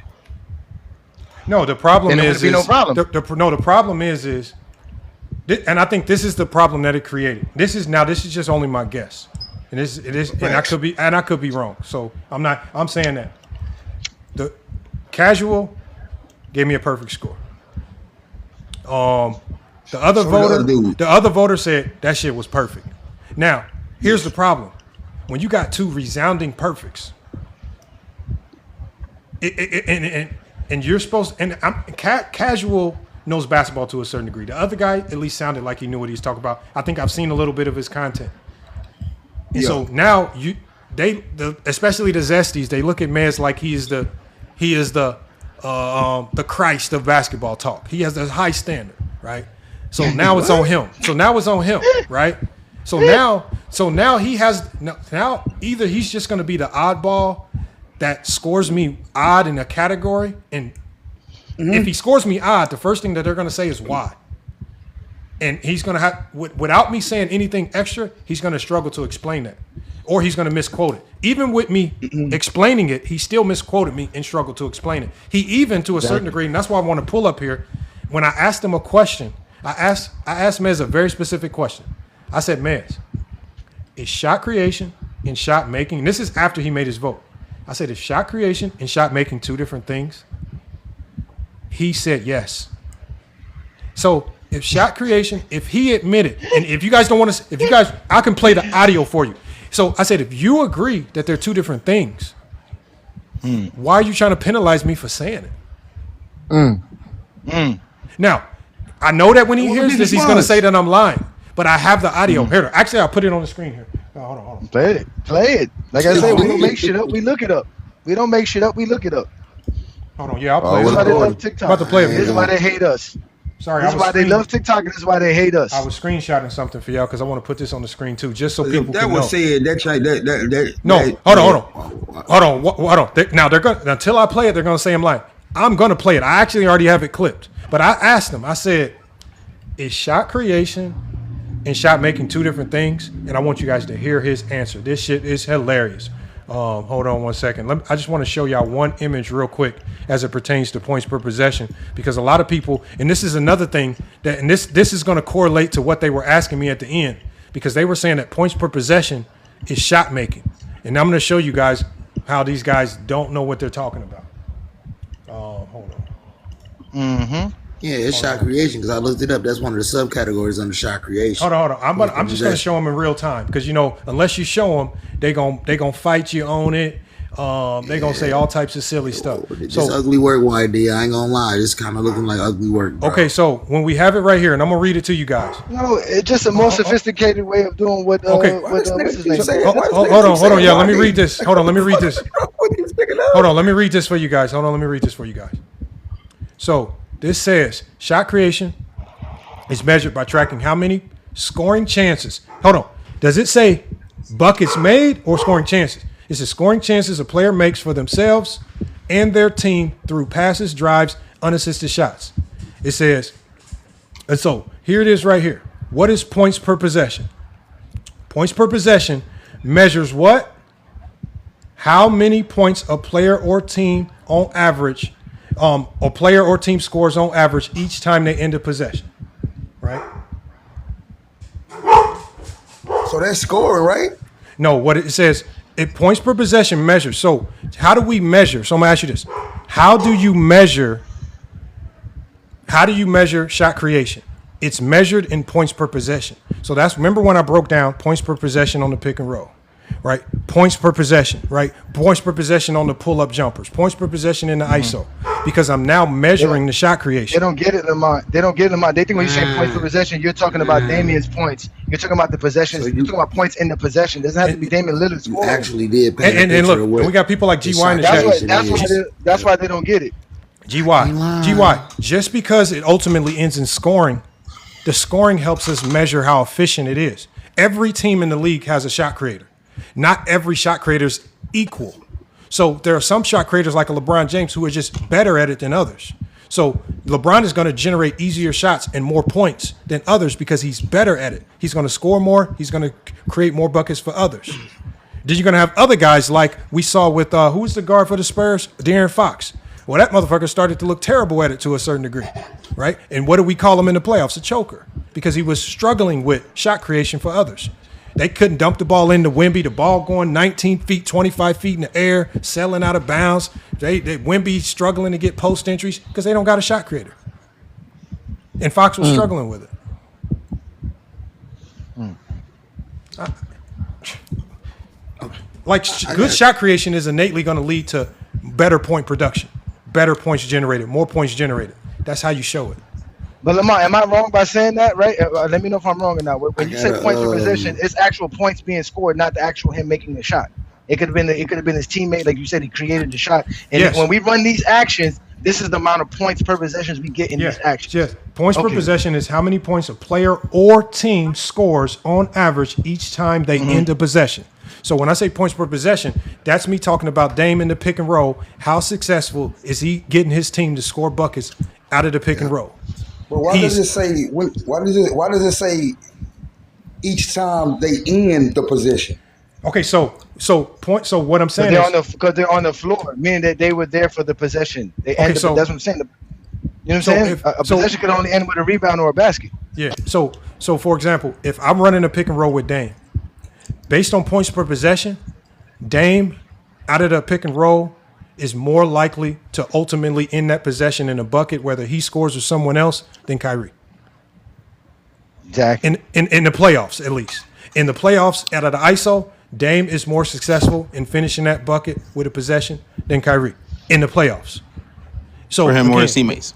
Yeah, for him or his teammates. So again, it's about Dame creating because he has the ball, and then the possession ending. And ending hopefully successfully, because the goal of it all is for it to end with a bucket. Now, the problem with Herm's argument was Herm never talked about how Kyrie got to the shot creation. And the reason why he couldn't talk about it is because LeBron was doing all the shot creating.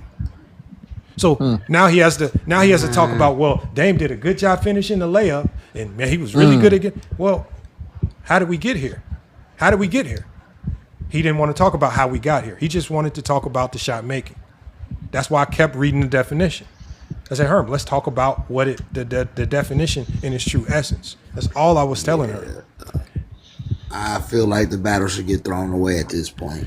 No, we're not gonna take it. But that's why I debated. I debated Herm. It's not right. I debated Herm. No, retro. It's right.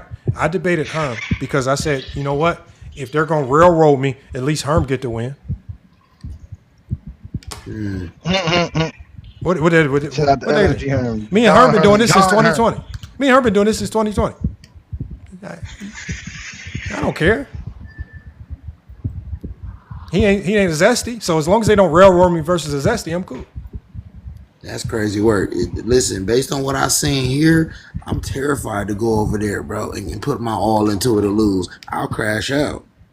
I warned them. Hey Johnny, I warned them. I said, if you don't get your ducks in order with this voting process, like after the debate, you have people like Oakland and all the young guys. All the young guys were saying, I'm gonna start my own. All you're gonna do is people are just gonna. I'm not participating in that BS. Like, and when you when you make Mez a judge and you know that he has some type of vendetta with FYF Sports that he's vocalized, why don't you just say, for the sake of this debate, we're going to use a different judge, so there's no, so it doesn't, it doesn't look like even the optics look a little bit better. You trying to fuck up the script, Lamont? You fucking up the script. I asked him, did he have smoke with anybody that was debating? He said no. Did you have any past skirmishes with anybody? He said no. When I just asked him, did you see my conversation with him? Did you see what happened? He said that y'all debated before, but it wasn't nothing major. No, hold on, no, we never debated. We didn't debate. We had a conversation. Yeah, these things be having the fantasies, man. Nobody be debating these dudes, man. I had to do something called straightening. I had to set them straight on a few things. That's all I did. I set them straight. That's all. So what did he come out and say as far as you? Like he don't like you, something like that before the debate? After that, because my allegations against him after that conversation were very damning. I called him a liar. I called him a whole bunch of things that I knew he wouldn't take kindly to. So when he went on Score Society channel, he decided to turn the show into, again, make it about him, which is Score Society. I don't want to talk. I didn't want to do this on your panel, but FYF said some things. So I said, well, let's go ahead and engage in this. And then when I engaged in it, and then once again, I showed Score Society. I said, as you can see, this is them trying to me, even if I was slightly wrong about the wording, again, it's just very deceptive with the things that they do. Very, very deceptive. Very, very deceptive how they move. Well, we don't even have to rehash that. All of that's public information. It's all out. The video's out. OG clips. Yeah, OG clips. So if you want to see it in full, it's over there.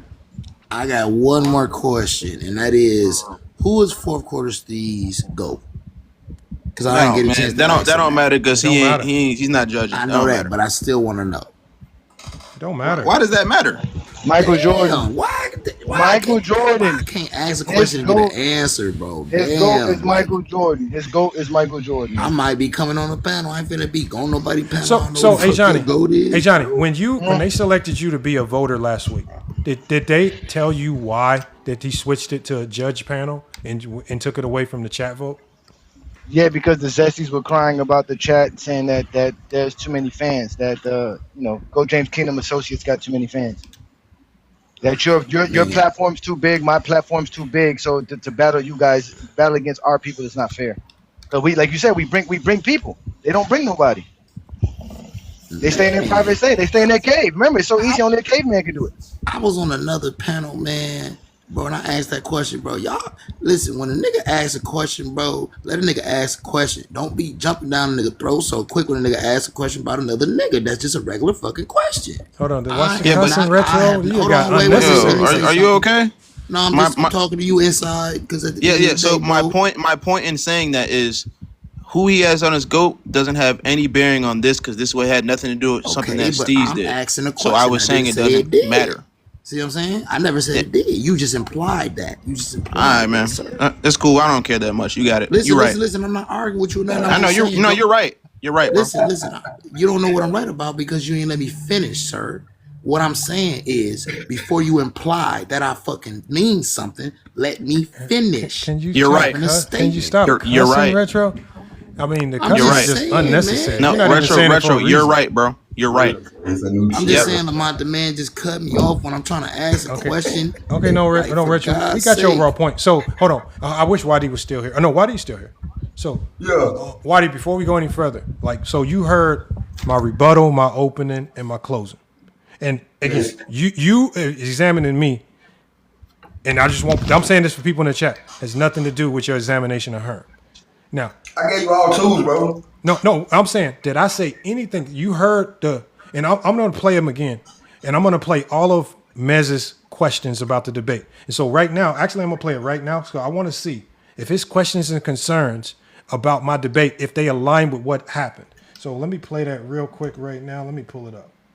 Because I clipped all his questions, and then we're going to revisit some of his answers because I had some questions for him after this debate. That I just didn't feel it didn't jive too correctly. Do anybody know how the overtime shit goes? Nope, it never happened. It should have happened with me and Herm, but it never happened. Yeah, we ain't never been in overtime. I was gonna ask that. Is there already a already devised overtime situation? Like, is that already something he already figured out? He said there's overtime, but he didn't tell us how overtime went. Okay. All right, that's dope. If he has one already made up, that's cool. Okay. Let me play this real quick, y'all. So I'm gonna play him one. I'm gonna play it one every time he talks. I clipped it, so we're gonna play him one at a time, so to see if we can at least relate to some of his grievances.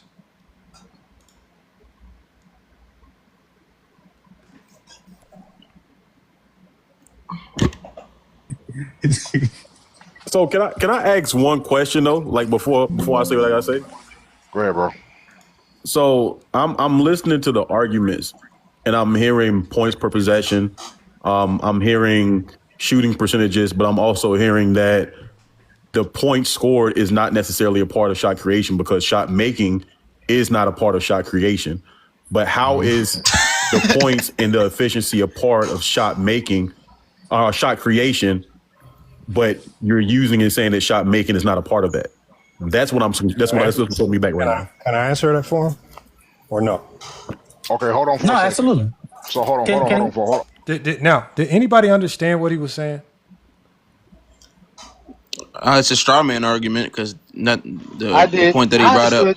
I did. I did, Lamont. I understood it. I understood because I listen. Like I tell people, I like to talk, but I also like to listen. That's why I like to talk because I listen. So what he was basically saying was he heard a lot of points per possession. He heard a lot of, numbers being thrown out, which required the shots to be made to be able to use these numbers. But yet you came out and said that shot making is not a part of shot creation, which you didn't say. I didn't say that. Right? Which is, that's a straw man.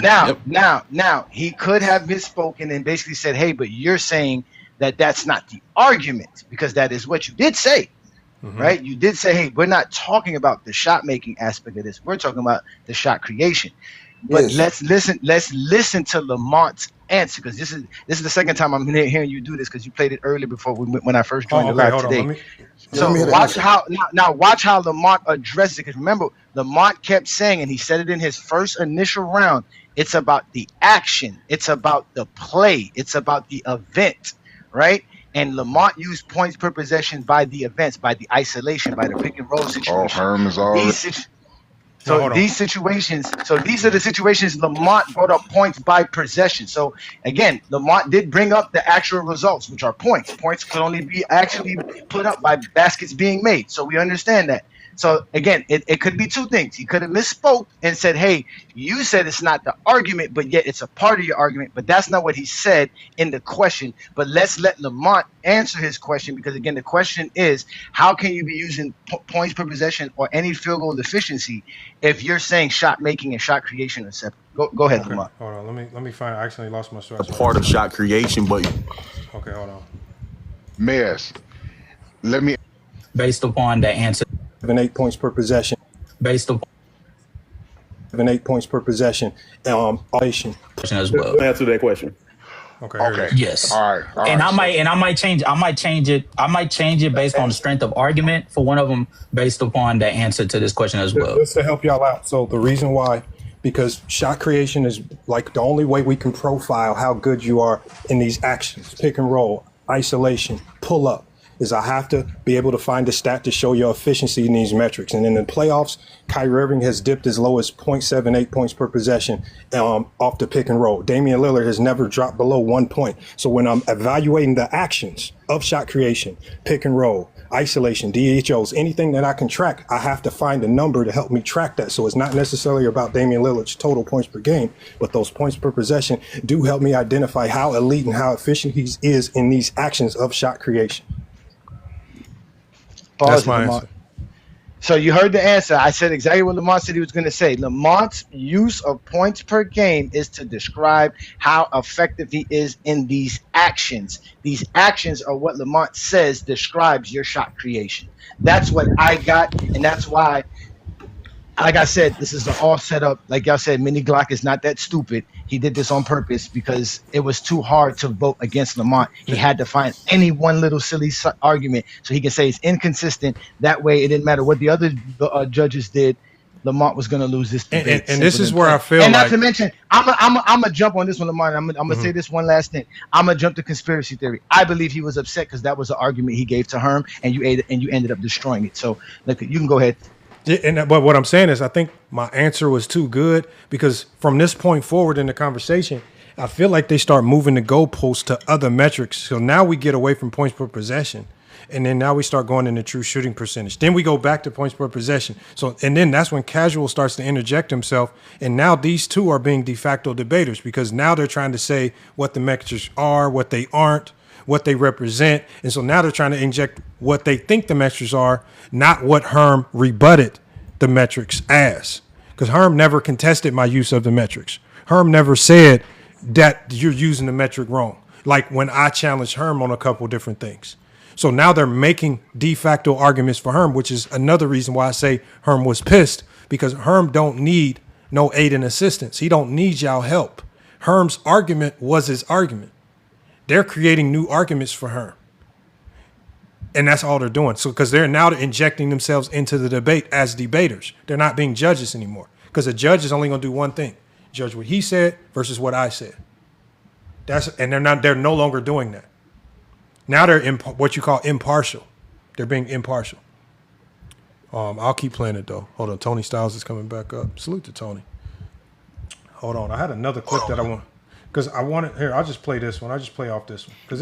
But the reason I'm asking you that is because I'm kind of like, I really don't know. Like, so for me, right, I'm looking at both of y'all on equal playing field, but I just think that saying that shot making is not a part of shot creation, but using the numbers of shot. So one, I didn't say that. And then watch this assertion next.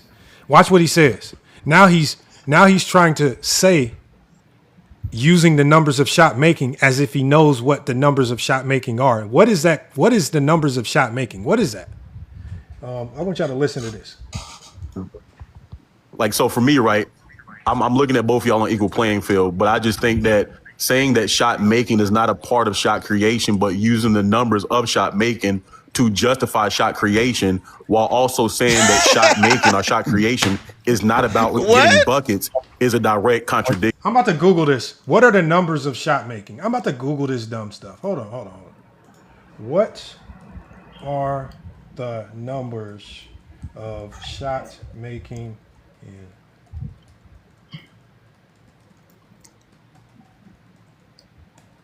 Okay, let's type. You gotta say, what are the stats used for shot making? No, I'm gonna type that in too, but I wanted to type it in the way he worded it. Okay. So, so it says, okay. So I don't think. Hold on, let me go to I gotta go to AI mode. I gotta get a pro answer on this. Okay, so this is how it answered his question. It says, here's a breakdown. In basketball, positions are numbered 1 through 5. All right. It says the primary shot makers outside of the paint are typically perimeter players. The numbers of shot making in basketball. Number 1, the point guard. The number 2, shooting guard. Number 3, the small forward. Number 4, the power forward, and number 5 is the center.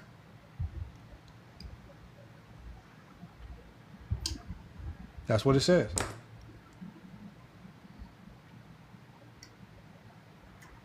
Essentially, what the fuck is the numbers of shot making is essentially what Lamont's getting at. Oh, I apologize. What the heck is the numbers of shot creation is what Lamont's getting at. The number because now what true he's doing. Shooting and points per possession. It's not. We know that. Well, see, we know that, but true shooting, and the only reason in the beginning when I said that Kyrie Irving, I gave points per game and assists for both, and I gave their playoff true shooting percentage. Because now I'm establishing, right, these numbers may look even. And if used incorrectly, you can perceive these two as being equal shot creators, right? But even though Dame's numbers are slightly more, I said, so this is how we got to break the game down even further and talk about shot creation. Because once we start diving into shot creation, we no longer see that these two players are equal in the playoffs. That's when I start diving into the actions and the points per possession, because that shows the true separator between the two players. That's what it was. That was my argument. So I don't know if he's talking that sentence out of context that I said in the beginning and pretending that that's my whole argument, and he's ignoring everything else, the meat and bones. And I didn't need to come back to that. I only needed to say it one time before I got into the meat and bones of my conversation. But I want to hear the rest of this because I want y'all to hear when I said, Lamar, you answered this question the first time specifically, but he wasn't listening to your debate. If he was taking notes, he would have took notes that you were talking about actions. He didn't do that. But I had to tell him that. Yeah. So watch this. Watch this. I tell him this. You should take your entire argument. It's literally listed under Synergy and NBA.com under shot creation. So is shot making a part of shot creation or not? No, shot making, if you go look at the category on Synergy, it's completely separate because that's where you get your points per game, the end result of a play. So when I talked about shot creation, it's not the end result of the play. Shot making is the end result of a play. Shot creation is the skills that you have to warp the defense, to bend the defense, right? How good are you in the pick and roll, right? How lethal are you? How efficient are you? How good you are? So we have to go to your points per possession because points per game don't tell me how good you are in the pick and roll. You could have got 15 points from the free throw line. So again, shot creation is a whole bunch of these actions: pick and roll, pin down, DHO. How good are you in each of these actions? Damian Lillard excels. But if we're talking about shot, I get where you're coming from. And the points per possession shows me he excels. Okay, if you get where I'm coming from, why you didn't vote correctly? If you get where I'm from, that's the answer. That's the whole gist of the argument. Why are there any more? How are you still confused if you get where I'm coming from? Because I feel like I broke it down even further. And now I broke it down to Mez. Is anybody confused about what I said? Is anybody struggling to understand these concepts? Is it hard? Is it like what's going on here? It is. I'm still trying to figure out how the second dude's over the number one option. I'm still trying to figure that out from the very beginning. I didn't even harp on that too much. They gave him that series, Lamar. They gave him that series.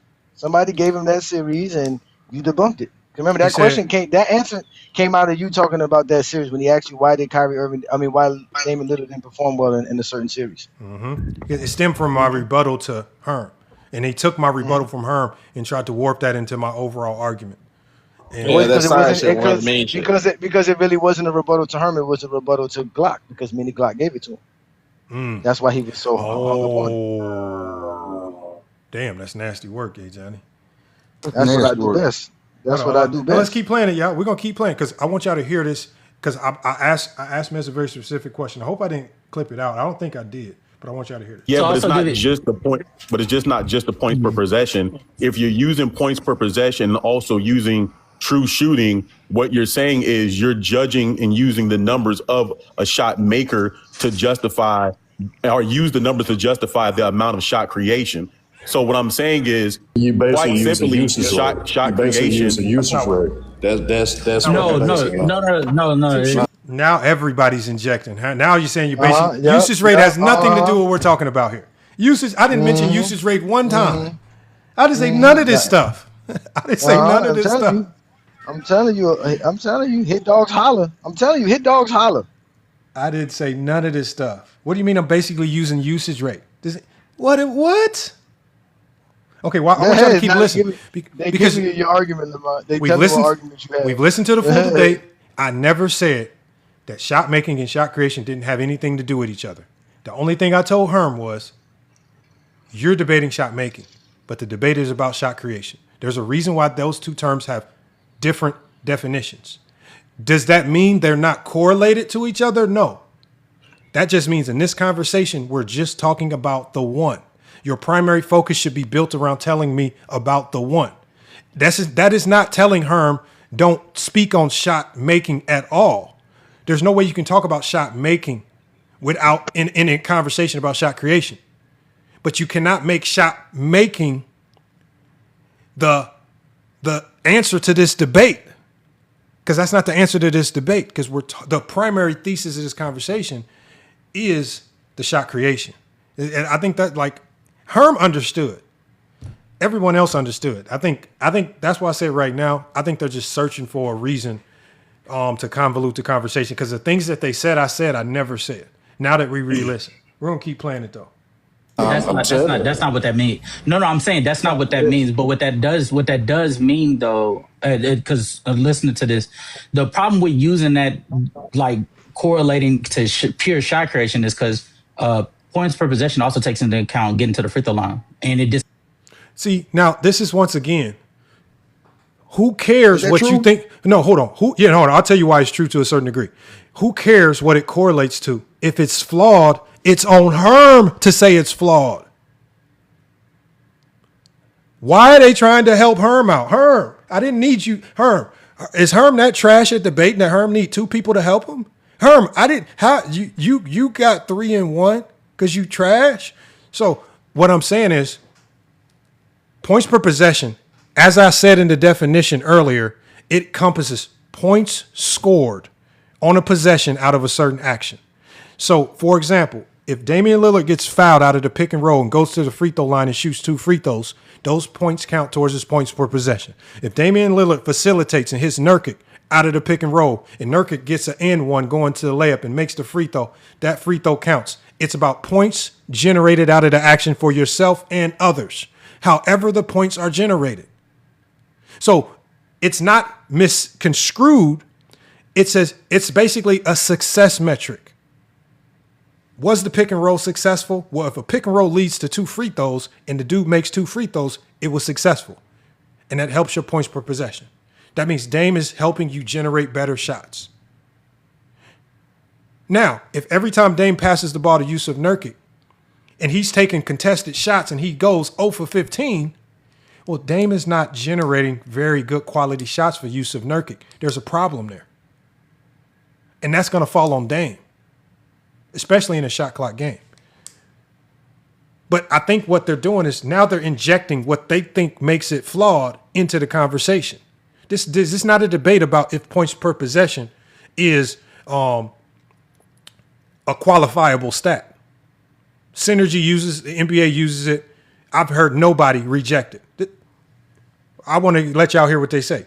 So to hear Casual try to inject his own personal feelings about points per possession into the debate, that is nasty work because Herm didn't do that. Herm should have done his research, and maybe he would have already had this on his note card. If that's even true. Because I've never heard anybody. Hold on, I hope to God he answers. I hope to God he answers. Man, this dude never answers, man. Oh, man. Hold on. When we get through this, y'all remind me. The dude that created Synergy, I can put him in no phone. We'll ask him.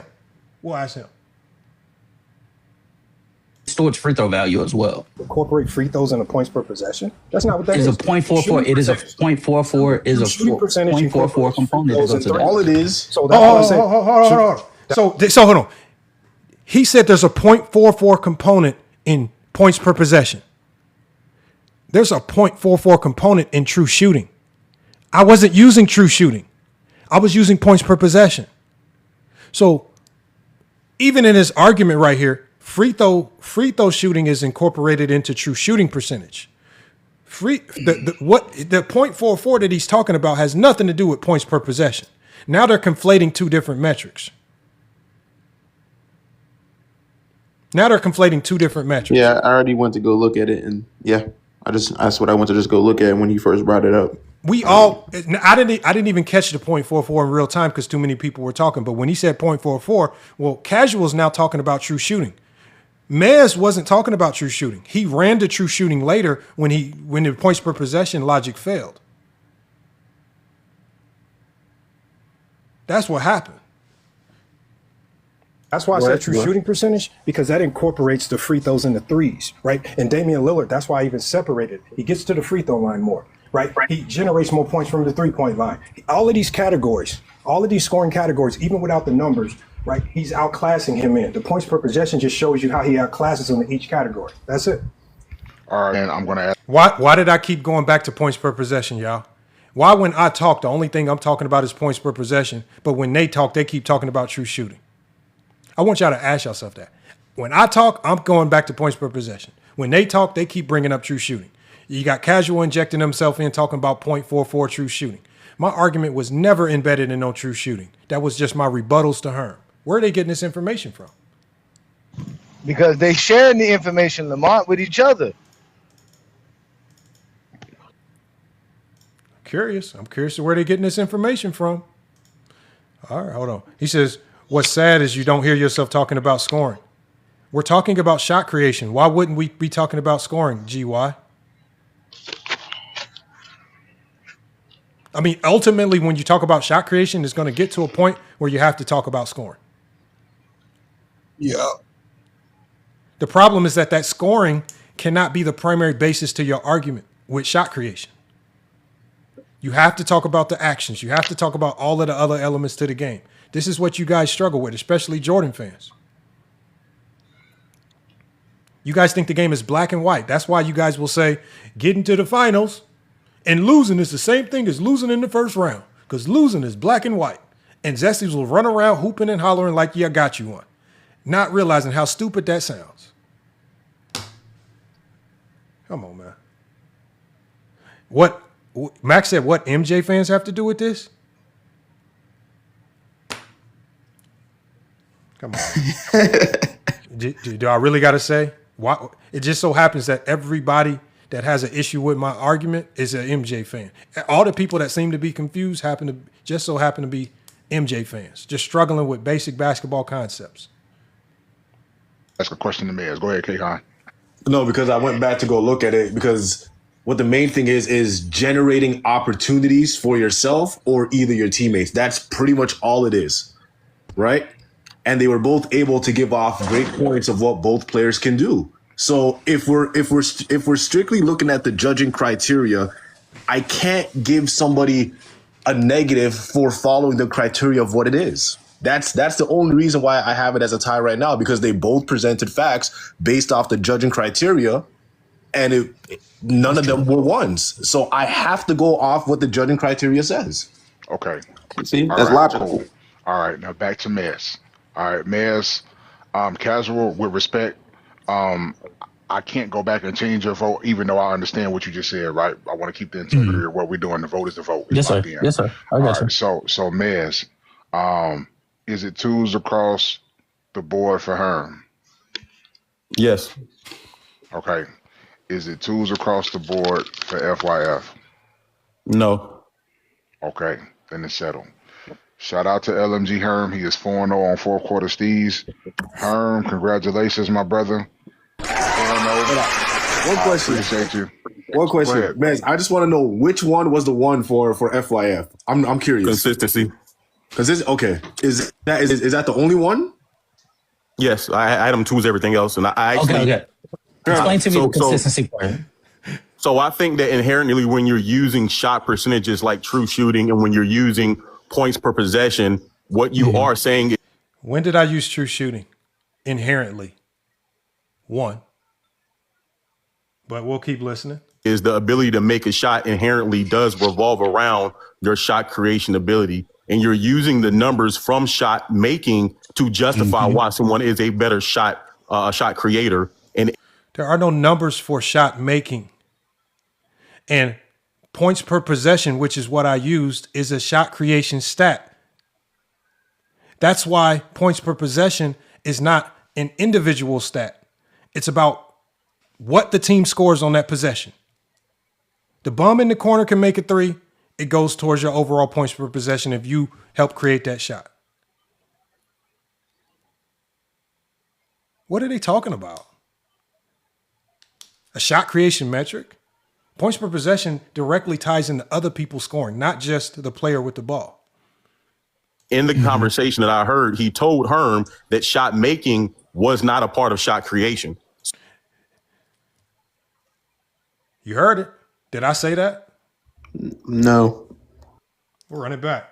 To justify why someone is a better shot creator. And in the conversation that I heard, he told Herm that shot making was not a part of shot creation. So that's a lie. That's not what I said. I said we're not debating shot making. Didn't say they weren't a part of each other. I said we're not debating the shot making. We're debating the shot creation. Doesn't mean they're not connected or don't correlate.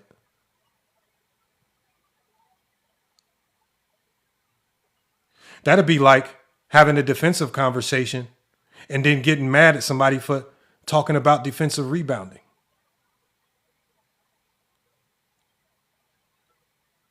Well, defensive rebounding is part of defense. I'm not going to penalize you for that. But if you make your entire argument about defensive rebounding and you don't talk about defense, well, I'm going to dock you for that. Because the defensive rebounding is just a subcategory of defense. It helps your point, but it's not. It should not be the entire point. That's essentially what happened here.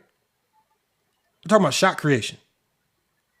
You can talk about shot making to a lesser degree. It should not be your entire argument, which in Herm's case, shot making was his only and entire argument.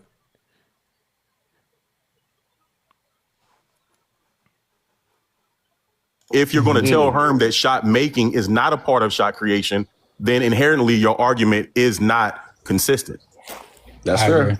Okay. That's fair. Okay. That's fair. Yeah. It's all lies, but it's fair. No pushback, no nothing. We don't get to go back and look at the film. We just have to go off a shoddy memory that wasn't even accurate in real time now that we can go look. That's why you had the tiebreaker. Yeah.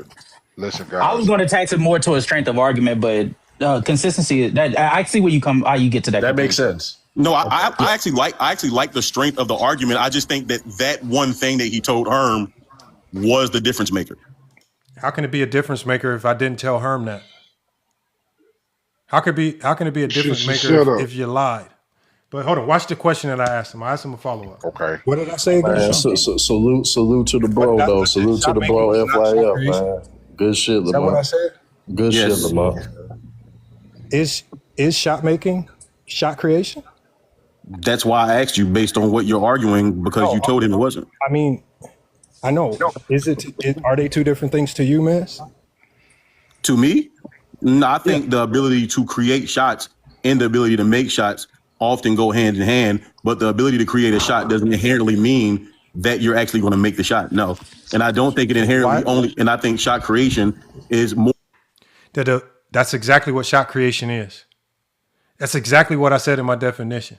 The ability to create a shot does not mean you're going to make it. That's exactly what you just said. That's why I said the conversation started with something that Herm asked you about a bunch of missed shots. He just said exactly that you can create shots, but it doesn't necessarily mean you're making them. That's my whole argument. That's the exact reason why I stopped the presses and told Herm, you're talking about shot making. You're not talking about the shot creation. Yeah, Damian Lillard missed shots. Yeah, he did. He missed shots and they lost the game. That's just shot making. That's literally what my whole argument was based on. That's literally why I rebutted Herm. Oh my! Why? Y'all gotta hear. But that's not what your argument was based on. That was you rebutting Herm, asking you a question about missed shots. My rebuttal. Yes, that was my rebuttal. Exactly. To Herm. Hold on, watch it. I gotta hear this again because these dudes. This is how you know. This is how you know they're just playing dumb.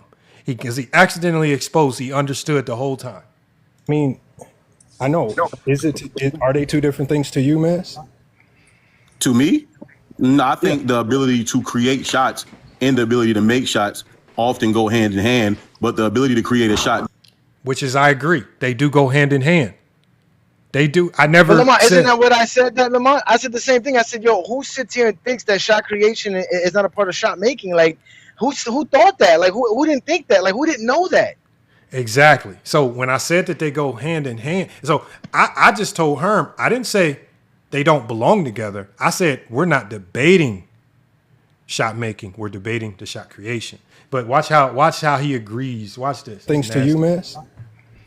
To me, no, I think the ability to create shots and the ability to make shots often go hand in hand, but the ability to create a shot doesn't inherently mean that you're actually going to make the shot. No. And I don't think it inherently and I think shot creation is more so about how you're getting. Say what? Why did the NBA synergy, any tracking down a site, why did they separate the two if they're not different? This is your debate. This ain't my debate, brother. I think in general.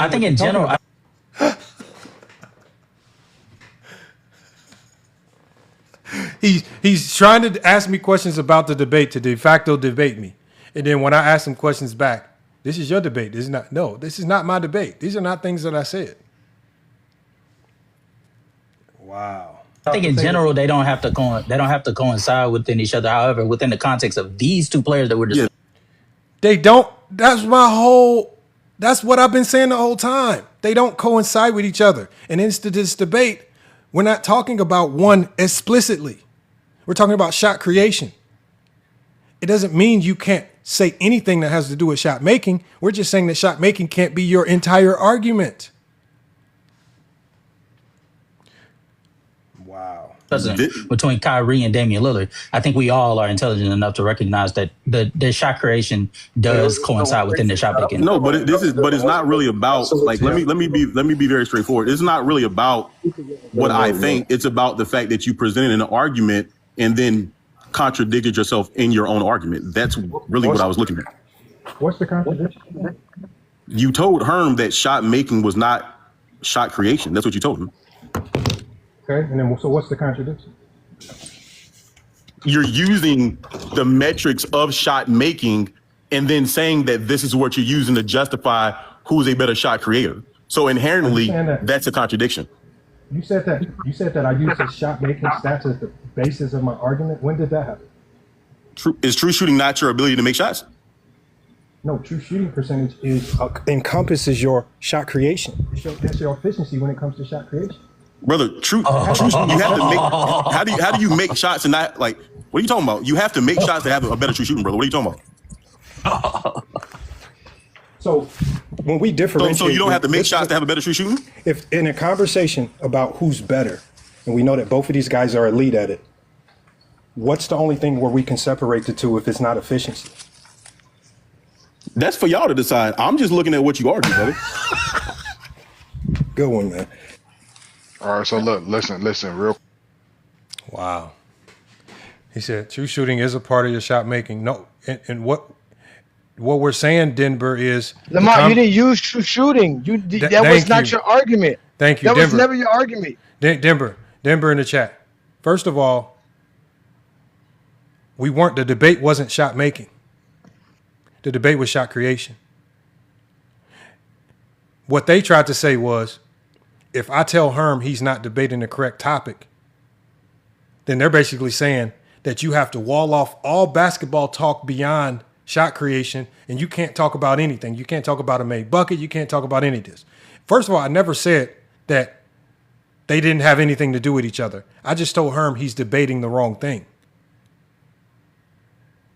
They completely made up a whole bunch of stuff to push a narrative. And the only person that took notes, credible notes that I saw, was the new guy. He was able to read back the definition of shot creation and try to at least correct him to a certain degree.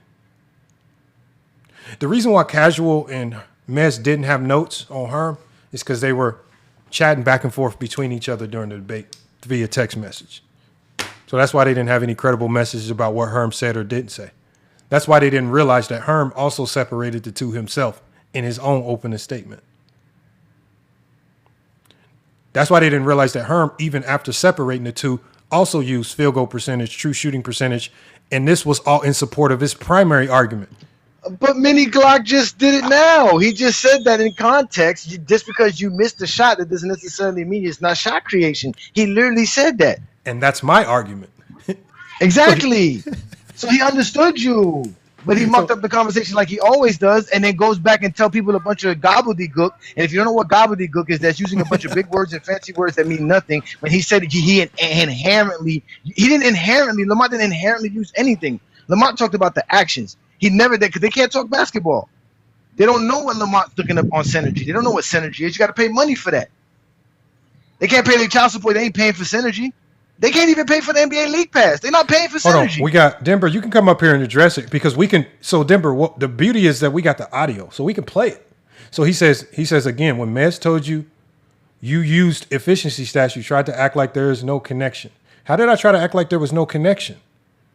No, what I said was, I'm saying that these metrics, these efficiency stats, help you measure shot creation.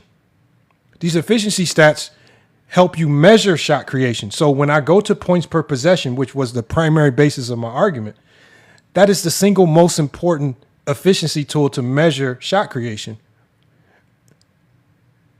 Now, When Lamar, I brought up when you keep saying when you keep saying efficiency, they keep thinking you're talking about true shooting and field goal but percentage. that's because Herm's that's why argument. casual messed up and said 0.44 because remember their logic. Hold on, Denver says incorrect. Denver, you can come up here and we can show you on the screen. We can bet. We can do whatever you want.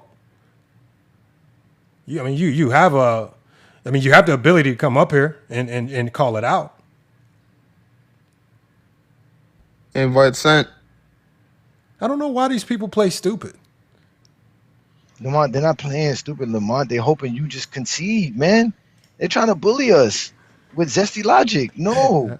He says, are you talking about shot profile? Denver don't even know what the debate is. This fool is up here talking about shot profile. Shot profile. No, Lamont told you what the debate is. It's about actions. It's about creating plays and points for your team by doing different plays, by having plays that have different actions in it, like a pick and roll, like an isolation. Lord have mercy. Like, y'all can't be that dense. Oh, this is how you know they heard what they wanted to hear. They just heard what they wanted to hear. It's true, man. Listen, it's a microwave society, man. These dudes' attention span is real short. They can't listen to somebody talk for 2-3 minutes straight. They just can't do it. They're not listening. The debate is literally on the screen. Who is the more dangerous postseason shot creator? And they still struggling with understanding what the debate was. Talk about shot profile. Who the hell talk about shot creating to miss a shot? Like, who talks about shot creation to miss a shot? Like, come on, man. Well, I knew going into the debate that Herm was going to take shot creation as dribble, cross somebody, and you shoot a fadeaway. And he thinks that that's creating a shot. And in basketball terms, when we talk about shot creation, that's not what it is. That's just what he thinks this is at the YMCA. And if Herm didn't think that, Herm wouldn't have tried to correct it in his final round when he started talking about pick and rolls. He said, you know what? Kyrie is also good in the pick and roll, and Kyrie's good in the 1-3 pick and roll. He's good at this too. Mm-hmm. He just didn't have the numbers to support it. So he tried to correct it and tried to get back to shot creation. He just didn't have the numbers to support it. So he was just saying blanket stuff with no numbers to support it. Denver, that might be true. That's not the conversation. There's a reason why you're not coming up here. It's because you don't know what the conversation was. I don't know why you keep talking about shot profile being more relevant than efficiency stats. What are you talking about? We're talking about shot creation. We're not talking about your shot profile. Shot creation requires a team. When you run a pick and roll, that requires multiple players, right? When you run a pin down screen, you need somebody to come set the pin down. When you set an exit screen, when you do all these actions, there are multiple pieces. And when you get that ball, you have multiple options. And whether you score or someone else scores, if you're the primary shot creator, the team is relying on you to make the right decisions. He says, Masters bluntly lied about FYF and ignored all of Herm's blunders. That is a fact. Your shot profile is how you score your points. We're not talking about your shot profile. Denver, in my opening Denver, and I'll read it to you. I clearly said. Hold on, wait. I got to pause. This old man moment. What is a shot profile? Is we talking about 2K? He's using 2K terms, but shot profile is like basically your bag work, like your tools that you have to score. That's shot creation. That's what we're calling shot creation. That's exactly what we're talking about. No, we're not talking about your bag. So for example, you don't need John Stockton didn't need a bag to be elite in the pick and roll. He didn't have a bag. He was just really good at making high level reads out of the pick and roll. It just so you don't need a bag then, right? No, you don't. So it's not about the bag because, remember what I said in my opening statement. I said Kyrie Irving. So two things that I said. I talked about Kyrie Irving. I said this conversation. I said I'm not arguing dribble moves. What is dribble moves? Dribble moves is your bag. I said I'm arguing something much more important. That's when I go down and I say Kyrie Irving can make extremely difficult shots after the defense has done his job. I'm not taking away the ability to make tough shots from Kyrie.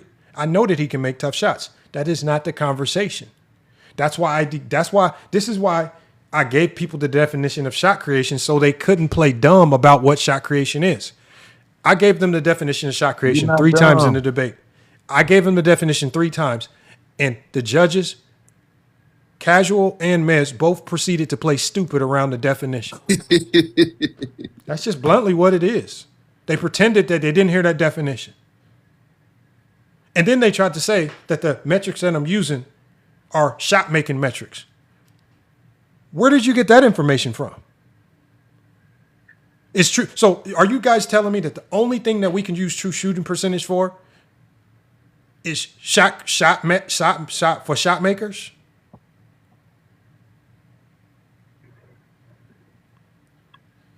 I don't know where these dudes get this information. Efficiency is a shot-making metric. 100% is, I don't know what you're talking about, Denver.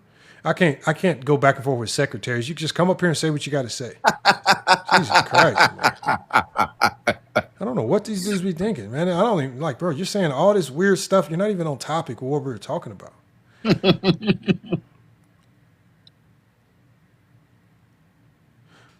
That's what I want to know. I'm saying if I lied, then what notes did you take about Herm lying? Those would be some beautiful notes to evaluate. If you're not going to rematch, what's the point? Why are you so Max, if you send me 17 galaxies, I'll ask Herm for the rematch. Send me 17 galaxies right now and we can do the rematch. As I already Lamar, why we need a rematch for? Just again, y'all let the people see the live, and everybody can see it on their own. If you think Herm won, then Herm won. If you think Lamont won, Lamont won. Who cares? But show the live. Let it be available for people. No, Lamont doesn't have to do this redo for what? What's the point of a redo? No. I'm not going to redo it. Herm knows that because me and Herm never did the debate for anything competitive like that. We were just trying to get other people involved. But my thing was, it was just funny to me how I'm getting so many messages. They fucked that up. I'm getting so many messages before the debate. I'm getting all these messages before the debate saying, Mez is going to screw this up. Mez is going to do something crazy. And as soon as we get to Mez, it's just like, I got questions for FYF, and I'm saying, this shit is really coming to real life. These motherfuckers really predicted that Mez was going to muck this shit up. And that's exactly what he did, man. That shit was funny as hell. I told you. Didn't I tell you? I motherfucking told y'all. Y'all listen to Johnny. All of a sudden, it's always me. I'm always the problem.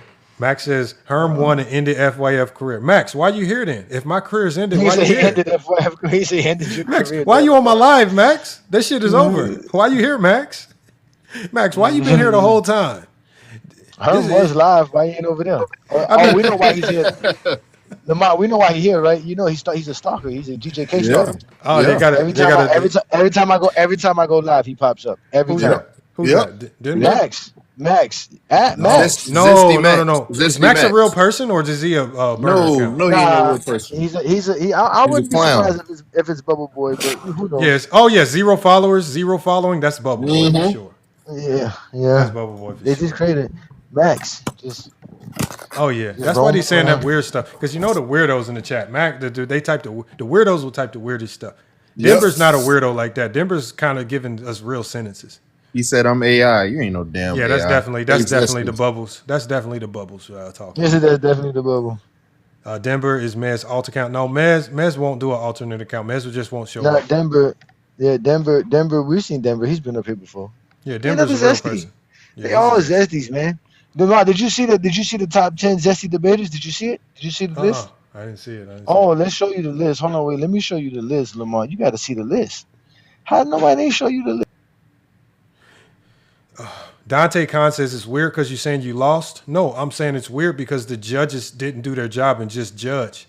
I said it's weird because the judges turned into de facto teammates for Herm as if Herm needed their help. Lamar. That's what I did. That's what's weird. Put me on the big screen, Lamar. Show everybody the zesty top 10 debaters.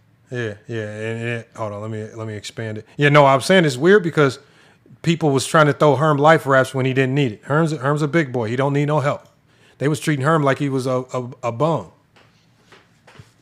I didn't know Herm was that trash. Look at it. You see it, Lamar? Ticket TV. Is Ticket TV one? Oh, you got Mez 3. No. J-Bo Ski. So since I ended Chicken's career, should I have to worry about the rest of these SDs, Lamar? Who is this dude? That's Herm? Who is that dude? That's not Herm. No, that's Young Miami. They put Young Miami's picture on Herm, or they put Herm's name on Young Miami's picture. Herm is on the bottom. Herm is number 9. Okay. And they put Young Miami. That's there. Young Miami? Yeah, that's Young Miami. Yeah, that looks that does. And then who's Mark? Oh, Mark. Is that Mark Tittle? Mark Skittles. Yeah, that's Mini Glock's Mark girlfriend. Skittles. That's the one. That's the one he always says. You was talking to my homeboy about me. Remember, you was crying about me. When I was telling Mark about how the Zesties keep coming to me about the stuff that Mini Glock be saying about me, and I was like, y'all be doing all that crazy stuff. I don't know. He I don't said know. Mark Like I don't ended. Hey, know Johnny. Mark.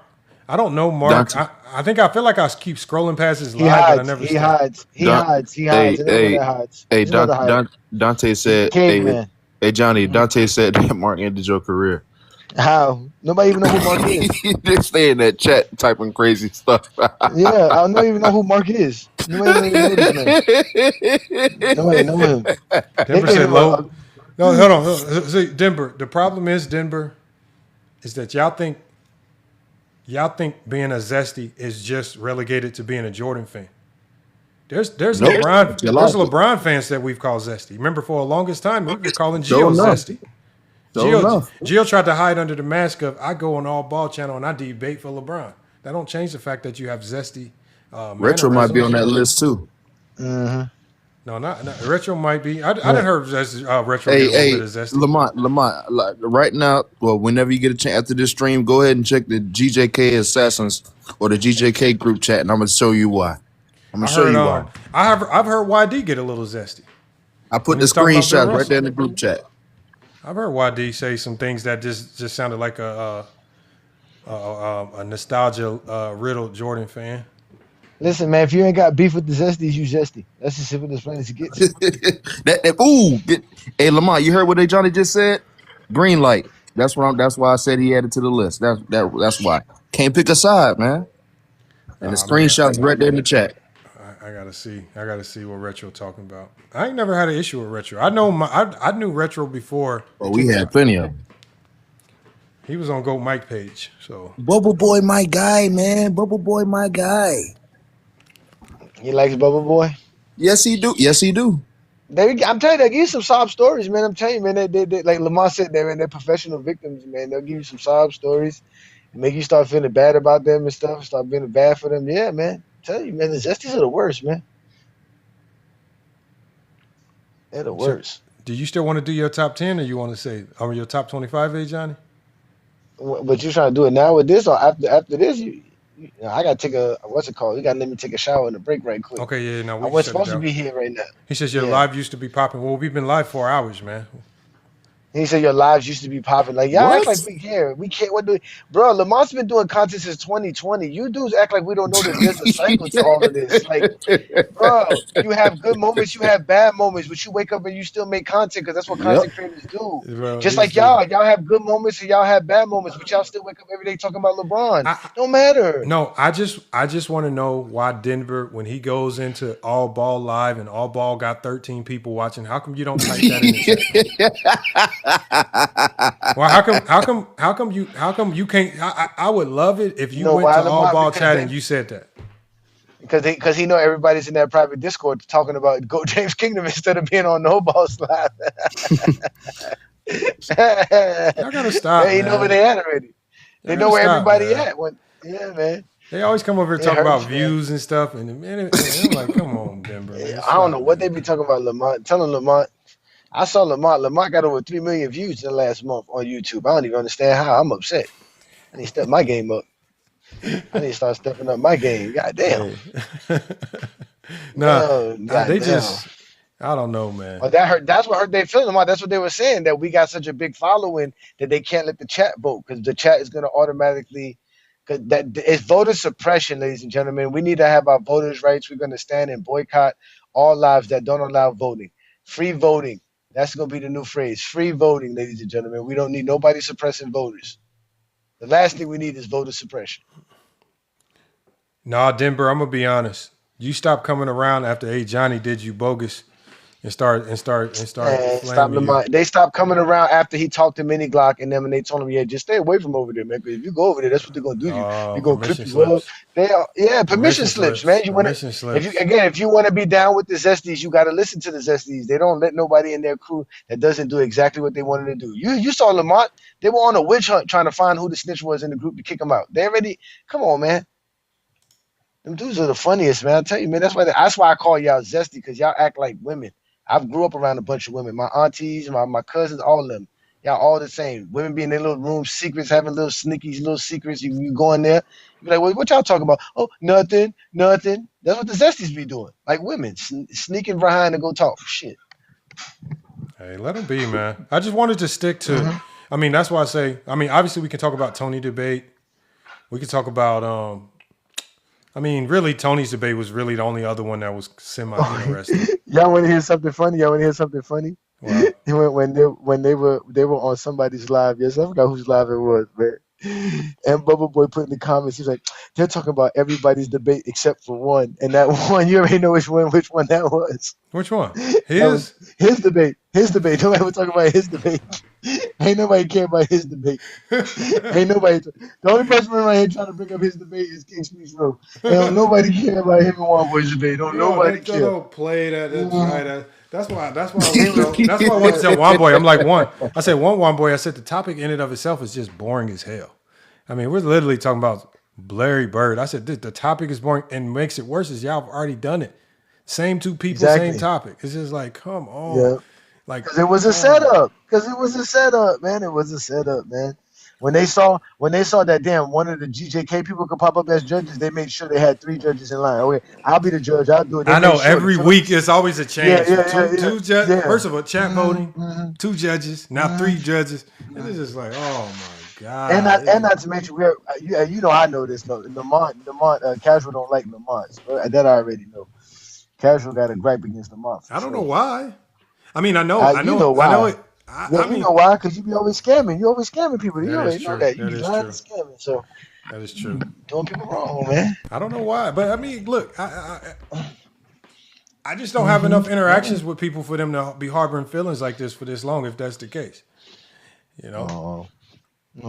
He voted in favor of Lamont. We're not. But that's what I'm saying. I'm not. I don't really care. I think it was weird that Casual he did it. Lamont, to change my vote. Didn't. Lamont, he was so quick to take your vote away after the question was about to be asked. He was so quick to take away your vote. I don't want to hear that, man. He couldn't wait to take away your vote. He was quick to take it away. That was nasty. Does it matter if he gave you a perfect score if niggas was texting behind the scenes anyway? Does that even matter? No, I think, like I said, obviously I can only have my own conspiracy as to what was going on. I just think it just came down to figuring out who was willing to bite the bullet and be the person that said something that didn't make sense. Lamont. Stop this, Lamont. Okay, check this out. Like you said, they both voted 2s for you, both judges. Okay, let's just give the benefit of the doubt to Casual that he really was confused as well, but he still gave you the 2, that he understood what meant. Why the other guy didn't step up and say, hey, man, both of y'all are bugging. Lamont was concise. This is what I heard. Why didn't he step in and say that? Because he is also in cahoots. He can't challenge the people in line that he agreed to agree with. I don't think he was. So that's why the third judge. No, Lamont. That's why the third judge didn't say, "Hey guys, this is what I heard Lamont say." He didn't. He let them go with the nonsense because he's in cahoots. No, he did. He did. He didn't. No, he didn't. He just said. He just said. I gave them both with 2. That's what he originally said. I went to him, but he didn't say nothing. Yeah, listen, I didn't hear nothing from him. Yeah, I'll play it again for you. No, he stepped up. He said. After Mez said what he had to say, he just stepped in and he said, you know what? He says, I don't see how we are knocking somebody who is staying concise and very consistent to the debate topics. And he said, so hold on, I can play it for you real quick. Yeah, play it again because I didn't hear that part. I didn't hear that. No, that's what he said. No, he said that. He stepped in and he went down every category. He went down every category and he was like, and then he read back my definition. He even took notes. That's how I said, I know he took notes because he even read back some of the things I said specifically. Play that part again. Maybe I missed that part. I didn't hear that part. You play that part just now? Yeah, I did play it. Hold on. Yeah, he did. He said that because remember I was like, logical. I remember that. Hold on. Okay, here it is right here. Let me play it. Salute to Gunner the Runner, y'all. Salute to Gunner. See, that's why I gotta watch it, man. That's why I need to watch it for myself. Herm is already.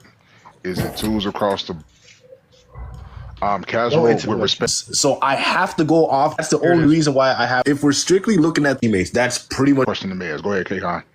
No, because I went back to go look at it because what the main thing is generating opportunities for yourself or either your teammates. That's pretty much all it is, right?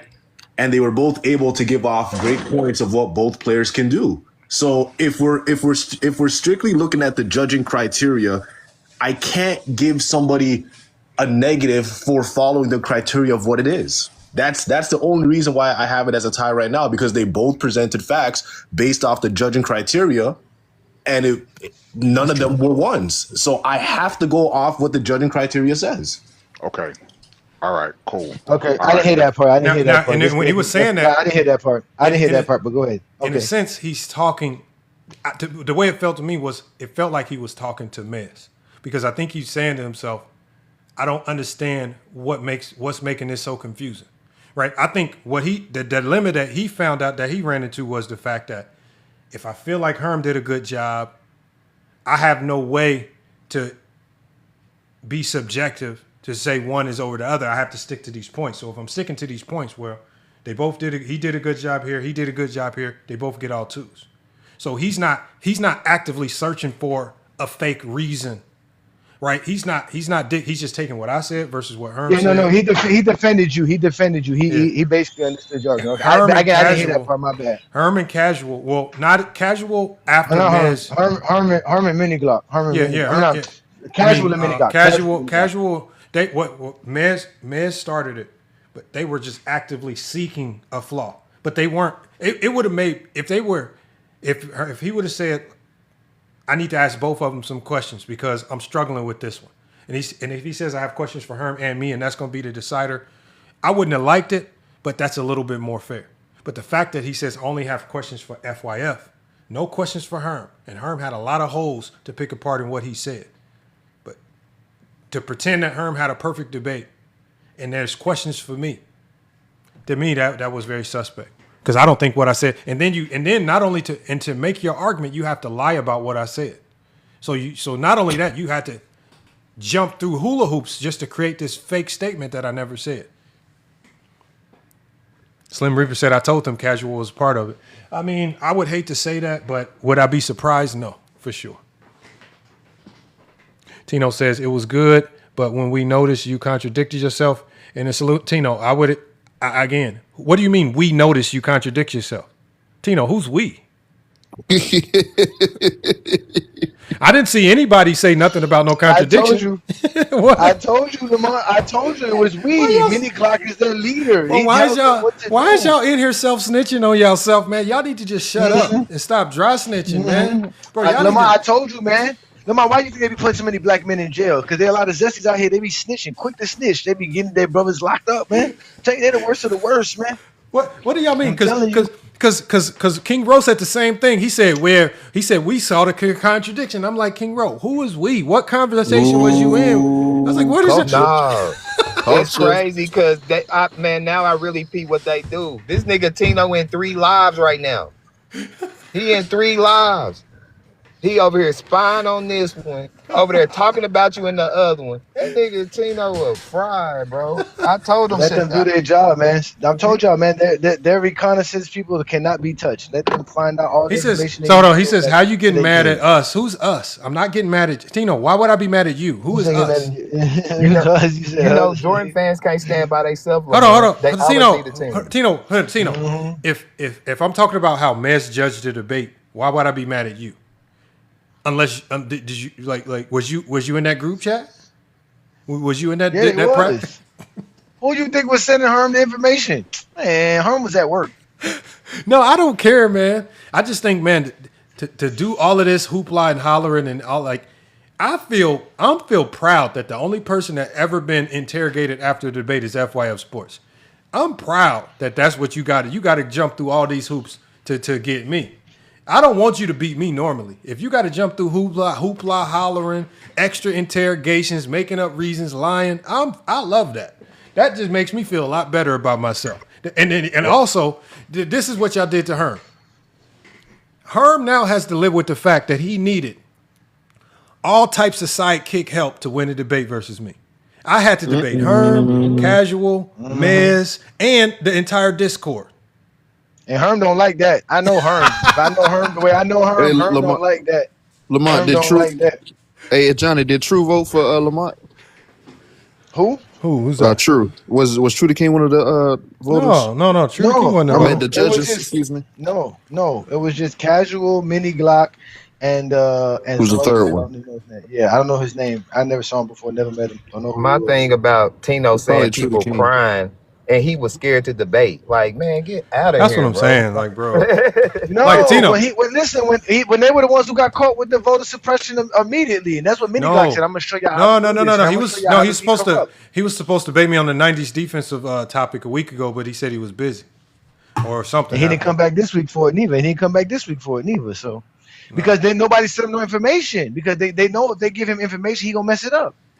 Giving Herm the information, Herm ain't gonna mess it up because Herm is still gonna talk his talk, but he'll use whatever they give him if he needed, and he did. And when he asked that question, that was a question that came from the Zesty Jeffrey Coalition. And when you responded the way you responded, it hurt their feelings because you went straight to the PPP, which is points per possessions, instead of talking about true shooting. Then Herm brought up true shooting because they had to tell him, "Yo, bring up true shooting." He's talking about efficiency. Because they don't have synergy at their midst. Hold on. They can't just go to synergy and get those. They numbers, have to be Lamont. watching because I ain't never seen some of these dudes in my chat. Like Tino never come to FYF, and the Fade dude. Him and Fade are on the live Lamont, right now. this was a big thing, Lamont. I told you this was big, man. They got you on the card. They got you on the card. What Lamont, players? Anthony Yeah. says, "What players were they debating?" Anthony, it's called Reading is Fundamentals. Right here on the screen, you can see it right above my head up here. That's what's the debate. Reading is fundamental, man. And That when was I the debate. asked Mez, because Mez came on my live, I asked Mez, I said, "Man, you had all them questions for Lamont. Why you didn't ask Herm no questions?" Because he only wanted to play the first round. That's the only thing he wanted to play. It did get kind of sidetracked because him and YB. But what did I say in the first round that was so controversial? Nothing at all. You didn't say God, nothing. dog, I forgot what he pointed to. He didn't. He never said nothing. It was like it was in the first three lines. It was in your first three lines too. It was like he pointed out something. In my first three lines? It was like the first three lines you said out of the thing because he stopped it immediately. I forgot. Okay, man. so look, I'm gonna read. I'm gonna tell. I want you to stop me. I want you to stop me. I got you. When I get to what he said, stop it at. So, I said shot creation is the ability to generate a scoring opportunity either for yourself or for a teammate through an offensive action. I said, but in today's basketball discourse, we over-glorify 1v1 basketball and miss the larger reality of how playoff defenses operate. I can't remember, man. I gotta get him back. I'm gonna go live later on when I get. No, off. that's what. But what I'm saying gonna is, get him back. but what I'm saying I is, forgot. like, this is what I'm saying. Like, that first sentence is very, like, this is like 10-year-olds understanding this. Like, this is not because he complex stopped it stuff. immediately. He could have came up here, Reaper. He could have came up here. You know why he didn't come up here? Because this is recorded. They don't want to be recorded. They don't want this to be available for thousands of people to see, if not tens of thousands or hundreds of thousands of people to see. They like it to be a private thing situation where it's the crew of them that can tell you exactly what happened. All So 15 of them. if you want to play the Martin Luther King way, you can say, well, shoot, if everybody's saying it, it must be true. No, it's not true. It's because everybody tells a lie. That doesn't mean. But that's how they do things. They bully people into thinking that they're honest, true, honest people. They're not. They're the worst. They're the scum of the Hold scum. on. I'm gonna read a little bit more. I'll read a little bit more. YB was in there. He knows YB, exactly. what did he stop? What did Mez stop it on in the first round and said that it was a contradiction? Because I don't know how I can contradict myself in my first 5 sentences of an opening. There's not enough information to contradict anything. He stopped as soon as you said. So he stopped as soon as you said shot creation is you creating for. Yes. You said yourself and your others, and then he pointed out that you using points per possession will be a contradiction because it's a shot making. No, but points per possession is how you measure shot creation. Not to Mez, because Mez said he said it's not up to him to evaluate whether the definitions are objective or not. He's just going off what you said. And then I said, well, what about what Herm said? No. We can stop right there. Who is Mez to say that points per possession is not a good way to measure shot creation? Where did he get this information from? And that's why YB was pressing him. YB was like, you contradicting yourself. I was asking him where he getting this. I was asking him now. I was asking him the same thing you asked him. Like, where are you getting these information? Yes. And then I was trying to tell him that when you were judging FIF, when you were judging Herm, the biggest difference I'm seeing is that with Herm, he's going to sources, he's going to objectivity. With you, he's using his own opinion. He's going basically his dome and what you're saying in the debate. But it's like with Herm, he has to essentially go to things such as the definition that you gave, which is creating for yourself and others. And you never actually gave a definition for shot making, which is why I was kind of lost. I did give a definition for shot making. You gave a definition for shot No, making? but Lamont, hold on, wait, Lamont. But at the end of the day, he's avoiding the real crux of your argument.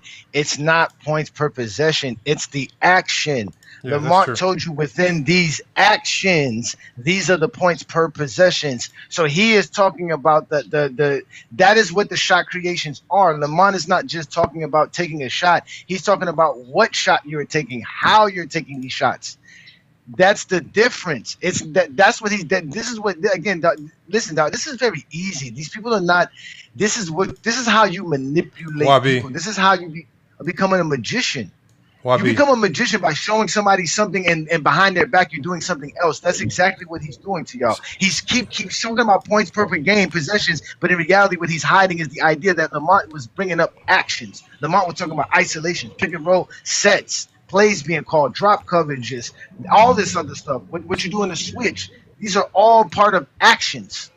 Johnny, I'm not gonna lie. You sound like YB this morning. Hold on. Let me read this to YB, and I want y'all to hear this. So, if what you're saying is correct, if Mez said that he doesn't think you can use points per possession to measure shot creation, so we're going to read what it says. It says yes. It says how Synergy uses points per possession for shot creation. Player type efficiency, because it breaks it down. Evaluates a self-created or self-derived possession like what? Pick and roll or ISOs by dividing the total points by total possessions, right? It says an extended Synergy glossary metric that calculates points per possession, including possessions resulting from a player's assist, blending, scoring, and passing generation. Exactly what we were talking about. And I says contextual tracking combines PPP with metrics like frequency, percentage to show how often a player engages in difficult self-creation versus spot up or play finished opportunities. So that's why I'm asking if Mez says that you cannot use points per possession to measure shot creation. My question is, where did he get that information from? Because that means he just had to make up a lie to justify a lie. So that's what YB was on. So YB, when he said these things, did he say where he got that information from, or did he just say he made it up out of thin air? Which is what I've accused him of in the past. He made it up out of thin air, but he did kind of just, well, I'm going to tell you what he told me. He said it's not up to him to evaluate whether these definitions are objective or not. It's up, it's where he's going off what you said. But it's different definitions for Herm. What different definition did I use for Herm? We didn't have a definition, so we didn't really know. Oh, go ahead, bro. So basically what he said was that because you were using definitions, you made a different definition for shot making, and that Herm was being vague the entire time. He's giving basically extra points for Herm. So this is what I said. So the only time that I defined shot making was in my closing. And this is what I said. I started my closing off by going back to the definition. Hold on, wait, Lamont. Did you just hear what YB just said? What did he say? You missed that. He said that to Mini Glock, the fact that Herm was more vague, that Herm didn't provide a concrete situation, he was more consistent. Basically meaning there was no way to rebuttal anything Herm was saying because Herm was being vague. Now, out of all the people online that we know have vague ways of talking when you have a conversation with it, who is the number one guy doing that, Herm? Lamont. No, who is the number one? I've accused Mez of that. I said he shot Mini Glock. Mini Glock. And the reason I call him Mini Glock, y'all, because when he first got on TikTok, his TikTok page was called Glock. They used to call him Glock. Right. That was his name. Then he changed his name to whatever it is now, and I've always called him Mini Glock since then because he's not as big as he thinks he is. These are very short men with very many muscles. They have many muscles. Hold on, YB. I'm gonna read this to you, YB. So this is what I said in my closing. So that's why I don't know why he went to my opening, because in my opening, I just gave the definition of shot creation. I didn't talk about shot making because I didn't know yet what direction Herm was going to go in. I kind of knew he was just going to go down the road of shot making and go down the wrong lane, but I'm not going to bring up unnecessary information if it's not been presented to me yet. So I didn't need to bring up shot making early on because one, that has nothing to do with the conversation, and two, I need to be talking about Damian Lillard. But in my closing, I said, as defined by NBA.com, I said shot creation is the ability to generate scoring opportunities against the defense through an offensive action. And then I said, shot making is the ability to convert that opportunity. So think about what I said right there, YB. If I said shot making is the ability to convert the scoring creation opportunity, how am I saying that they don't belong together? I'm literally just telling you, as I said early in the rebuttal round, I said shot making is just the end result. That it's just the end. We're not having a conversation about making the shot. This conversation is about creating the shot. How is it created before we get to the make? Facts, and that's because Herm is using field goal percentage, true shooting percentage, which doesn't tell you how they're making these baskets. They're not telling you anything. Exactly, they just tell you baskets were being made. That's not telling you how the shot was created, which is the conversation. Not about the shots being made, but the shots and how they're created. That's the conversation. They knew this. They just couldn't give Herm the L, because giving Herm the L to FYF destroys everything. They set up everything for Lamont to lose. The only person who can go up there and explain some illogical stuff for a loss is who? Mini Glock. That's why they let him be the Hold one on. to take What did YD? He said, I just listened, and Mans actually said he liked your argument better. First of all, death before dishonor. I truly and honestly don't care what he says to clean it up. I'm going to say anything to clean it up because it does look highly suspicious. The only thing that I care about right now is the fact that you lied. Why don't y'all ask him about the fact that he lied and said that I said verbatim that shot creation and shot making have nothing to do with one another? How about you tell him to go through the film and tell you guys where I said that statement? How about when y'all go re-listen? And because the only thing that I said in my closing was I said shot making is the ability to convert the shot creation opportunity. So even in my own closing, I said that they're connected. But we're not focused on the end result. We're focused on the creation part. That's the entire debate. And I don't know why I don't know why he's trying to say that I can't use points per possession to justify that when we just put on the screen that according to Synergy, points per possession is the best way to measure shot creation. That's why I'm asking Mez or whoever's listening, and I know they're watching it on secret channels, where do you get this information that you cannot private use? Discord, Lamont. They're in that private Discord. Yeah. My question is for all of them listening: what idiot in the Discord, what idiot in these back page channels told you that points per possession is not a way to measure shot creation? Who's led you astray with that bad information? The point that you made about Mesh said that you use free throw percentage in your shot creation definition, and that's where the Hold on. Because I told you YB because YB was on them, y'all. Like, we heard them. Remember, that was the misinterpretation that came in from Casual when Casual brought up the 44% per possession. That is only in true shooting. Lamont never used true shooting in any of his arguments. Hey, and YB, I'll play it. And matter of fact, even in the rebuttal, Lamont didn't use true shooting. He basically just said that they both had the same percentage, which is true. They both had 56. And watch this, YB. 0.3 better. YB, this almost confirms how I know they were in a Discord, because when Mez asked me that question, he says, I need to ask you a question before I make my decision. The answer that I gave, I didn't even mention true shooting one time. I only mentioned points per possession because that's the meat and bones of my argument. And it was funny that as soon as Casual started talking, he started saying, well, that incorporates your free throw percentage. He said it's by a 0.44. The only thing that 0.44 represents is in true shooting. So he's talking. He's having some type of sidebar conversation where they're feeding these guys Lamont. information, and they're convoluting things that I didn't use. So while I'm mentioning Lamont. points per possession, Casual is bringing up true shooting percentage, and I'll play it for you. And I want you to listen, YB. I didn't even mention Lamont. true shooting percentage. I want you to listen. What up, Johnny? Yeah, play the full opening round because the man's kept on pausing. Lamont, a foul ends a possession, so free throws are not a part of points per possession, ladies and gentlemen. No. That's what he asked me too. Man asked me that same question. No, He hold asked me on. is free throws a Hold part of shot on. The definition of points per possession is the point that you generate out of an action, right? So if I'm Damian Lillard and I'm in this pick and roll, and if I bounce past Yusuf Nurkic and Nurkic gets fouled and goes to the free throw line and makes 2 free throws, Damian Lillard as a shot creator helped generate those points because he made it. He hit Nurkic. But the reason it is calculated in. The reason it doesn't, Lamont, because again, a foul ends a possession.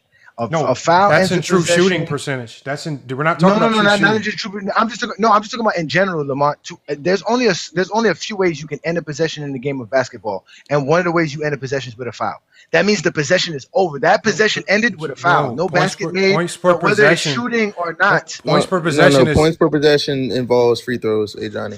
Yes, points per possession is about the points you generate on that side of the floor. So if Dame comes off a pick and roll, if the free throw is not done during a possession, then how can it count as a possession shot? No. What you're talking about, because if you get fouled in points per possession, that possession, if you get fouled and go to the free throw line and make those shots, it gives you credit as a shot creator for helping generate those points, right? Because your playmaking ability, you as a decision maker, helped get this guy open, and now he's going to the free throw line. Even you as yourself, if Dame comes off the pick and roll and he up fakes his man and gets to the rim, scores a layup and one, well, now he's helped.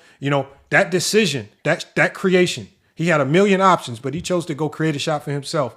That's going to apply towards his point per game along with the free throw. It's not like true shooting. Part of a possession. That's what I'm saying. I never heard of because you're talking about it in the sense of true shooting percentage. That's the logic behind true shooting. No, true shooting percentage has nothing to do with possessions. Nothing at all. Well, I don't know. True shooting percentage has nothing to do with. I'm just telling you what I know about points per possession. I just know that in your points per possession, true shooting has to do with your shot attempts. That's all it has to do with points per possession. Your points per possession is points by possession. Points per possession. So it has to end with a field goal. It has to end with a field goal. Points per possession only cares about the points generated on that when you go down on that specific trip. And they call it trips on synergy. Lamont, I get that. Lamont, why do you guys keep repeating? I heard what you said, but Lamont, that point has to be made by a field goal, not by a free throw. Because a free throw is not made during a possession. That's what I'm saying. That's what I'm saying. Okay, that's not true. Okay, I don't want to have this argument like we did with Spades, but I'm just saying that from my understanding, a foul ends a possession, and a free throw is not a part of a possession. That's my understanding. Foul does in the possession, but. I mean, I said no. I said free throw percentage was not a part of shot creation. No, now hold on. Free throw percentage. Free throw percentage is not in it. Free throws made are. Because missing a free throw, missing a shot does not hurt your shot creation. No, it's a caveat. Not only is Lamont using points by possession wrong because it counts for a basket made, but it's also a stat that includes free throws. So they're also trying to say not only is it bad for you to use it because you don't think you should be talking about shots being made, but on top of it, it's a stat that has free throws. I know that, but I'm telling you, this is their argument. I'm telling you, this is what they are saying. No, I don't care about what their argument. That's what I'm saying. No, but that's what I'm just trying. I'm just hoping letting y'all understand it because they don't understand that, Lamont. They think it's something. They are saying that you using points per possession, it should be used because you're talking about shots being made, number one. Not to mention, on top of that, points per possession includes free throws, which has nothing to do with shot creation. So it's a poor metric to use for shot creation. That's what they're saying. But has nothing to do with consistency. That should be a poor argument. No, what all I'm saying is, my whole point was, I don't give a damn if they personally feel it's a good metric or not. It's on Herm to tell the people that it's a good or bad metric. And if Herm was too stupid to call these things out, then why do we need judges jumping in as sidekicks to throw them a bone? If that's the case, let's just go on the presumption that they're right. Let Herm be stupid and lose the debate because he don't know. But again, they must have went into the debate thinking that Herm was stupid. So that's why they started throwing him bones that he didn't need. So again, this is still goes back to their reflection of Herm. Because if they trusted Herm, they wouldn't have needed to help him with this unnecessary odd judging at the end. They would have just let Herm's debate stand on his own. I mean, Because I feel like Mini Glock was being nice. Herm didn't go with the script that they gave him. You know, Herm's gonna do his own thing. Herm didn't go with the script that they gave him. They gave him a script. Herm did his own thing. Mini Glock was being nice with you. He told me he was gonna knock off basketball knowledge from you too. Like, it wasn't gonna be consistent. I don't care. He said. Okay, so hold on. Well, let's play the debate. What part of the debate did you want to hear where he said that I contradicted myself? He said so. He played the opening round, right? I told him, "Why are you pausing it? You know, just play the full No, thing." he didn't even play the opening round because he didn't play Herm part. Exactly. I want to hear Herm's part. I want to hear Herm's part of the opening round because Herm never brought up anything with Maz was saying. He never really brought up any contradiction to what you're saying. He never brought up. Herm brought up shot making. He didn't bring up Herm. He didn't bring up Herm because Herm in his first opening statement separated shot making and shot creation. YD. Yeah. That's the funny part. In Yeah, Herm's that's why opening he didn't do statement, that. Herm told everybody that Kyrie Irving was a great shot maker, and he separated the two as well, and then proceeded to use stats and numbers to support. So again, if this is their logic, they would have dinged me and Herm for it. But you see, they didn't ding Herm for it.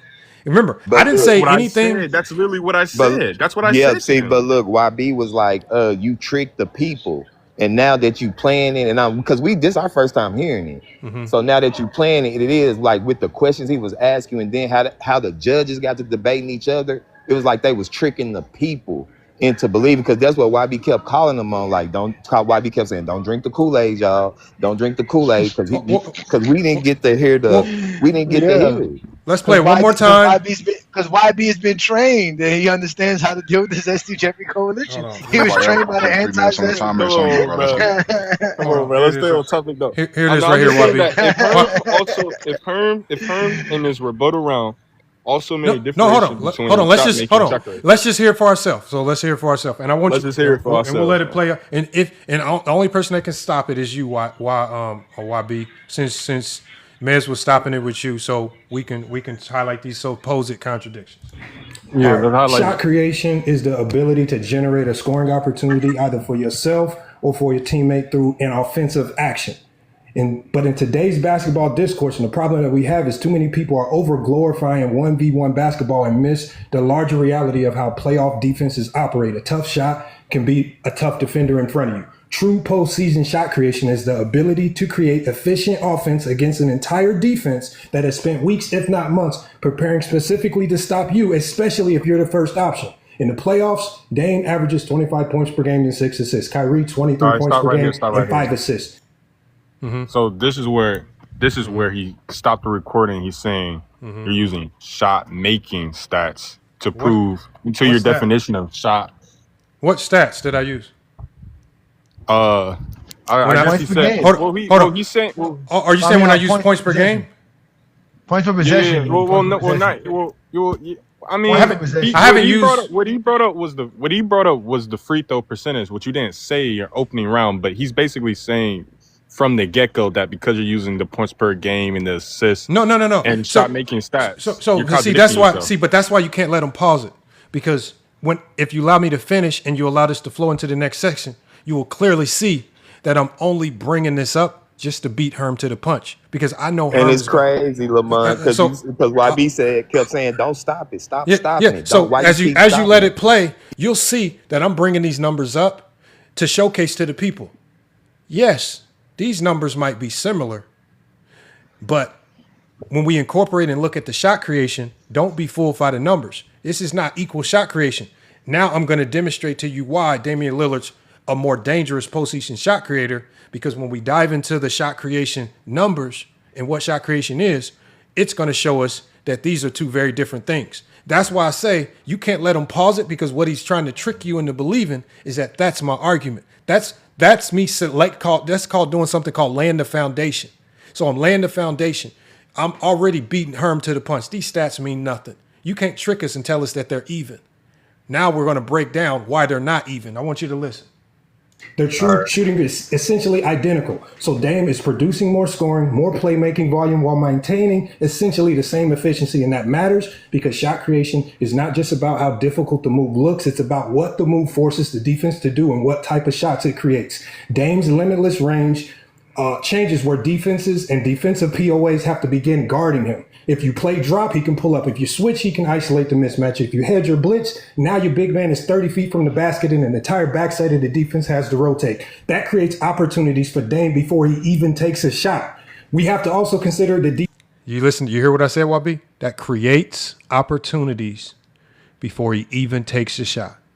But he stopped. See, he stopped it before you said that. He stopped it exactly before you said He that. To try to stopped say it like that he because wouldn't play it.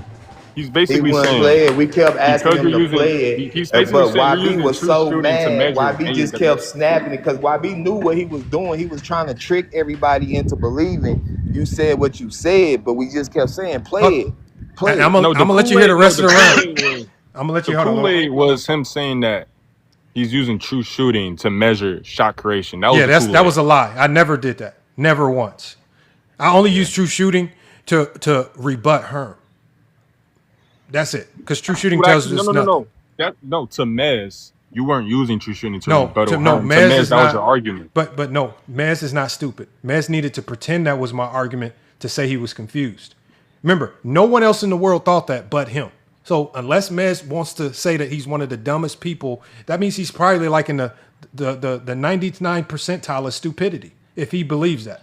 So unless he wants to put himself in that category of stupidity, that's really Like stupid. Johnny said, he mucked it up at the end to get everybody confused. You know I what I'm want y'all to saying? listen. Like you. See, because y'all didn't hear what he tried to cut off. So I'm gonna play it some more. Because remember, he's now like I'm gonna let y'all hear it in full. But I'm gonna run it back 10 seconds so we can hear it in full. Dame's limitless range changes where defenses and defensive POAs have to begin guarding him. If you play drop, he can pull up. If you switch, he can isolate the mismatch. If you hedge or blitz, now your big man is 30 feet from the basket and an entire backside of the defense has to rotate. That creates opportunities for Dame before he even takes a shot.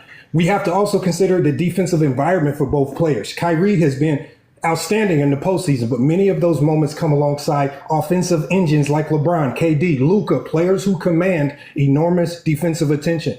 For most of Dame's postseason career, he's been the primary ball handler, primary scorer, and the first player on the opposing team's scouting report. And despite Dame carrying a larger shot creation responsibility as a first option, Kyrie as superstars around him as relief valves, Dame still has an efficiency advantage in almost every offensive action on the basketball court. Dame scores more, he assists more, he generates more pressure at the rim. From the three, he creates more free throws and he forces defenses to defend significantly more space. So when I say Dame is the more dangerous postseason shot creator, I'm not arguing that he has more dribble moves. I'm arguing something much more important. Dame forces playoff defenses to make more concessions. You have to pick them up earlier. Playoff teams, opposing bigs, have to defend further from the basket. The help has to come sooner. The rotations become longer. The switches are more vulnerable and the traps create more 4-on-3 situations. Kyrie can make an extremely difficult shot after the defense has done its job. Damian Lillard can force the defense out of its preferred structure before the shot is even taken. And in the postseason, where defenses are specifically designed to take away what you do best,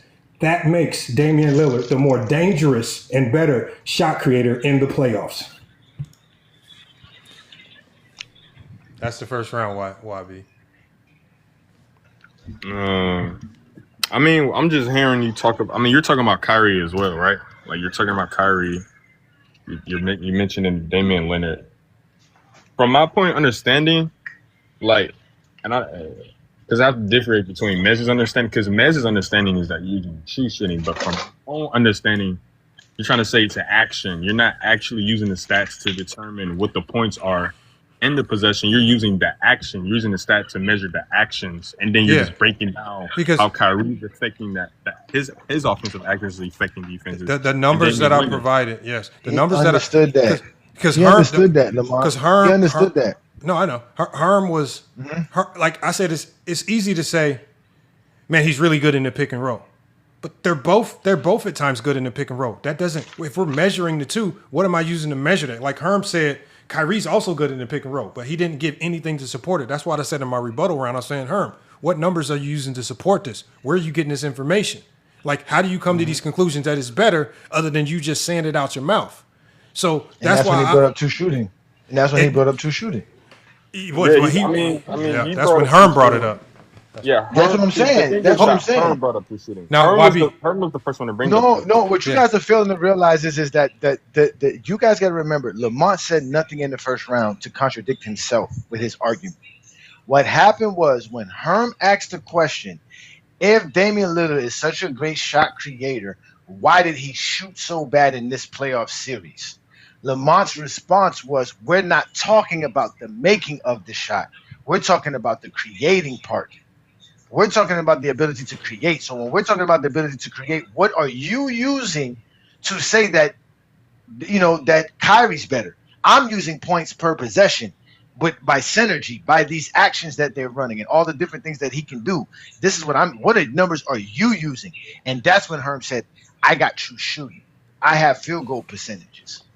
And this is you see what I'm saying, Lamont? You see what I'm trying to say? It was in the rebuttal round that he tried to use against you because your rebuttal was so good against it destroyed everything Herm had to bring to the table.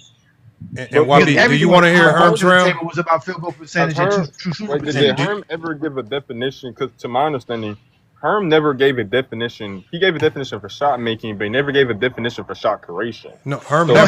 Herm didn't nothing for neither.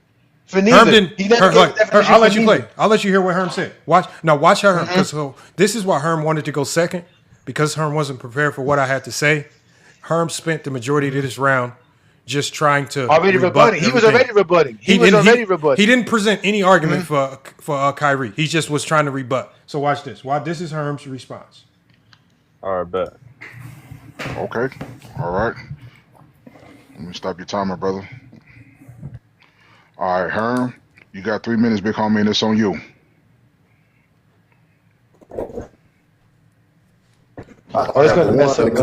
It's easy to counter. Hold on. Let me stop your timer, brother. You lagging. I don't know what's going on, but it's just like making you cut in and out, and I want to make sure you get a fair chance to get your stuff off. You know what I'm saying? So, okay. All right. So let me start. Let me give you about 2 minutes left. Actually, let me see if I can give 2:30. Go 2:30. I don't even know what I left off on, but it's all good. We're gonna make it work though. Okay, we can't give 2:30. We'll just give you because he did start out at the 3 minute mark. All right, Herm, you good? Sound check. Y'all hear me? I'm good. Yeah. You good right now? All right. Start over from the top, please. All right. Here we go, Herm. Just to counter what FYF said off the top, it's easier to counter what Dame Lillard brings offensively in the postseason, especially in the postseason. We've seen that with the New Orleans Pelicans, and we've seen that with the Golden State Warriors in 2018 and 19 to the point where that day, all they essentially did was travel, blitz real hard and make it difficult. And he shot some of the lowest percentages that we ever seen when it comes due to the fact that he doesn't have the in-between game like a Kyrie have in the mid-range. He's not as great as a finisher at the rim as a Kyrie Irving. Hell, he's not even a more difficult shot maker as a Kyrie Irving that we obviously been seeing throughout their careers. Dame, yes, he hit us with the Dame time and surprised us with. I'm bad. You heard what what he said, y'all. You heard what he said, y'all. He used shot making as an aspect of shot creation. Mm-hmm. Right? Did you hear that? YB, did you hear that? Yeah. Did y'all hear that? So Herm Herm was the first one to bring up shot making. Shot making, yes. Here, I'll let you run it back one more time so you can hear it. Watch this. Not only did he bring up shot making, the actual word, he also brought up field goal percentage. You heard him talk about field goal percentages. So you heard him talking about field goal percentages and shot making. Go ahead, play it again. We ever seen when it comes due to the fact that he doesn't have the in-between game like a Kyrie have in the mid-range. He's not as great as a finisher at the rim as a Kyrie Irving. Hell, he's not even a more difficult shot maker as a Kyrie Irving that we obviously been seeing throughout their careers. Dame, yes, he hit us with the little Dame time and surprised us with some key shots. But when it mattered the most, we seen him falter due to when he played against the great defenses and the great teams. He easily is neutralized, and we've seen that. That's why against the Pelicans he shot below 39%. That's why against the Warriors he shot below average as well. But with Kyrie Irving, he's a great finisher at the rim. Can finish with either hand. He has some elusive crossover moves that he can get to the basket at will. He can stop. You say pause? Yeah. What was being said here is that first off, he mentioned that I guess to make it worse for Damian Lillard, he had to mention that the Warriors team was injured. I don't know how that holds relevance, but he mentioned that the Warriors team was injured, and then he basically said you rebutted to that by bringing up the true shooting to prove that Damian Lillard can play great against good defenses, and that's where the contradiction was at. Yeah, but when did Listen, that's Lamont's my never going to rebuttal. bring up true shooting. First of all, Lamont only brings up true shooting once, and it was just to say that both of those guys in the playoffs shoot 56% true shooting. He never brought up true shooting. Lamont never used true shooting in his argument at all. At all. It was never part of Lamar's argument. At all. Herm finna say it right now. Herm finna say it, then Lamont gonna rebuttal to it. Herm finna say Herm's gonna get to say what he has to say because this is Herm's second round. So We're talking about the second round. I'm talking about something that happened. The third round is gonna be a back and forth, meaning you get to ask the question. Herm is gonna be the first one. He gets to ask Lamont the first question. The first question will be about how Damian Lillard shot in a playoff series. Lamont will bring up how this is not about shot making. We're talking about shot creation. When he asks Herm, what stat are you using or what number is you using to say that Kyrie Irving is better? I'm using synergy with the data as far as these actions. We're talking about these actions. What action data do you have? Because he knows Herm doesn't have synergy information. So that's Lamont putting Herm on the spot in the middle of a debate. If you don't have the synergy data to say this, then you don't have no data to say that Kyrie's better. What data are you using? And that's when Herm brought up field goal percentage again, and he brought up true shooting.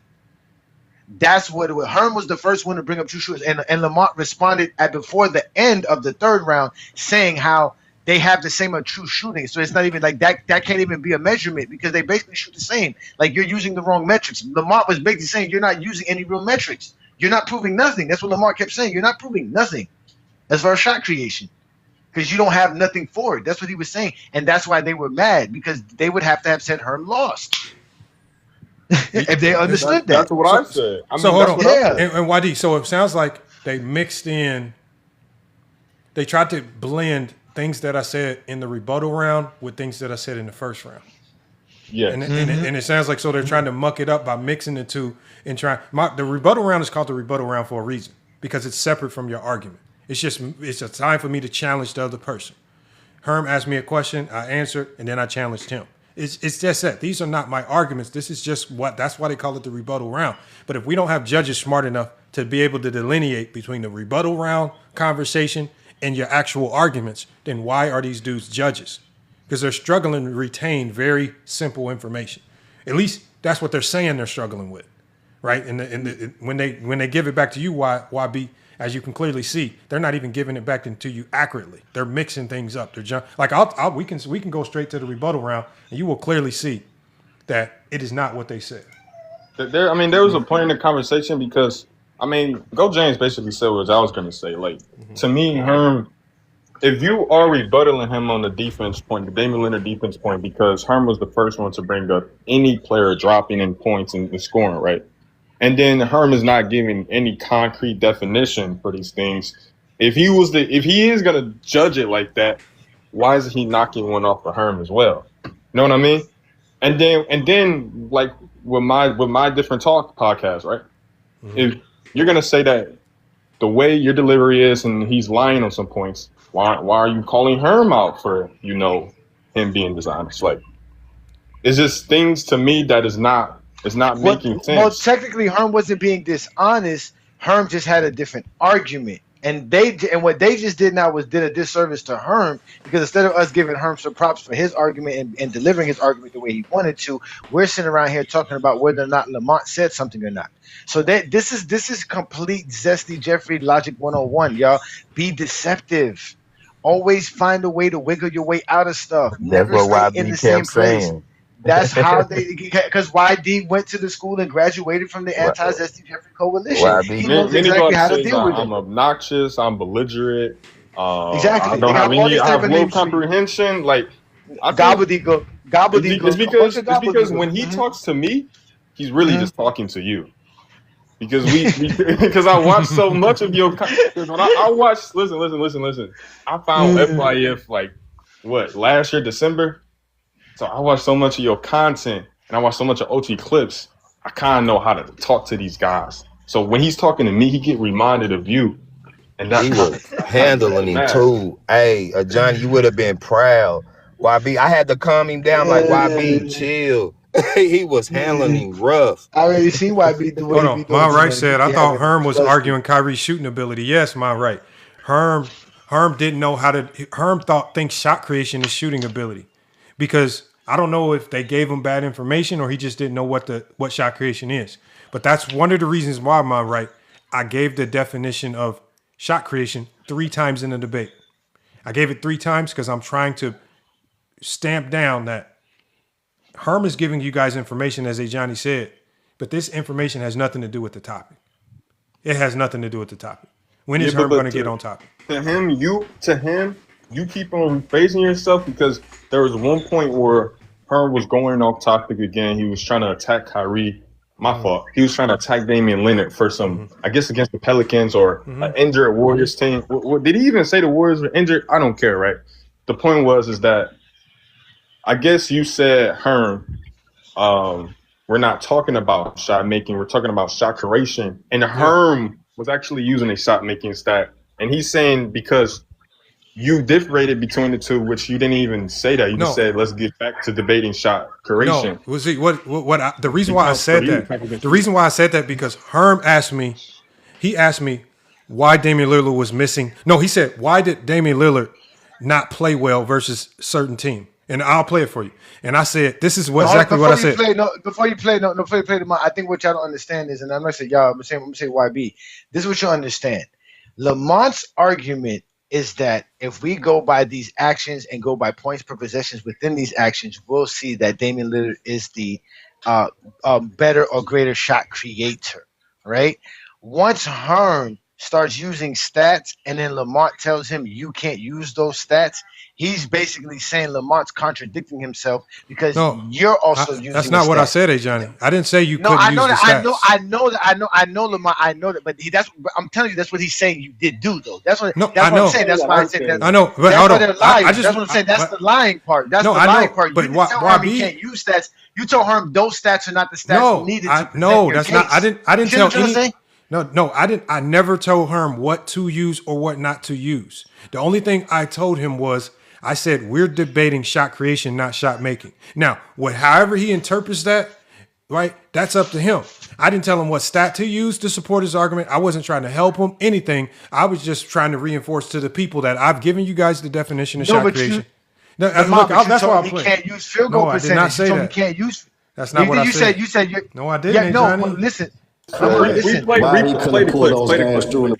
Look, I'll play it for you. Lamont, play your response to his question, Lamont. I'm playing it. Play the rebuttal round. This is the rebuttal round. There you go.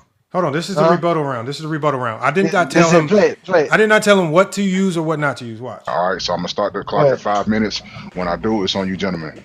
I'm going to start off with a question, Lamont. If he's so much of a dangerous shot creator than Kyrie Irving, why in 2019, in games 2, 3, and 4, that the Portland Trailblazers was up 15 or more plus points, and Damian Lillard and his team could not bring those games home? If he was so much of a dangerous shot creator, why he couldn't pull those games through in the Western Conference Finals, especially Golden State was hobbled and injured throughout that series in 2019? Here we go.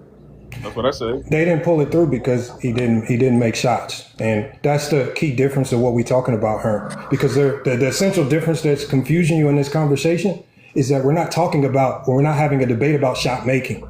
Shot creation has a specific definition, and I'll read it to you one more time so we can stay on track before I ask you my question. Pause it. Right there, Lamont, you're basically telling him we're not talking about shots being made. But you're also talking about points per possession, which requires shots to be made. But that's not what you're going to elaborate to him. Yes, we understand that shots have to be made for creation. But that's not what that means. But that's what you said. What I'm telling Herm is, you're asking me about a bad game. You're isolating one game where you can say a player had a low field goal percentage, and all I'm saying is, and this is why I said I'm reading to the definition to you again. I said shot making. There's a lot that goes into shot making. I said we're not talking about the making of the shot, the conversion of the shot. I said we're talking about the shot creation. I said stick to that because I'm trying to get them back to the true definition of shot creation. Now this is not to say this is hold on, Adrian. This is not telling him. This is not telling him he can't use certain stats to support any element of shot creation. This is telling him that if the only thing that you can run to is the end result, making or missing shots, and trying to say that a player had a bad field goal percentage, and you are trying to define that as shot creation, by definition, that is not shot creation. That is not what is used to measure shot creation. That's my point. That's what I'm saying. That's what you're saying. You're basically telling him. No, you're telling him. You're telling him. Lamont, you're telling him that you're using field goal percentage. I'm not telling him anything. You're wrong. No, yes, I'm you not. are. No, I'm not. Yes, because that's his argument. His argument is the field goal percentage. Lamont, that's his field goal. That's Herm's argument. No, Herm's argument. So Herm's whole argument was built around trying to identify what he defined as bad games. Right? That's bad all games it was. are missing. Lamont, he's talking about missing shots. He's talking about missing. And that's these guys aren't taking notes on Herm though. You have to realize that. They're not taking notes on Herm. Again, it's not my job So to why tell. why they gotta take notes? They gave him the notes. It's not my. Take notes? It's not my job to teach Herm basketball. It's not my job to tell Herm, you're using the wrong metric. Use points per possession. It's not my job to steer him in the correct. That's not what I'm saying. You're saying that, Lamont. No, you didn't. I'm not telling him you told him what to use. But I'm telling you that's why you went to the question of what are you? That's not why I went to the question. Because if you're that's not why. What is he using?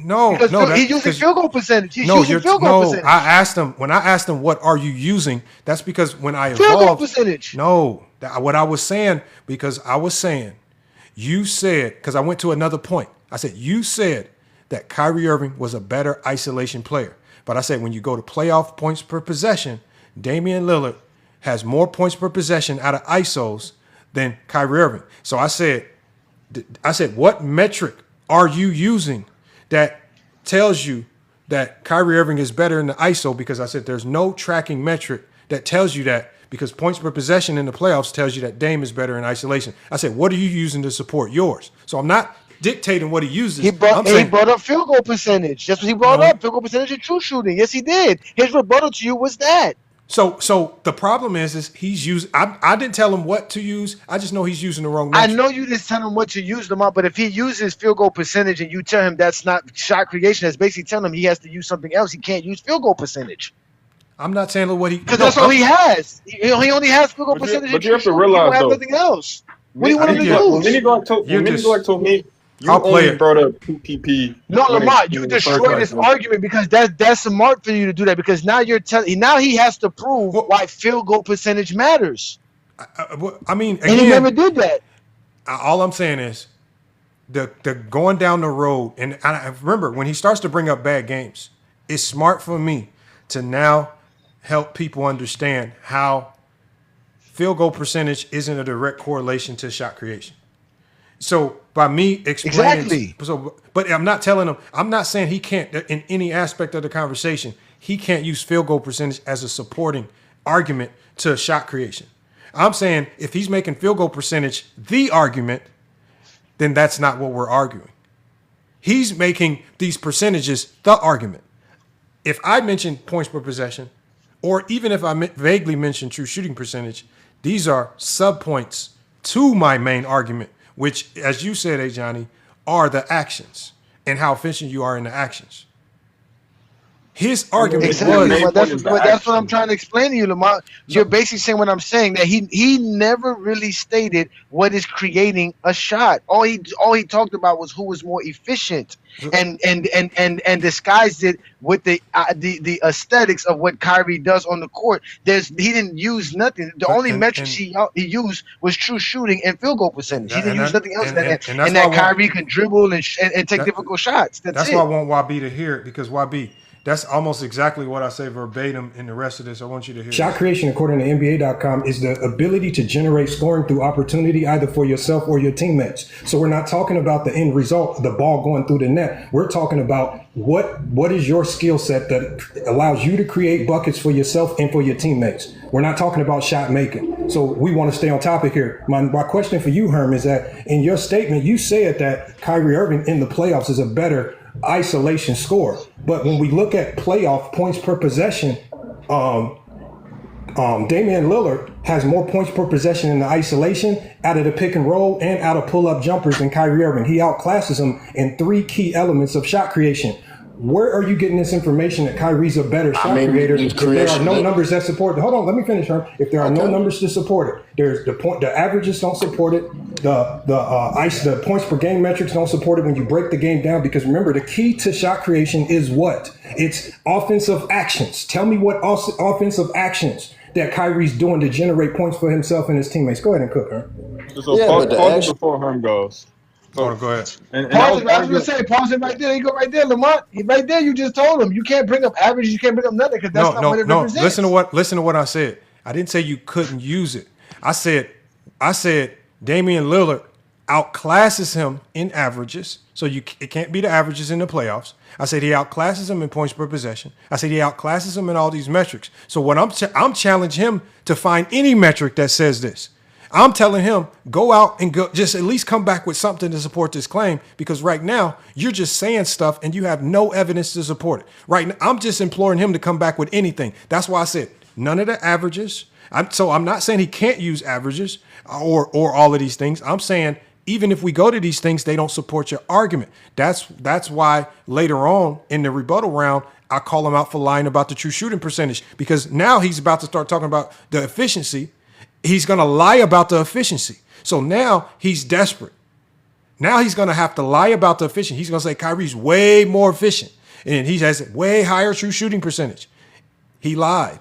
And then that's when I call him about that. So even when he goes to using those metrics, he lied about those. And I knew he would have to lie about them because I've already looked them up. And Dame outclasses him and everything. So I didn't care what he went to get. Call him out. I think because you didn't call him out right then and there, saying, I guess, out your mouth the exact words you lied, they're going to misinterpret that. I did. You got to listen to the Herm rest. Lied. Hold on, watch. I want you to watch. That you were speaking of with Dame Lillard is essentially why he have his moments that he struggles in the postseason to shot create, because he's very predictable. It's either he's going to pull up for a logo 3 or he's asking for a high screen to roll. So it's not like they run a complex coverages for Dame Lillard to be able to show his ability to shot create. Kyrie Irving, time and time again, when his team's offense is stagnant, when they need a bucket, when they need some offense going, Kyrie Irving showed up for each of his teams that he played for, especially when he was alongside with LeBron and alongside with Luka Doncic. Yes, you try to use the number 1 option thing against Kyrie Irving, but the thing was Kyrie Irving was asked to do number 1 option things when his team needed him the most. So with Kyrie Irving, with his skill set and what he brings to the table, with him having the ability to finish over taller defenders, to be able to deal with the contact of more physical defenders, guys that we've seen Dame Lillard tend to struggle with. That's why he does settle for a lot of long, difficult threes, in which that hinders the Portland Trailblazers. That's why they underachieve at moments in their career. But when it comes to Kyrie Irving, with him being able to be a more complete offensive player than Damian Lillard, yes, he can shot create better and be more consistent. That's why he is more efficient. That's why he does shoot a higher field goal percentage. That's why he does have a higher true shooting than Dame Lillard when you look at their playoff careers. Yes, Dame Lillard got a large load due to being a number 1, but when it comes down to it, the numbers are still not far apart, which you allude to in the first round. So when you look at it, Lamont, yes, Dame Lillard had more responsibility being a number 1 option, but when we look at the numbers in which you very highlighted in the first round, they are very close and very similar, just that Kyrie is more efficient and Kyrie have more ways to operate and score more than Damian Lillard. So that's what essentially makes Kyrie Irving the more difficult shot creator. And again, that's where I'm struggling with you, Herm, because there is no metric, especially when we go to the playoffs. If we were talking regular season, maybe you would have a stronger case. But when we go to the playoffs, the efficiency goes to Damian Lillard. You said Kyrie had a higher true shooting percentage. They have essentially the same true shooting percentage at 56%. It's not higher, exactly the same. And Dame has more shot creation responsibility. And then you said he struggles when he does it against elite defenses. When in 2019, when he went up against the OKC Thunder, one of the top defenses in the league, he blitzed them. In 2014 versus the Houston Rockets, not only did he shoot 48% from 3, those deep threes were falling. It's the same percentage that he shot versus the OKC Thunder, 48% from the three. He was shooting over 60% in true shooting percentage against some of the best defenses in the league. We can go down the list, right? 2016 versus the Golden State Warriors. This is a team that won 73 games. Damian Lillard is barbecuing this team, extremely efficient. So again, it's how you selectively avoid the best defenses that he faced. And you didn't even talk about how when he lost to New Orleans, and I'll address that since you mentioned that. You see how you're talking about field goal percentage and true shooting percentage? Because that was Herm's argument. That's your rebuttal to him, because you're explaining to him, well, I can go to those numbers too. Those numbers don't really represent what we're trying to have. I understand what you're saying. I get that. But for them to say that you were the one to use that is also false. But like I said, you're putting Herm on the spot because you're telling Herm all you're talking about is field goal percentages. This is not representing of shot creation. You, like you said, you have to go to the actions to find out who's the better shot creator. That's basically what you're trying to tell him. That he has to do that. He has to not go that to, smart, to though, the metrics. because Mini Glock is so dumb, he's not going to be able to connect the rebuttal to what Lamont is saying from the beginning. So to him, he's basically just saying, well, because you did not call out Herm in that moment, he mentioned, the Golden State Warriors point and the Pelicans point and the efficiency point, and that instead you just went to the Thunder point, the 2016 Thunder point. He's basically just saying that was your argument and it wasn't a rebuttal. What do you mean? No, I didn't go. I did rebut. I said the first thing I told him was, one, you lied about the efficiency metrics. Kyrie's not way more efficient. They're essentially identical, right? Even Herm agreed. He said, you said in the opening that the numbers were similar. Yeah, those numbers are similar, but those numbers, as Johnny said, don't mean anything. Just because the numbers are close doesn't mean they're close as shot creators. That's why in my opening, I explained the difference between them as shot creators based on the actions, right? So I gave them to do it right. Like you have to, to them, you have to say, all right, Herm, you lied. Or you have to make it to a point where it's obvious that you're still talking about what you're saying from the beginning, which is that we're talking about shot creation. When Herm, even Herm himself said that Damian Lillard is a better shot creator, but because you kept on harping on the point that Herm is talking about efficiency and field goal and shot making because of the Kyrie point that he made in 2024 or whatever, they're saying that was your argument, if that makes sense. No, but YD, my thing is, and this is what I don't like about all of this. I'm not going to allow people to play stupid. These debates, remember, they've been watching these debates for the last 3 weeks. Johnny didn't have an issue with understanding the rounds, the format, how to delineate between someone's argument and rebuttal. Johnny didn't struggle with it. The new debater didn't struggle with it. Casual didn't struggle with it. Only time people seem to struggle with very simple things, like when Zod debated My Talk is Different. They said My Talk lost because he didn't rebut Zah. They didn't confuse what Zah and My Talk was saying in the rebuttal round as their arguments. They called My Talk is Different out for not properly rebutting. He said you ignored what he said. So I know that they know the difference. When you start to play stupid and play ignorance, that's even worse. So I'm not going to let people ride with the excuse of stupidity. I didn't know. I got confused. You confused me. That's just a cop-out right there. That's just a cop-out. And to say that, so no, that's what makes it more egregious, is that I know you understood and you pretended to not understand just for the sake of saying I was wrong about something. You made up a statement that I never said. He said that I said that shot creation and shot making are two different things. I never said that. I furthermore say in my closing that shot making is the end result of shot creation. So I'm telling you right there that I know they go hand in hand with one another. I'm not separating them. I just know that the confusion was that I think the confusion was to them when Herm responded to your little points per possession or whatever that point about the isolation, right? Mm-hmm. I think to them Herm was attacking Damian Lillard's shot making to them, right? And because you're rebuttaling that they think you were making an argument on shot making, but in reality you were making an argument on shot creating, and they're trying to confuse Herm points with yours. I think that's what happened. In the debate. I told him that. I said you're confusing my rebuttals with, And I don't think it was. I think they did it on purpose. I said you're confusing That's what my I'm saying, rebuttal y'all. with my Again, argument. YB, this is why you graduated. You should know this better. This was done on purpose. This is what Mini Glock does best in any conversation you have with him. He'll take one silly thing. That's the same thing he did when we was on Score Society. Remember? He was stuck on harping on one thing. Why did you say this? And every time he was like, bro, let's get past that. Let's just move on. Let's just talk. He was like, nah, I want to know why you didn't stay on this.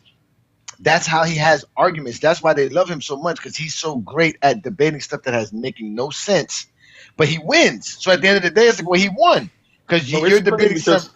when I was talking to Mini Glock, he accused me of doing the same thing. He says YB loves to hear himself talk, but aren't you loving to hear your own self talk? I mean, I guess we the same person. I literally told him, like, aren't we the same person? We both love ourselves to hear ourselves talk, because when you go down to it, he's talking about nuance. He's talking about things that don't matter. These are just nuance to the debate. This isn't what the debate is about. It's a fact. The fact is point. this, That's the Lamont. point. Lamont, this is the fact. And shout out to Herm. You know, this is nothing against Herm. I just know how Herm operates. Herm got a script given to him, and he didn't follow the script, and that's what got Mez upset. Because Mez was like, "Damn it, he followed the script. I could have voted like how I wanted to vote, but now I got to make up some shit." And he made up some shit. That's why he's like, "Let me ask a question, because now I'm about to be zesty, because I'm just about to ask some shit." Lamont answered this question concisely. There should have been nothing to be said afterwards. He'd be like, "Okay, thanks for that answer. This is my vote." But no, he had to explain himself on top of it, create a whole argument, so that now he could, like Lamar said, he already knows he's wrong, because consistency was not what he should. What he should have said, your strength of your argument was bad because you used points per game, and that wasn't a strong enough argument, especially when you contradicted yourself later about it. But that's not what it was. He just had to bring up anything. We got Chris in here. Tell What's me, good, man. Chris? Yo, what up, man? Man, Hoops was there. Hoops was there. Hoops heard the whole thing. I wish Hoops I wish you should have recorded it, bro. He got it recorded. He got it. They got it. You got the whole recording between me and. I think I got most of it. Okay, we can review that later. Then I don't know. Man, I ain't gonna lie though, bro. Mm-hmm. That dude Casual was like, "Hey, f these guys that's questioning the integrity." I'm like, "Hey," I had typed in the chat like, "What?" with the question mark, like, bro, y'all dudes out here playing around, bro. Nobody's out here trying to debate people and then just get played with, my nigga. Like, y'all gotta stop that stuff, man. And like I told Mez, bro, I think the whole damn debate was what I had told him, YB. What you talking about? When I told him how terrible the debate was, not as in, you know, the things that they said. I just thought that the judges were not, you know what I'm saying, looking at it the right way, because there's nowhere in the hell you get both of the debaters twos all across the board, and then when they get to the damn sensei, the last guy, now it's something different. Oh, well, you know, I gotta ask him this question, and man, come on with that dumb stuff, man. When you want basically when you get to like the biggest, when you get to the main event, now you want all the attention. So you're gonna rank it another way to try to play around with, you know, the criteria and the judging instead of just be objective. You're basically saying that, you know, he wanted all the attention. The reality is that, and it's unfortunate that Casual got himself caught up in this. And I honestly don't care, because that's just crying about your feelings. He can say F all you want. I mean, again, it doesn't affect anybody. It is not going to stop me from addressing it. Just like I addressed it with YD, because he for damn sure didn't come over here and say F anybody that is calling out the integrity of Fade in them channel. Right? I'm just calling out what I see exactly as is. I mean, who did go out fourth quarter though? He was like, fourth quarter wasn't it calling it out? No, what I said was this right here. Like, think about the debate, and you've seen our debates on FYF on YouTube, right? And when somebody comes up there, you know, we bring people up, and we're trying to bring people up to explain who won and why. If somebody comes up there and starts injecting their personal feelings, I kick them off the panel and say, your vote can't count, because I don't care how you feel. You can only debate what these two people are talking about. And as me, as a host, it's my job to moderate that. I have a host. I'm there to moderate the judges to a certain degree, right? And so when people start doing things outside of the bounds of what I think the rules are, then I'm going to step in and say this is not even allowed. But mid debate, like first of all, every single week that he's done the debates, and I know he's doing a lot of trial and error trying to figure it out, but it's been changes. First, it goes from the chat voting. Well, because all of the Jordan fans lost with the chat vote, they cried to Steez, and now Steez said, let's bring on 2 judges, right? Then he has Mez up there out of all people, which is, he says, I'm bringing up non-biased judges. And there's nobody on this platform that looks as Mez as non-biased other than his own base, right? So he didn't even consult with the larger content creators about that. He just consulted with other Zesty Jeffries about it, which I'm not knocking him for that. If that's who he chooses to associate with and get information from, have at it. But it was already a bad look just to bring Mez on. It did look more balanced when he brought Giannis up to debate. So they kind of counterbalanced each other and kind of hold each other accountable to a certain degree. But then this week, I thought it was going to be rotating judges. So now it's no longer rotating judges. Now you have Mez back up, as if there aren't other credible people in this circuit. Not only do you have Mez back up, now you have 3 judges. So now you add Casual in, who another guy who we don't consider neutral, pretends to be neutral, not neutral. And then you have a new guy that no one's ever seen. So we don't even know where he came from, if he's biased or not. We just have to go off the word of Steez that I vetted these guys. If vetting is talking to other Zesty Jeffries, then how is that vetting? If vetting is talking to All Ball, Big Assassin, Big Shot Bo, how is that vetting? He didn't ask me about these guys. Who is he vetting these guys with?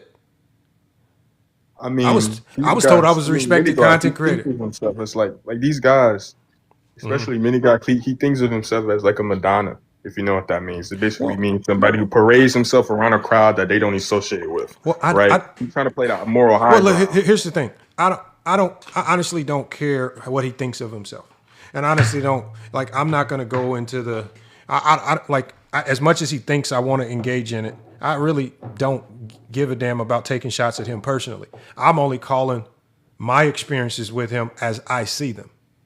And if I'm wrong about something, as I've done with Mez before, I apologize. He's seen that in 4K. He don't have to accept it. But in this particular instance right here, I have enough information here because Mez clearly said that I contradicted myself on something that I never said. That was never said. So now we have to go. Now he's ascertaining or he's drawing a conclusion based on things he didn't understand. And none of the other judges, other than the one new guy, stepped up and said anything. Steez didn't step up and say anything and say, we can't do this. So what am I supposed to do?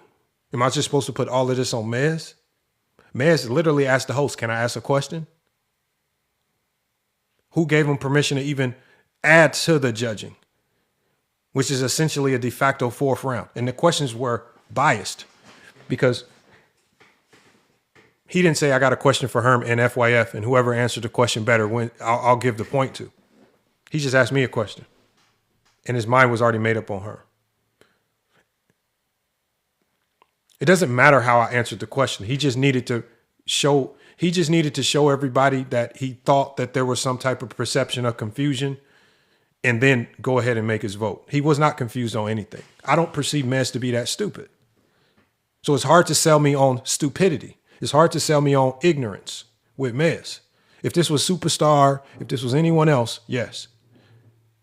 You cannot tell me that you're that intelligent and you struggle to understand a basic basketball conversation and basic rebuttals. That's all I'm saying. Do not play stupid. Don't pretend to be stupid.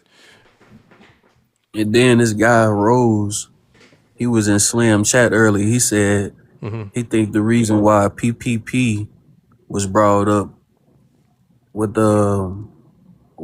I think he was talking about shot creation because it's some type of correlation. You know, I'm not too. It's a correlation to scoring. They're saying that you're using scoring stats for shot creation. Yeah, but It doesn't matter what I'm using. I'm using, first of all, I literally told him, I said, since you don't understand, I said, synergy measures shot creation with points per possession. I said, why do we use points per possession? Because we have to measure how good you are in these actions. How are you generating points in these actions? The overall point wasn't the metric that I used. The metrics that I used were side points. They were just points that assisted the strength of my argument. And so basically they got mad because I said that Damian Lillard, when you go to ISO points per possession in the playoffs, he excels past Kyrie Irving. You can't defeat that. They don't have a script for that. There's no information, right? When I tell you that he led the league he was top 10 7 times in points per possession out of the pick and roll, how do you defeat that? It's a fact in the playoffs. You can't defeat it, right? So now the only way to defeat it is to play stupid. And then try to dictate. Remember, they tried to tell me what I can and cannot use. First of all, if I can or cannot use it, the onus is still on Herm to call it out. Herm is supposed to say, you know what? Well, you're misrepresenting, you're misusing points per possession. It's not on a judge to go be a de facto participant and then try to help Herm, because Herm didn't do his job in the debate. Right. That's all that happened. They felt like Herm didn't do a good enough job, so they tried to help him after the debate. That's it. The only reason why you would ask me questions singularly is because you think Herm, because you're asking questions or you're bringing up arguments that the only person who should have questioned points per possession would have been Herm. Why is a judge questioning my use of points per possession if Herm couldn't counter it himself? And that's what I was telling them, bro. Like the whole damn debate. I think that's what I told them. The whole debate was just disingenuous, bro. Cause ain't no way you sitting up here asking these questions after the debate over, trying to make it seem like something was said out of context, or you don't know why something was stated. Like, bro, man, dude, just he says, GY says a judge can criticize your arguments.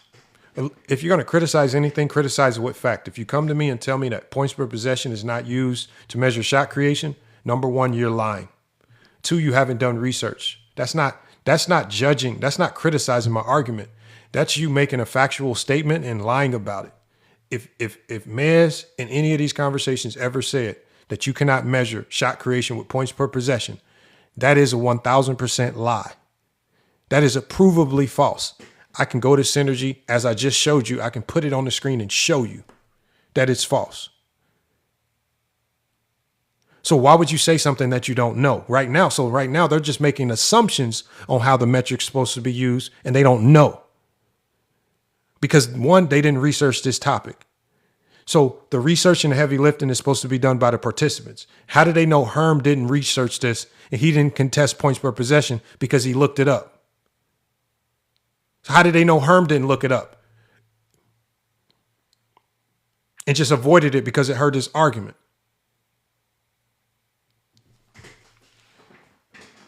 He said the point was you were using shot making stats. First of all, GY, the fact that you guys have to lie and create a new category called shot making stats. There is no such thing as shot making stats. I never told, like, again, you guys are creating things as you go.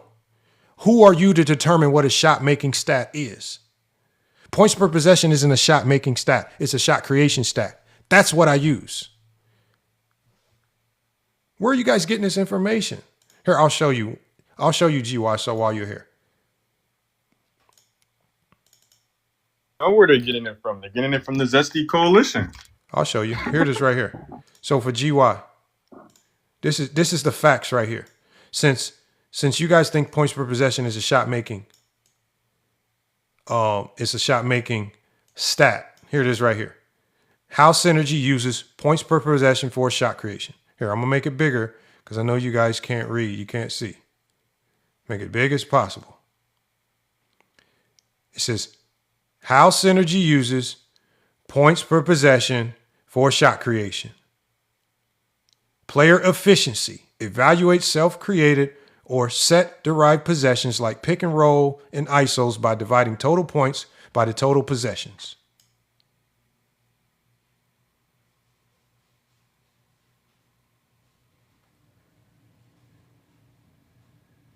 GY. So who told you that this is a shot making stat? And ask them the same question that I asked her. Where do you get that information from? Other than just making something up on the fly. Told you they make stuff up, GY. I don't know why you run over here with misinformation just to look dumb. He said it's talking about points scored. Oh my God, bro. Y'all are stupid, man. It's just hopeless. You don't have to. It's like I said, right? They try to make it seem like it's not Crips versus Bloods, but to them it really is, because when you hang around guys like All Ball, Mark Tittle, they're gonna make it like that. And these guys they're gonna send them over here to, just try to murk up the conversation or try to troll you in the comments. It's not really worth responding to at all. And we already know guys like Rose, guys Rose? like GY. I'm trying to figure out who's Rose. Who's Rose? Do I know these dudes? He's a part of Plato's friend group. Man, that's you remember that day you was over there on JJ's live? And them little young dudes that was trying to go with you? Talking about what that conversation was about. They're just young guys. They're just young zesty. Oh, I might have been talking. Yeah, I don't remember who it was. I only remember, I think I might have been, I might have been on JJ's panel, but I just don't remember who I was talking to. You don't understand, though. It was, what the dude's name is, Rose and Juan and all them. It was about the gravity conversation. Yeah, the Steph Curry gravity. Fake terms and all that. Oh, yeah. But to them, you are like, because you already said it before. Mez is like the head honcho, and to them, you are the head honcho. And everybody who was a LeBron fan is like a sub-ordinate under you.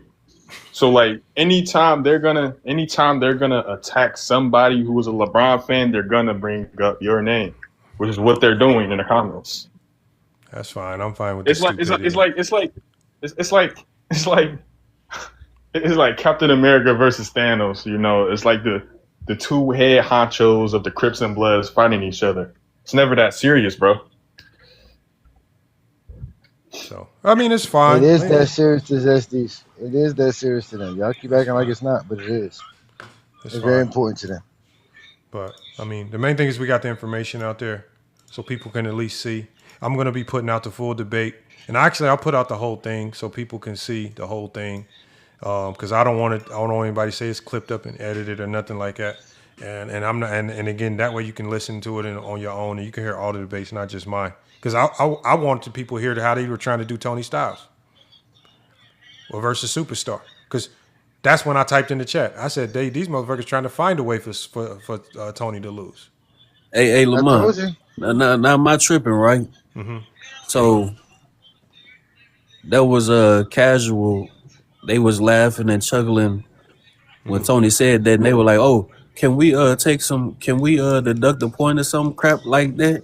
And then they did that crap with you. And then I think it was one other debate where they tried to do that stuff with or something like that with my talk, right? Oh, yeah. So why would you sit up here and try to make a damn statement or a claim that people are questioning the integrity of the voters when you're sitting up here doing crazy stuff, talking about you want to take a damn point away from dude because he just said something at the end? Like, come on, bro. That would make anybody with a damn brain question y'all. No. My thing was, in my talk is difference case, and I wish I can get the live, but I was just listening where I literally heard Casual say his delivery was bad because he was stumbling over his words. He didn't say stutter, but he said stumbling over his words or something like that. And then I said to myself, like, why would you dock somebody for, like, how they say the things? Like, was the information correct or not? Was he true and accurate in what he said or not? Like, everybody's delivery isn't going to be the same. And so I said, okay, now delivery matters. But then when it comes to Tony Styles, you hear Superstar grandizing, doing all these, I'm the greatest in the world. And after every round, I told you, I cooked you, calling them names and everything. And then when Tony at the end throws this little Michael Jordan joke in, now everybody want to get all sensitive. Man, that was out of pocket, man. Oh, what? Isn't that part of delivery? Michael Jordan joke. Yeah, he threw a Michael Jordan joke in, and I'm like, hold on, isn't that part of What did delivery? he say? And getting your point across? And so now it's about the jokes can't be too good. So I'm like, first, my talk is different, gets punished for delivery. Tony gets punished because his delivery was too good. He made too many people laugh. This is not consistent. That's not consistent. You got to pick one to stand on. That's all. You can't play with that. Even if you don't mind how to like his jokes, but that shit made the delivery hellified funny than a motherfucker. I'm not gonna lie. That motherfucker would have got 10 on the delivery. Casual chose his side, Lamont. Are you saying Casual chose his side? Man, bro, I don't think they chose a side. I just think I don't know. I guess people say he has an issue with me, whatever it is. So he's just trying to. I guess I don't know what he's doing. I don't know what side he's on, but I guess when you're texting other judges during the debate, I think you've kind of made it known what you're up to. How did you find that out? How did you find out they were texting each other? He said it. They said it. They admitted He to told it. it. He admitted to it. And then King Speech Rowe, who can't shut his mouth up, yeah, I was saying it too. And then Tino, who just dry snitching like a motherfucker, he said, yeah, we was saying the same thing. I was like, Tino, I was like, what group chat are y'all in where y'all all are able to communicate about the debate, feeding information to Mez and Casual that we not privy to? Tino, man. Now, I had said something crazy to him. I'm not going to repeat it, but I said something insane to him. But that's what I'm saying right there is that they dry snitched about because I don't think they wanted anybody to know that they was doing that. But then people who can't shut their mouth just started dry snitching about it. So, hey, Johnny asked, like, what do you mean group chat? Why is y'all messaging? Like, what is going on here? I didn't hear group chat last night. I heard Casual tell Steez that he had messaged him about something. But then No, he said like, he was mentioning Glock. No, the judges had a group chat. I didn't know it was open to everybody. Supposedly it was the judges. That's from my understanding. It was the judges. They had a group chat. I call cap. That ain't no judges group chat. I'm just saying, y'all saying it's not. I'm just saying that's what Casual said. King Speech Rowe is in the conversation and Tino's in the. How the fuck is it a judges group if these dudes are privy to the conversation? Come on, because King Speech Rowe even said, I told them the contradiction. I was like, bro, well, that's why y'all screwed this contradiction up because y'all idiots was listening to King Speech Rowe. Wait, hold the hell up. So you telling me that these dudes got like a damn number of guys in the damn chat? They all voters? Messaging, not just in the chat. These dudes text message each other. They be on the phone with one another. Phone calls. Man, ain't no goddamn way. Yes, serious, they've been doing this. I'm dead serious. Doing. I told them all about it. They've been doing this. It's Crips and Bloods, bro. I'm telling you, bro. Like, you know, Mini Glock, they would try to pretend it like it's not Crips and Bloods, but it's really Crips and Bloods, bro. I think it's childish, man. It ain't Crips and Bloods, man. It's good versus evil, man, and we're on the good side. Just make sure y'all know that we're doing the Lord's work. Yeah, I'm on the good side. Hey, you said earlier I graduated. That was hilarious, man. Oh man, that's what it is. Like I said, Lamont, like I said, if you are cool with the Zesties, trust me, you are just as good as being a Zesty because they're not cool with anybody that don't agree with them. They're not cool with anybody that doesn't fall in line with what they want, how they want things to be said, how they want things to be portrayed. They don't just accept anybody. Not anybody can just go over there and be cool with them. That's not how that works. You know when I found out you were right about that? It's because when I first joined TikTok, right, and I would just scroll through. They FYF, man, come join the live. I'll pull up, and I'm chill as can be. And the next thing I know, I just get bombarded with LeBron James is the GOAT. I'm like, bro, I don't got LeBron as the GOAT. But did you say this? And I'm like, bro, I don't got LeBron as the GOAT, man. What we doing here? And it's just like bombarding and it's just like, bro, am I here because y'all just want me to agree with you? You just want me to be a part of a posse with you where we all think alike and sound alike and talk alike? Like, what type of stupidity is this? What type of stupidity is this? Like, I'm not like, I get that you want to hear more about how I hear the game of basketball, but I'm not about to sit up here. That's why they don't like me because they can't do that. They can't do that to me, Lamont, because I have my own takes. I have my own way of thinking. They don't like that shit. Bro, these guys go around in their lives parading on the fact that I got FYF blocked, man. Like I literally heard one of them be like, I got FYF blocked, and now it's suddenly like a congratulations Hold ceremony, on. bro. They Who having said ceremonies of who people has they blocked. FYF blocked? Who has FYF blocked? Why would you block me? Bro, bro. It's The not OG clips. like I will literally Damian hear Lillard. guys say, I have FYF blocked. What Like does that it's do? just I'm not gonna say no names, but they will What? literally have ceremonies and basically parading on the fact that they have us blocked. That's crazy. Yeah, but why would I care? I don't watch these dudes. These are not content creators. that's I mean, nasty I work. think to me, it's a compliment to me because I really don't like them. So, I mean, if somebody say they got me blocked, I'm happy, man. Hold on, If we got somebody Yellow up calls me, here. I wanted it's to like get to Yellow. it's like a crackhead. If a crackhead says I take crack, I take that as a compliment, because that's a crackhead saying that. I don't take that guy serious. Hold on, Wubby. Let's go to Yellow. Yellow, what's good, man? I know everybody been crying about us reacting to the debate, man. What you been hearing? I ain't really been hearing shit. I just woke up. I mean, we kind of talked about it earlier, but what I had said last night was what I left on was that I started off with saying that you had a really good debate and that it came down to just a matter of inches in that debate. I had nothing to do with, the outcome of that, and nobody on our side did either.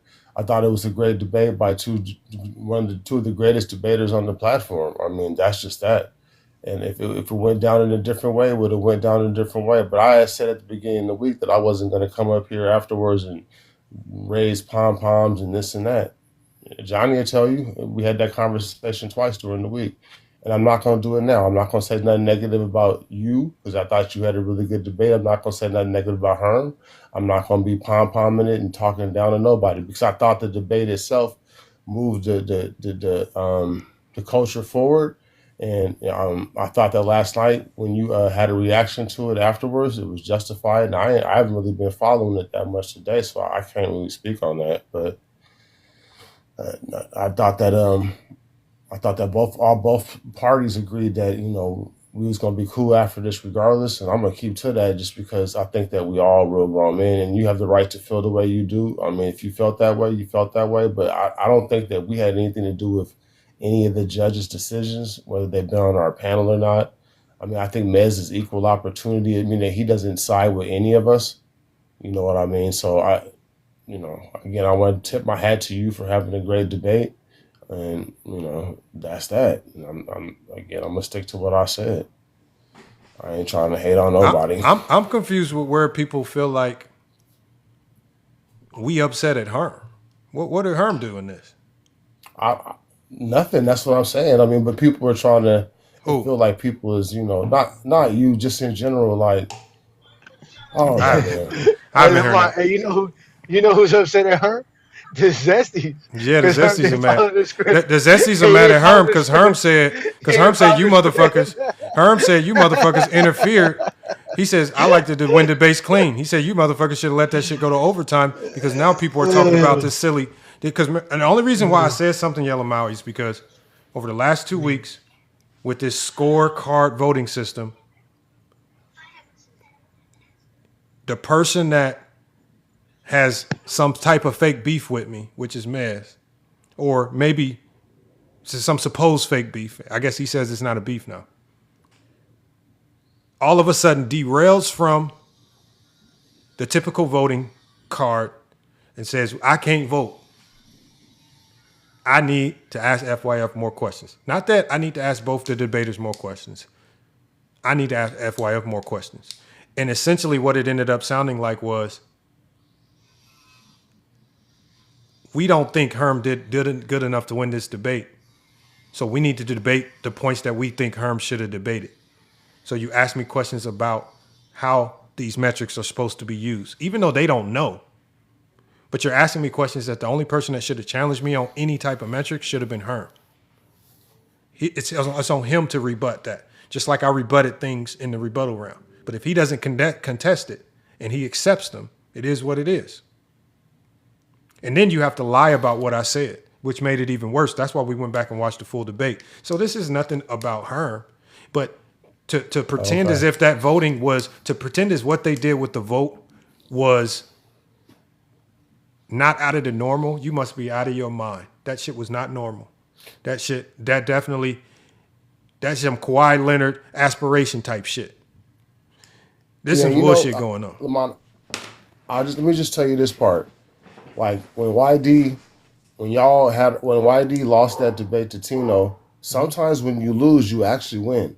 We all won with that debate when YD lost to Tino. And in this situation, Lamont, I'm telling you, even if I believe that you lost by the slimmest of margins, you could be the winner out of this overall, because sometimes when you lose, you actually win. You have a legit. Did Fade when Fade and Tino clearly, and all those guys over there clearly did some cheating behind the scenes to cheat YD. I didn't sit on my hands and say, YD, you can win from losing. No, I went live and I called the bullshit out, even if it didn't have a direct impact for me. We react to all debates, even if it's one of our own, good, bad, and indifferent. So I'm not going to shy away from calling out some bullshit if it's YD. I'm not going to call it. I'm not going to be afraid. Are you asking the Zesties to call out mini Glock? Because they're not going to call out. No. What I'm saying is my reaction towards any debate, for me, any debate that I deem is interesting, I'm going to react to it. Any debate, if I see a debate and I feel like some BS went on, I'm going to react to it. So that's why I reacted to the YD debate and we watched it, right? Because I thought some BS went on. We're going to call it out. We're going to talk about the debate, who won and why.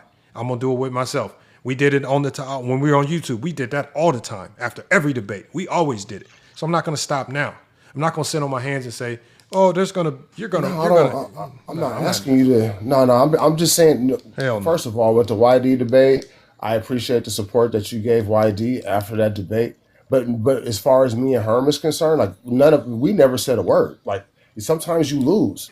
Like me personally, you even I've been in situations where you lose on a technicality on some bullshit. So all I'm trying to tell you is, I said. It's not a technicality. Okay. You understand what I'm trying to say, Lamont. What I'm saying is you debated really well. I'm not going to talk no shit. I thought you handled your business. It just happened to go the other way. Yeah, but hold on. Me and Herm immediately went to talking shit to each other after the debate. I'm sending him images. I'm commenting on his posts. Me and Herm going to do that anyway. We've been doing this since 2020. Right.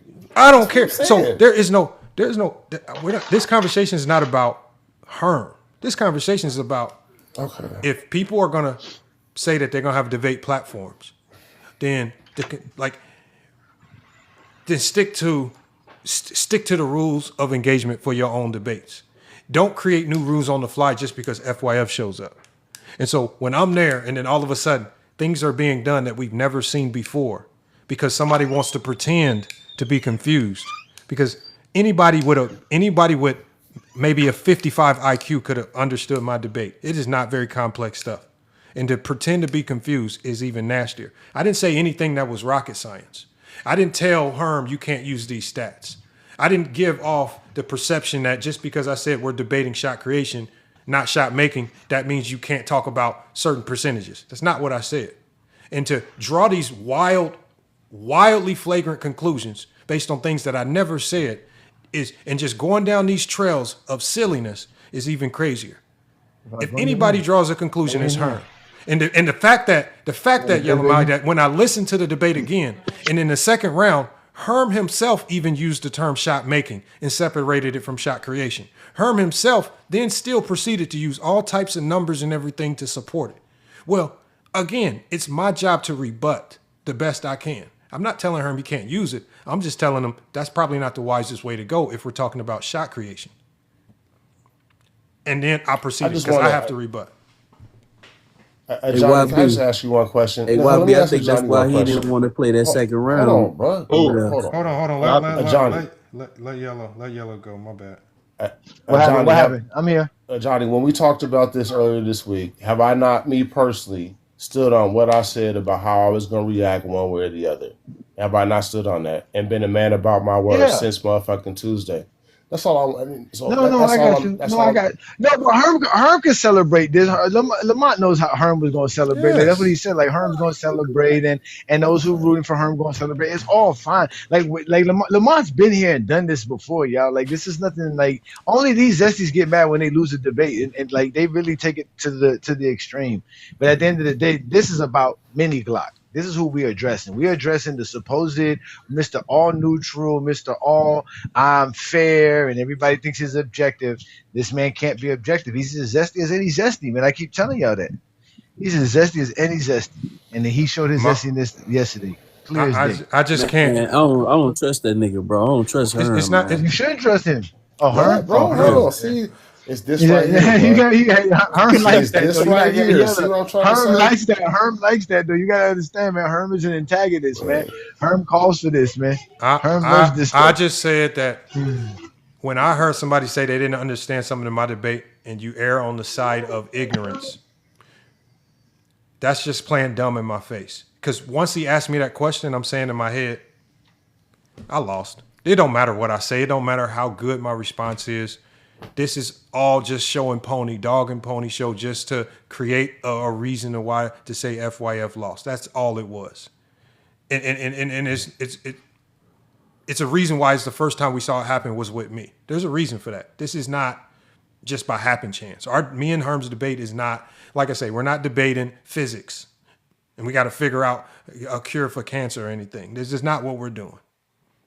It's very simple concepts. But on the content side, since last night, like, you definitely won. Like, you've been running content all day, and you got your point across. You expressed yourself. And like I said, sometimes when you lose, you actually win. So from a content perspective, and because we haven't said shit all day, I have not said anything negative, and I don't believe Herm or YD has either. But what I'm saying is you've definitely capitalized on the situation in a good way, that you're expressing yourself and you feel like you won. I didn't capitalize. I've made 37 cents since I've been live. How am I capitalizing? No, but you understand what I'm saying. It's not about the gifts, my nigga. It's Remember, about Lamont, social Jordan capital. said that, You Lamont. know what Jordan I'm said it, saying, Lamont. Lamont. No, I Jordan don't. said it, Lamont. Damn, For you to win, Lamont, you got to lose, Lamont. For you to win, you got to lose, man. You can't be a winner without losing, man. Come on, Lamont. That's how they go, man. Jordan said it best, losing, man. Jordan said it best, man.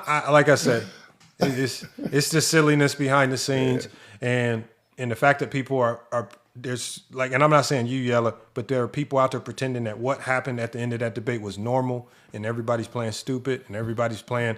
Oh, now I'm hearing new terms that nobody's even said. Shot making stats. He's using shot making stats. What the fuck is a shot making stat? Who categorized this for you? You guys are just making up new shit on the fly just to classify things the way you want them to classify. What the fuck is a shot making stat? Bro, who said, I never told her what stat to use or not to use. I just said, motherfucker, we're talking about shot making. We're talking about shot creation, not shot making. That's all I said. They take this and they go down a whole road of stupidity, creating terms, shot making stats. They don't even know what points per possession is, how it's calculated, what it's used for. I went straight to Synergy and showed them. That's how you measure shot creation, with points per possession. But you got people saying all these new terms that they don't even know what half this shit is. Come on, man. Stop it. If you don't know what it is, if you don't know how it's used, just stay out of it. Just be a judge. Or just say, I didn't understand these things. Let's go to an overtime round. Or maybe say, I'm gonna step down and bring up somebody that knows how to judge this a little bit better. Have some humility. But to sit up there and pretend that you know, you understand, that just made it worse. And then pretend to be confused. I didn't understand. Well, bro, I talk very clear. Are you down for a rematch? I mean, for what? I think the culture would like. For where? No, we can come to the FYF culture and would do like it. to see it again. Yeah. Okay. I was on the road. Like, now we're come not over here to afraid. FYF Sports. You know what they really want to say. Hold on, YB. We just have YB. Hold on. And we'll do it as long as Rain and 3. As long as you debate somebody, as long as YD debate somebody, as long as all three of you guys debate somebody, we're fine. We can come and do it on FYF Sports next Saturday for sure. All three of us, or just you and Herm? Because all three of us. We don't do single debates. I got to debate Tino. I got to debate Tino on Friday, and I'm supposed to debate on Saturday too. I mean, I guess so. It's just a debate. Debates ain't that complicated. Come on, man. Okay. You got it. I'm saying if you want to do the rematch, we'll do it on FYF Sports, right? You know, it is. You know, why would I go back over there and go back into a situation where it's already flawed and debate again? I'm not Boo Boo the Fool. But you didn't do it you didn't do the debate on our platform. That's not our platform. That's called platform. My platform's called FYF Sports Debates. If Herm wants to debate again, he'll come to FYF Sports Debates. What your platform is called, brother. I'm not going to nobody else's platform. Come to FYF Sports. So Herm asked me to go over there to do the debate. I did Herm a favor. I went over there. Now I'm asking Herm to come over here. Now I'm asking Herm to come over here to do the debate if he wants a rematch. Since Herm even himself feels that they mucked it up. Since Herm himself even feels that they got in the way and tried to be teammates to help him out. Well then, let's just clean it up. We'll do it on FYF Sports. Well, I can't Wait a speak minute, for her, but I feels do like, know I was gonna say, Yes, Herm feels that Herm said that he don't like the fact that these motherfuckers got in the way, mucked up debate, so now people are talking about the voting and not the actual debate. He said they should have went to overtime if anything, and the fact that these motherfuckers, and he was talking about Herm, whether they want to like it or not, this is Herm's words himself, that these motherfuckers stepped in and made it about them and not about the debate. That's not my words, that's Herm. So get on Herm. Herm said it, so we can clean this up. Herm for that. Herm knows Herm was ranked over here. Travel. You was there, bro. You was there when we traveled over to Fade's page. We travel. We're not scared to go on the road. That ain't no problem. If that's what Herm wants to do, I can't speak for Herm. Then the invitation is extended to you to come to FYF. YD ain't scared to go on the road. I didn't say you were scared. Herm was ranked over here on FYF Sports for like a month. So we know Herm's has won debates over here. He's lost debates over here. I'm just saying that's gonna be a problem if that's what he wants to do. All I'm saying is Herm invited me somewhere to do a debate and it was flawed. Now we're gonna come to FYF and we're gonna show how it's done correctly without flaws. That's all. Okay. Well, if that requires the one thing that you can never say out of all voter suppression is the outro.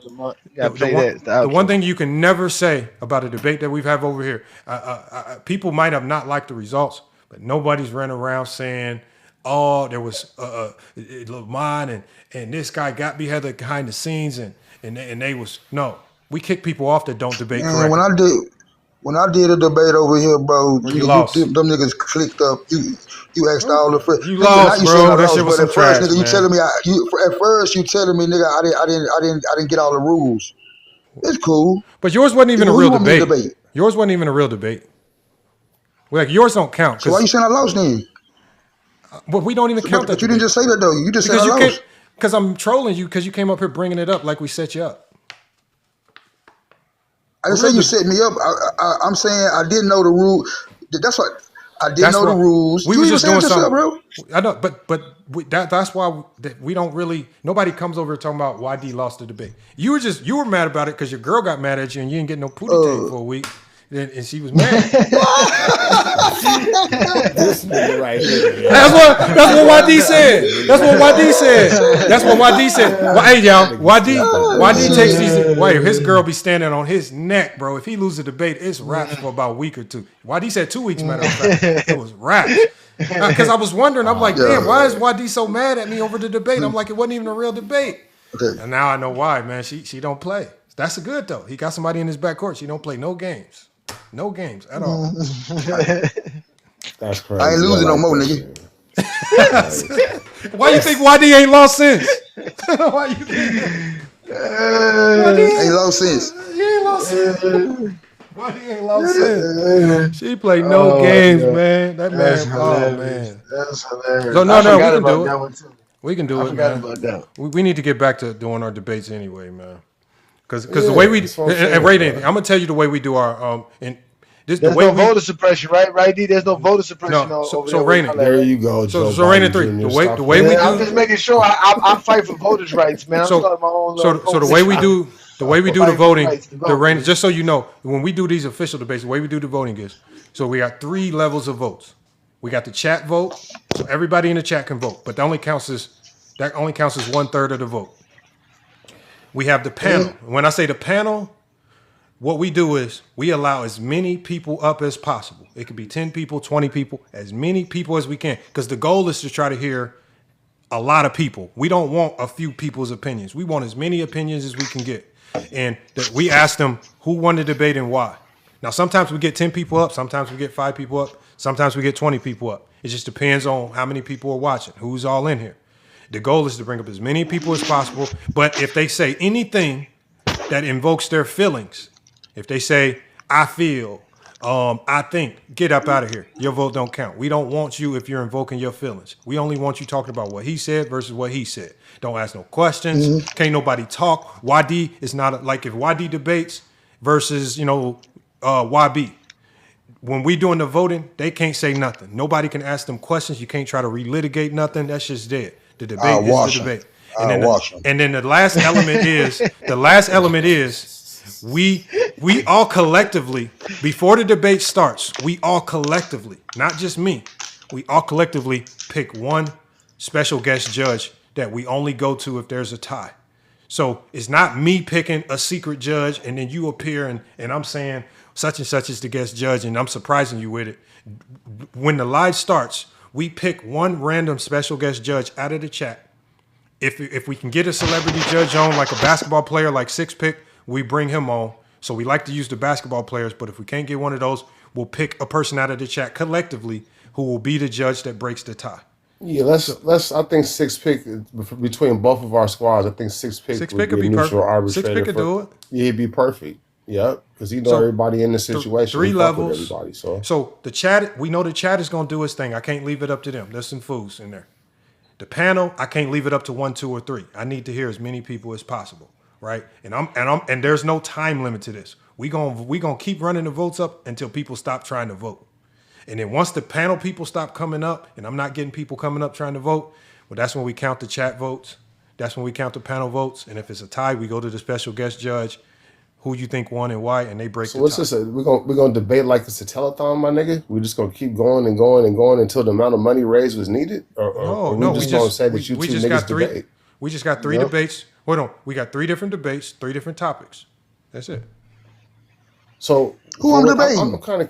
I'm curious. Hold up, YD. Hold up. I'm curious. Like, I don't have no problem debating, but how did me and YD get roped into you and Herm's battle? Like, this was just you two. I said no. I'm only saying no. I'm only saying I'm saying y'all can't. Because hold on. Because you got a guy around here. Hold up. No. A guy around here that done lost multiple debates in 3 weeks. I'm not gonna say his name. Hold on. No, what I'm talking about, bro. I'm in it. So Reign in 3.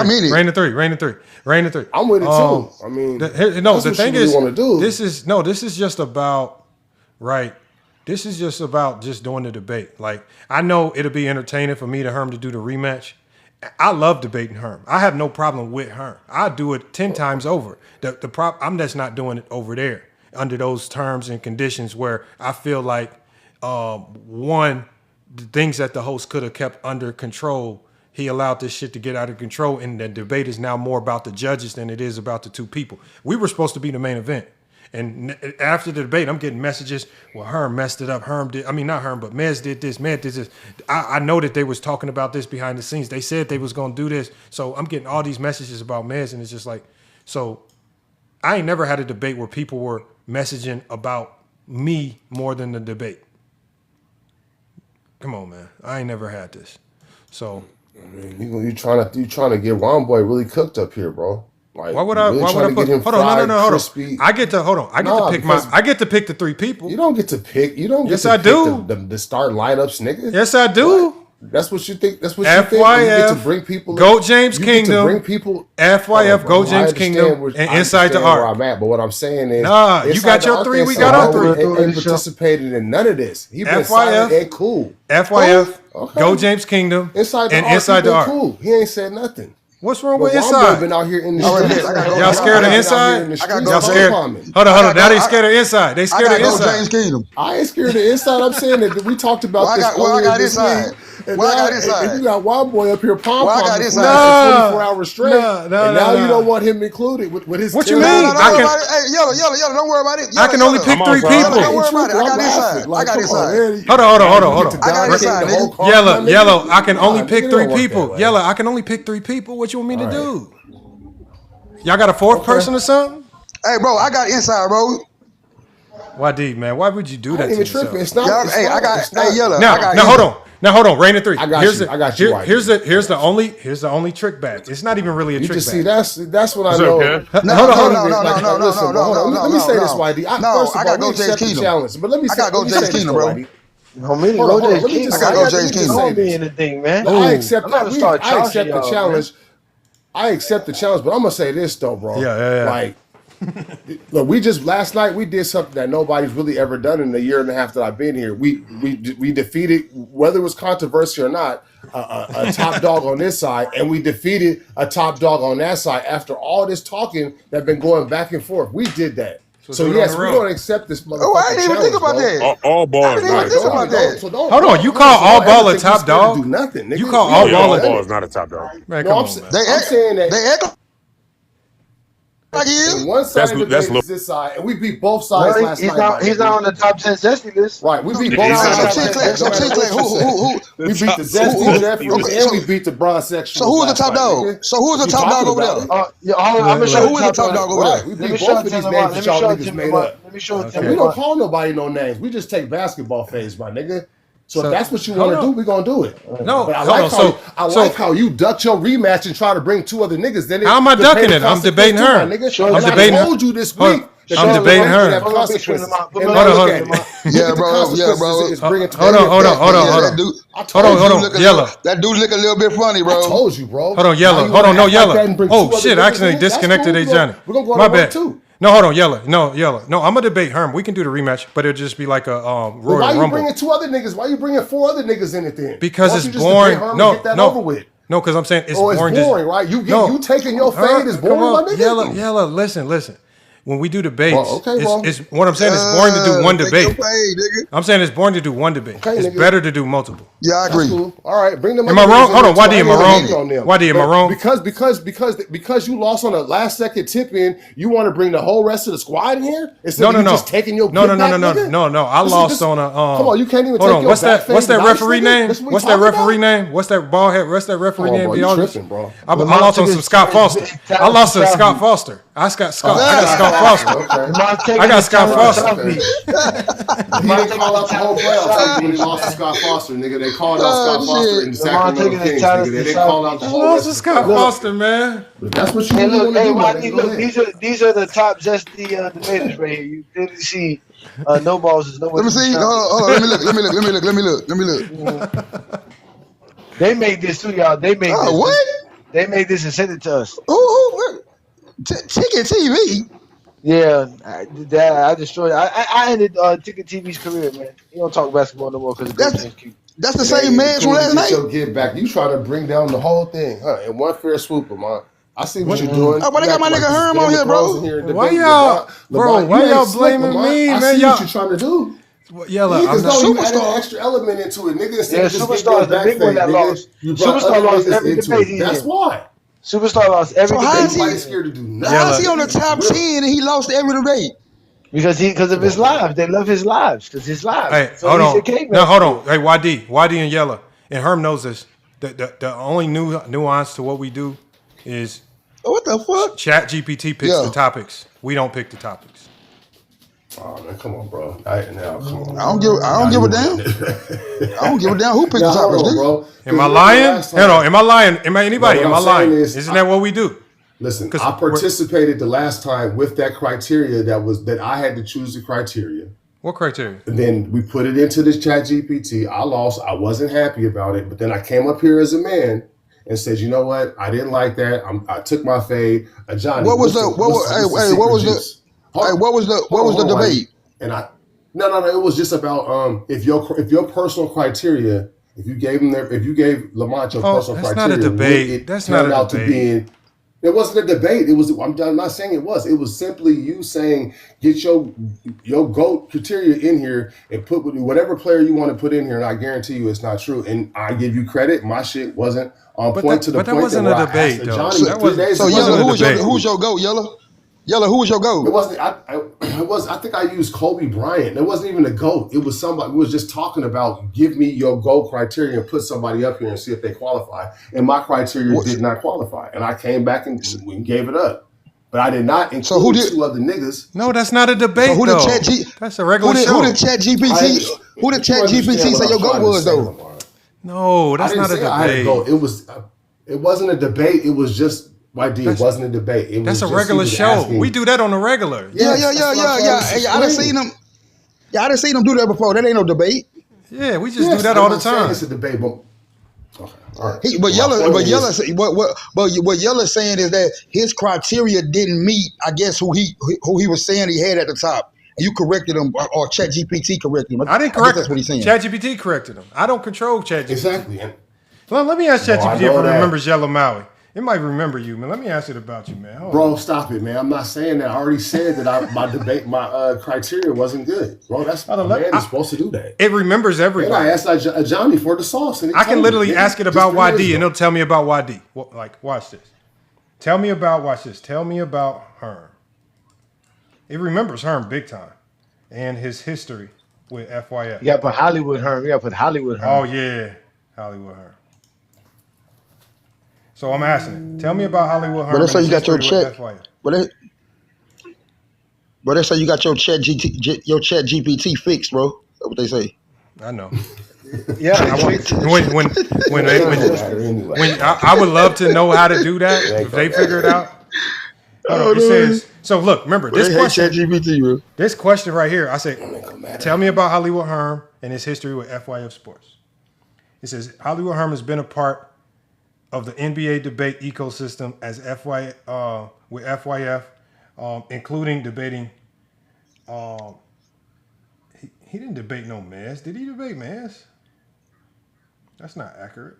Yeah, this is what I'm talking about, nigga. ChatGPT be lying too. Oh, no. It says it says he gave his opinion about a debate with Maz. I think he's talking about my opinion with when I put into ChatGPT the conversation I had with last night. Score Society. Oh, remember I had that conversation with Score Society? Yeah. Yeah. I do. It says, hold on, what else? It says Herm. This is how it describes Herm. It calls Herm the established fourth quarter champion. That's what it calls him. So established fourth quarter.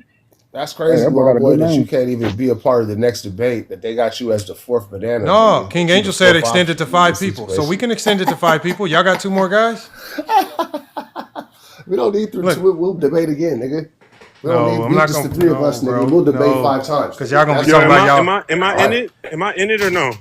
You can be. Is this a team thing? Is this a team thing? You already know I'm GJK, FYF. You already know. That's what I'm saying. It was an initial fade, and now you already know. It was super friends. Where we gonna get jumped? Hey Johnny, you hear he called us the super friends? Hey Johnny, he called us the super friends. You hear that? Hey Johnny, you hear what he called us? Infinity Wars, nigga. Right, I'm saying the good way, nigga. This ain't no. I'm gonna tell you, y'all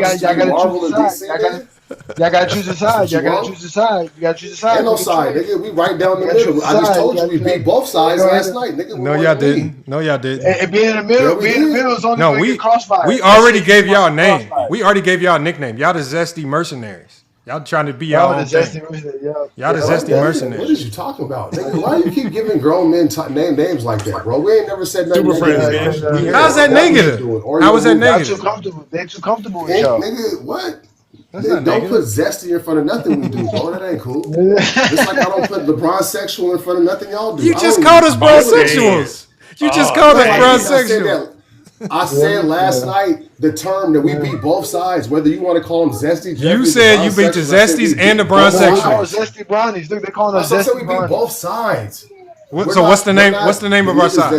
What's the name of our side? What do you call us? Because you just called us bronsexual. What do they call you, and what do you guys call them? Is what I'm trying to say. I'm saying we beat. That's why I said you got to choose a side. You want to turn it, y'all can't call us. Hold on. You can't call us bronsexuals while using LeBron in your GOAT debate. I'm not saying, bro. What exactly? But Yella, when you who is y'all? Hey, bro, who is y'all? Those names. When you talking about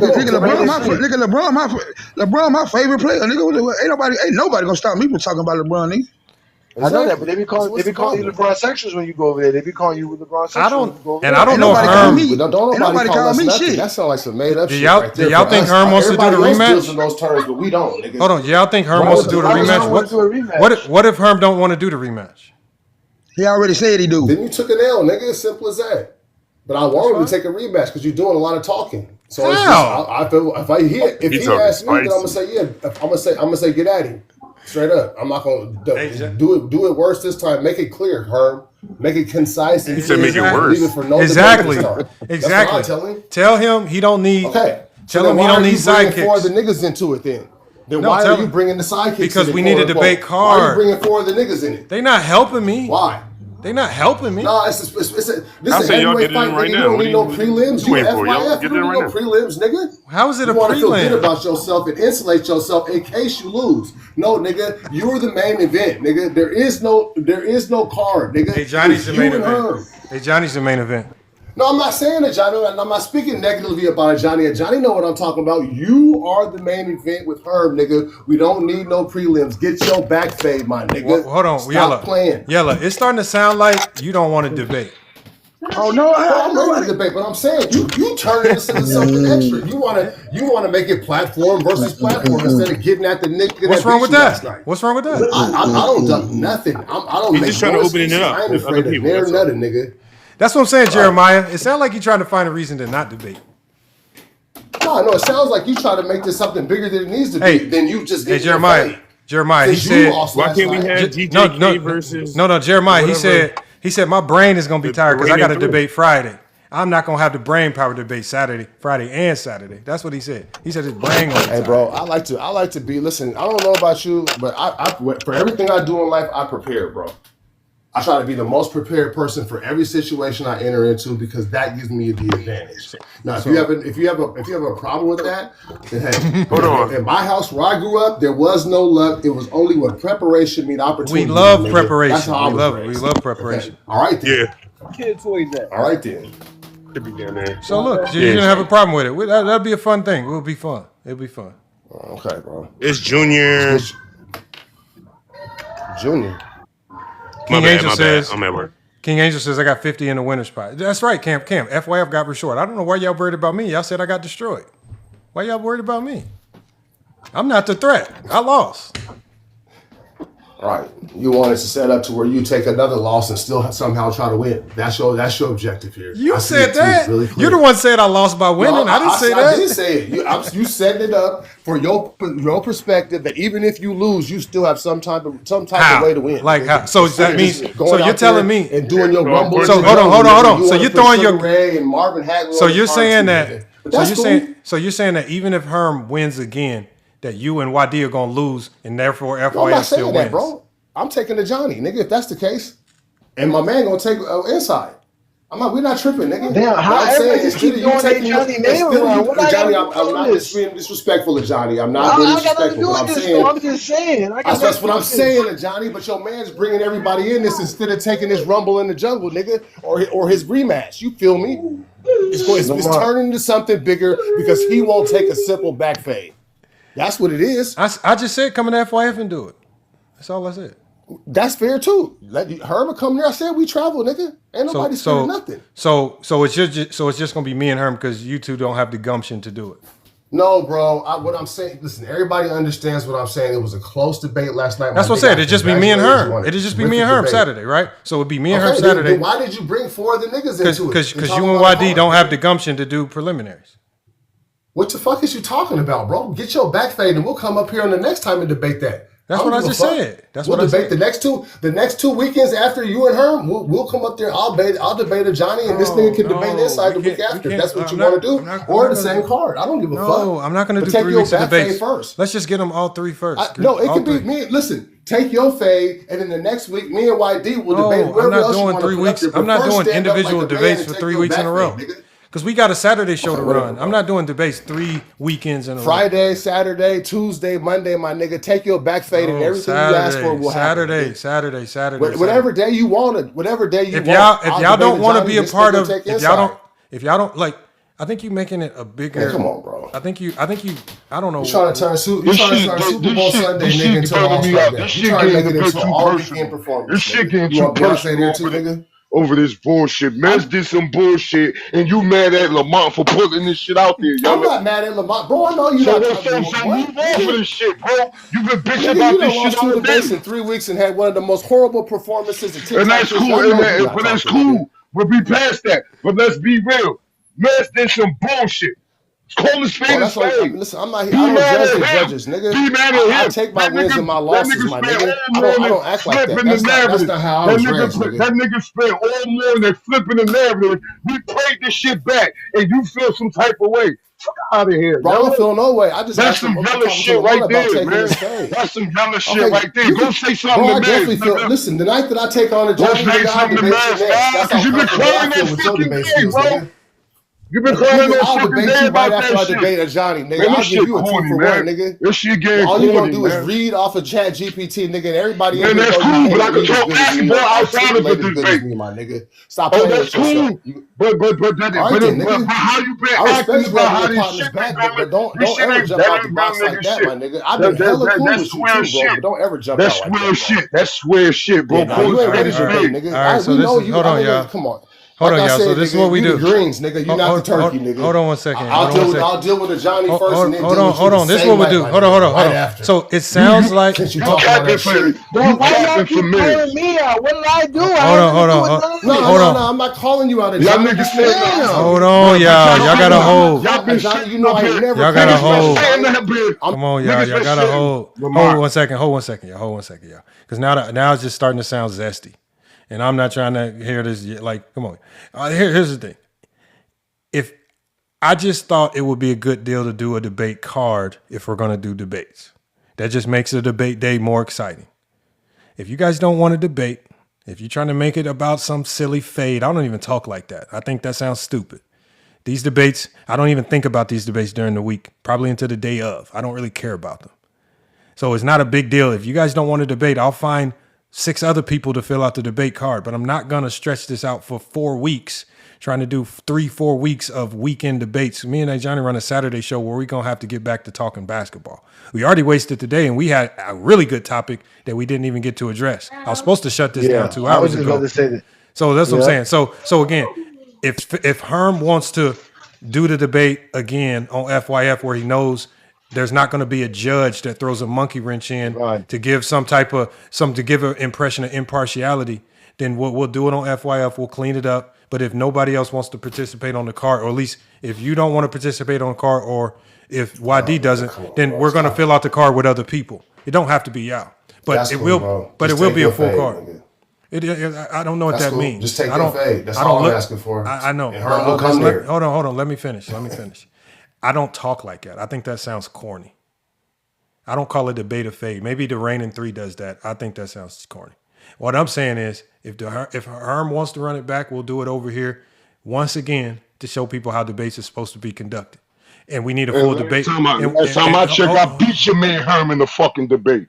Hold on one second, one boy. Last time I checked, you 0-2 in the last 2 weeks, my nigga. Hold on one second. A historically horrible debate.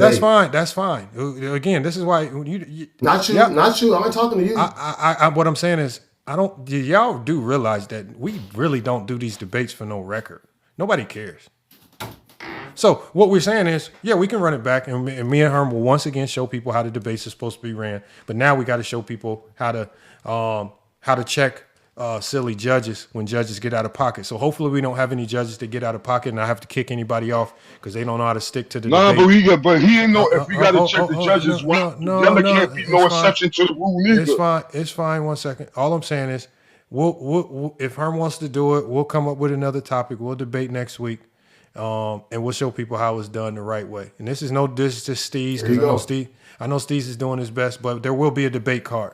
And if Yella don't want to debate, if YD don't want to debate, then we'll find other people to fill out the card. That's all. It's not that big a deal. I got a debate on Friday with Tino Beasy for the culture, nigga. And that's what I said. And so that's why I said, if you're going to be occupied with a debate Friday, we'll find somebody else to debate Saturday. It don't have to be you, but there will be a card. Because I'm not wasting a show to do one debate. Right. It's not valuable. I don't blame you, nigga. It's not valuable content, to be honest. Huh? It's not. You've been running this content. Haven't you been talking about this for the majority of the day? I said it's not valuable content. When I put this on YouTube, nobody's gonna care because nobody knows Mez. So when I put it on YouTube, there's no value to it because nobody knows Mez on YouTube. Nobody cares about him. He's not relevant. If it was low, if it was Ticket, if it was somebody with some name and cachet in the social media, yes, this has no value. So it's essentially wasted. I didn't really even mean to stay on it this long, but we started diving into the film, and the film just took us down a path where we had to keep really investigating and talking about it. That's all it was. But this is low value content. To be honest, it was wasted day. Me and A Johnny had a hella fight topic. I wish we could have cooked on that. Now we got to push it back. Hopefully we can do it this week before Saturday. Yeah, we're gonna have to do that. That's what we're gonna have to do. Yeah, what is Steph Curry topic at, man? Got pushed We back, like man. that The more than this Zesties, bullshit. man. Y'all let the Zesties trick y'all to go over there with that nonsense over there, man. Y'all should have known that shit wasn't gonna be no straight up. Y'all should have known that. I told Lamont, I told Womboy, I told all I y'all. knew that. I don't know why y'all play with that bull crap over there. You ain't see me over there. I told y'all there's no place that the Zesties go to that's a neutral spot. They can't do it. It's not a part of their if they can't manipulate you and they can't boss you around and bully you, they don't want to be around you. They don't like people that are smarter than them or just equal to them. There's no such thing to them. You are beneath them, that's it, or you're one of And them. that's exactly what Mez did. He manipulated that whole fucking debate and got dudes that was actually cool with each other, going back and forth with each other, because dudes is That's what I'm saying, bro. That's what I'm trying Yeah, to say. I don't want to have no. but you gotta go I don't want to have no but beef not with you. nobody You about gotta the shit with you need niggas to I've go been holler cool at with on Mez, either man. side. You got but you gotta go holler But at there will be Mez. That's his fault. a That's coach his here, so the fault. coach will be able to do. That's his fault, The bro. coach is like the upper management, It's not and they'll be nobody here else. at 6. That's what I'm saying, man. I don't even like this shit You can because call it's us bringing coach. out the worst in niggas and bringing out the They might worst in not myself technically with hear. people They'll I just tell thought you that we from was up all front. cool on You Somebody can't here. call That's out what their I'm trying to leader, say. man. Hold on. You can't Somebody call had out some their background leader. noise. My bad. My bad. I didn't mean to mute you, Tink, like you had background noise. That's all. So You no, can't it's call out fine. their leader. I mean, I just like I say, it is what it is. Like I say, whether it would happen to me or anybody else, I would have still been live about it, just like I did with YD. I'm not gonna shy away from calling people out for doing silly stuff to try to manipulate a debate. It is what it is. So it is. I'm gonna call it out. I'm gonna call whoever out. If you can unsubscribe, you cannot follow. But if there's something silly happens in the debate that I'm watching, I'm gonna call it out. And I don't care who's being a participant in it. So. Yo, I'm just gonna say shout out to FYF, shout out to Johnny, and shout out to Herm, shout out to YD. I'm just gonna say, I'm leaving it at that. Everybody deserves some level of credit in here. People put themselves out there to win or lose. Give these people their credit for doing that because it's not easy to put yourself out there in front of a bunch of grown ass men, some hating, some loving, some not, some in the middle. So I'm just trying to share some love to everybody that participated in the debate last night. I thought the debate was good. I thought the whole thing was cool. We had a discrepancy at the end. I understand where people was coming from. It is what it is. But do you truly feel it was a discrepancy? Like, how do you feel? Because the one thing I haven't heard you talk about is the actions of Mez. Because you know why? This is why, Lamont. Like, I've been in games before. I told you it was an op. We've lost all. I'm an op. Say it again. No, Yella. Remember I told you earlier Mez was an op. Oh, I can't remember, but you probably did say something. I'm not going. Hold on. He's not only an op. He's the president. What y'all talking about? No, I just want to know your thoughts. Like, did you feel like what he did was with him? Listen to mine. I've lost high leverage basketball games on some bullshit, and it broke my heart. So I understand how it feels. This is not about winning or losing. I'm just asking you about that aspect of the judging, right? How he intentionally went out of bounds. Like, your thoughts on it? I think my thoughts are this. I think in judging something, sometimes you could ask for clarification about what it is before making a decision. But I think that clarification in this situation is what's got everybody picking sides again. So my whole thing again is if we got to do this again to come to the house and win there too, that's cool with us. I'm cool going on the road. Let's all put that one under the table, and we know we coming in your house, and we still want to win that. That's fine. So I don't want it to. I thought you said you weren't debating. I thought you said you weren't. No, I'm saying we as in the reigning three, we come in Herm. If you and Herm has got the debate, we gonna all show up and be there. And what I'm saying is, I want that debate to be more epic than the last one, and I want to win on your turf. And then after that's done, then there'll be nothing to talk about. You will have lost twice to Herm, and we have already beaten the other side. So that'd be 3-0 versus. But you guys are asking me right now. But you guys are asking me to do the debate with Herm. I didn't ask Herm for this. I don't care. I did, bro. That's why I'm giving you. That's why I'm saying that Herm. We don't have no problem coming to your house, bro. That's why I'm saying fuck it. Herm will come to your house, then debate and beat you again. Now that's what you want. Now we're back to talking about the debate that I thought we settled on. What are your thoughts about what Mez did? No, I said we, as in, no, I'm saying we have settled on you and Herm. I can't speak all the way for Herm, but I'm pretty cool with saying that he ain't ducking no smoke, and that you calling it out. He gonna come there. Me and YD gonna be there. You got your people there, and we're gonna have a deal. You two gonna have a debate, and hopefully, we win that. And then after we win that, like I said this week, it will be more repercussions, my nigga. Because if you lose two straight debates, I got you. Right. I know there'll be my What's channel gonna will get happen if shut. you lose two Yeah, my channel they're gonna terminate my TikTok channel if I lose. Yeah. So what are your thoughts Oh, on no, they're not what are your gonna do what are your that, thoughts dog. on Come on, you what are know your what I'm thoughts on saying. what are your thoughts on Mez's actions in the debate? Do you condone that? Are you cool with it? Was it out of body? What are your thoughts? Me? Yeah. I said if a judge needs clarification, he needs clarification. I mean, the way So that you thought it sounded was within bounds, correct? You agree with it? I'm just saying that he asked for clarification. He said at that time it was tied. I think that's what it was, and then he asked for further clarification. And if that's what a judge needs, it happens in court. It happens everywhere that you ask the jury for clarification. Like what is it that you want to know before you render your said verdict? I'm not really against that. If it happened to me and it didn't, like I said, Lamont, if it happened to me and I lost on a tip dug at the buzzer, then I'm going to be mad and be furious, and I'm going to just come back and be better the next time. Again, I've taken hell of a losses. Hold on, why would I be mad? Not mad, Lamont. Like I'm saying that you felt that you felt that you won, and I don't dispute your feelings. Why does everybody keep talking? Why does everybody think I went live? I didn't. There's been times where Kerm is clearly lost in conversations with me and will still parade around. Like me and Herm been doing this since 2020. No, I don't care about the win or lose. I don't care about that. This whole topic today has not been about Herm. As I started this live, I said Herm did what he's supposed to do. He debated it the best way he can to try to win. This has been about. Is this all about Glock's reputation then? This is all about you having an issue with Glock, right? No. I don't have an issue with Glock.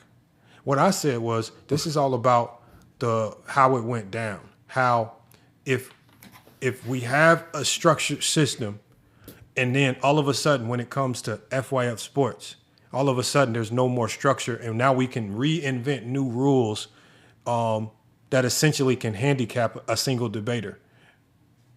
The whole show has been about the impropriety in this, the impartiality, right? And then also how people that I deem as intelligent can all of a sudden play stupid just to be biased. So it's not that he's biased. It's just that I'm not intelligent enough to understand what you're talking about. So I'm going to play stupid and pretend to not understand. So this whole conversation has been about, especially as we re-listen to the debate and some of the allegations that they pinned on me were not even things that I said. The whole point is, that's one of the reasons why I said, why would I go back there to debate, right? That's because Herm just put it in the chat, do it on Steve's channel. Why would I do it on Steve's channel, right? When there's a system in place that allows people to completely manipulate and bend the rules as they see fit at any time in the debate, especially as a judge. So why would I do that? If there's no structure, why would I do that? So that's why I said come to FYF Sports. Herm asked me to go over there and do it. We went over there and did it. So now, all right, well, now we can do it on FYF Sports if he wants to do it. But I don't want to. I don't want to. I want to get back to regular scheduled programming. But if you guys feel the need to that this is muddying up the debate and Herm didn't get his full victory, well, he come to FYF and we can do it again, and he'll get his full credit if he wins. Herm got his full victory. I mean, he got the outcome is the outcome. Nobody took it from him. So I'm pretty sure Herm's going to travel. We're going to travel over there. The only person that muddied it up is Mez. He made it about him, not the debaters. So if anybody's making it seem like Herm's not getting his full credit, it's the person that mucked up the entire debate by injecting their own personal opinions and feelings into what Herm should or shouldn't have said. That's not me. All I can do is debate. I'm not a judge. I'm not the host of that. I'm not running anything. So all I can do is just debate. So it is what it is. Damn, it looks like we lost we got everybody up here. It looks like we lost people. There's 2 people on coffee break, but I've been up here just Who is that? Who is listening that to anyway? y'all cry about her. Oh, that's YB. No, we're not crying about Herm. Herm is cool. Like I say, people. I feel like people are trying to make it about FYL versus Herm. I don't give a damn about that. That is all. That's the more dog and pony show. They really wanted to see you versus Mez. That's what they really wanted For to what? see, but they didn't get that. For what? Where? For what? On what topic? When? Where? How? How is it going to happen at this stage? Based on what I've seen, the only way a debate is going to get done correctly is on FYF Sports, and I honestly, truly feel that. I tell you, we've done over 70 debates. Never had a problem like this.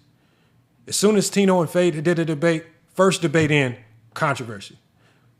4 debates in with Steve's, madness and controversy. We never had this problem on FYF Sports. Not once. Tino doesn't even talk to YD no more. So again, what I'm saying is I've just come to the realization that if debates need to get done, I've went out of my way. I've even excluded myself from the voting process. I find ways to find neutral judges. I've created a system where people can't come up and inject personal feelings. I find a way to incorporate the chat, and then I find a way to, without being impartial, find somebody that can break a tie, and we stick to those rules. When it comes time to kick somebody off that can't stick to the rules, we kick them off no matter who they are. There is no, that's just how it goes. You can't stick to it. You get one chance to debate on this channel. It's if you blink and if you ask to bend the rules, you up out of here. If you come up here talking something silly, you up out of here. You can't debate. I find it funny that not debate, but you can't vote. You can't vote. You can't vote. That's all. I find it funny, like every time there's like a major controversy, there's always someone up here to like defend the Jordan side of it, the Zesty side of it. My thing was, I'm just trying to figure out how is that defensible? It was clearly out of line. And like I said, I didn't shy away from calling Fade from Dade out. They even went as far as saying I lied about getting blocked. Fade from Dade knows he blocked me, or somebody in his camp did, because he was the one that had to unblock me. So he knows that somebody did it. Now he just has to live with that lie. So it's like I told you, they would say that I blocked FIF and they were celebrating it, bro. Well, that's crazy. Yeah, I know somebody blocked me, and so it is what it is. But my thing is, I like I say, the reason why, and I said this on somebody's channel, I forgot whose channel it was on. I said these debates have started to be not entertaining anymore.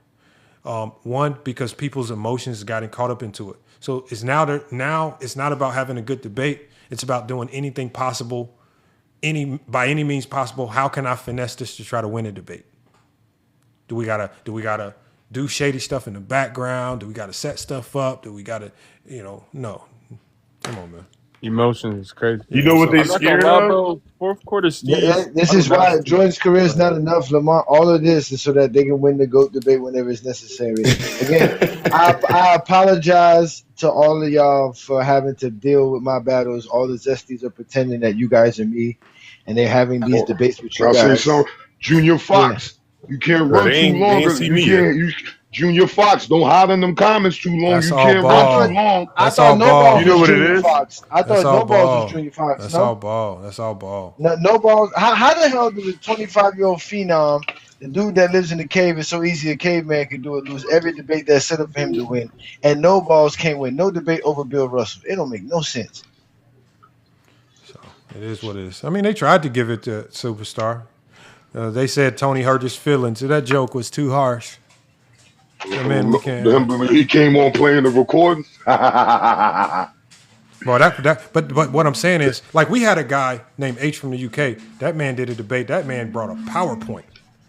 Bro, anytime you bring these extra things to support your argument and make it more entertaining, that shit just makes it better. So when Tony played that shit was gold, because that's part of your delivery. He made his delivery. Now you got everybody listening, locked in. You know, when you're boring, when you're bland, when you're just giving information, nobody wants to listen. Why do you think they tuned out listening to my information? That shit was boring. So they tuned the shit out. So they weren't listening. They were texting behind the scenes, right? They weren't even paying attention. They just wanted Herm to win, right? So because I bored them. Tony woke them up. Tony had them laughing. So again, how can I punish Tony because he had elite delivery? That shit was a 10 out of 10. There's no way he don't get a perfect score from everybody unless you are desperately looking for a way to give Superstar just an inkling of a chance. That's like I said before, that's like giving a team 2 technical free throws at the end of the game when they down 94-50. Fuck they gonna do? Just get this shit over with. They tried to give Tony 2 technical free throws when he's already beating the shit out of Superstar. Come on, man. Stop it. Stop it. This stuff makes no sense. Superstar haters. Superstar. That just is what it is. You just had a bad outing, man. In Superstar, the problem is not, well, the problem could be you. The problem, Superstar, is that you keep listening to the Zesties getting information from them.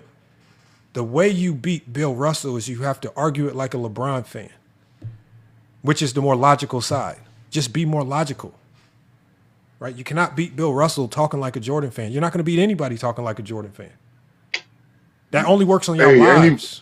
That don't work in anybody real that played basketball Madden on easy ain't logical. Yeah. So, no, Superstar, you got a chance, Superstar, but you got to stop reading from the scripts they be sending you. That shit getting you in trouble. Just go do real research. Lock in. Man, that Zabalicious debate was disgusting, bro. Man, what was with LeBron versus KD? Man. But look, y'all. I got to shut this one down. Y'all, I got to shut it down. I've been live a little too long, man. I didn't mean to even be live this long. We were supposed to cut it short so we can come back and knock out this I told you, I knew this was going to take forever. That's why I told you to hold it, but you couldn't wait. You had to. I didn't think it was going to last this long. And then y'all joined. So. How? This is the hottest topic of the weekend. Everybody's going crazy over this silly debate between you and her. I don't know why it's a hot topic. It's only a hot topic because the Zesties inflicted themselves into it. Nobody would care if it was just. They got caught. They got caught like Watergate. They got caught like Watergate. That is true. They got caught again. They got caught with their top dog. What? It's because they don't want to lose the finals record. That's what it is. Yeah, but this the thing though, right? That wouldn't have a losing record. You know what I'm saying? Yellow was more focused on protecting the reputation for his platform, as he should. But his platform is not the reason for the discrepancies this weekend. He got to have that energy with Mez, because Mez probably could have.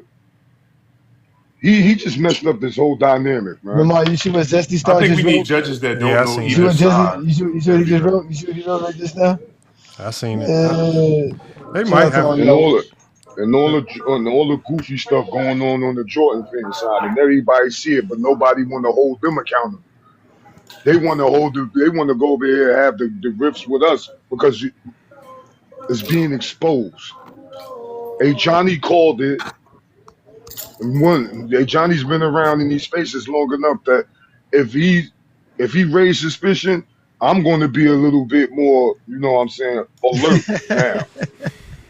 When he tell me something, I'll be like, you know what, he right. Because like Johnny, anything Johnny said, even remember when we was on Goat James platform, we was telling Casual to pick a side. Casual picked the side.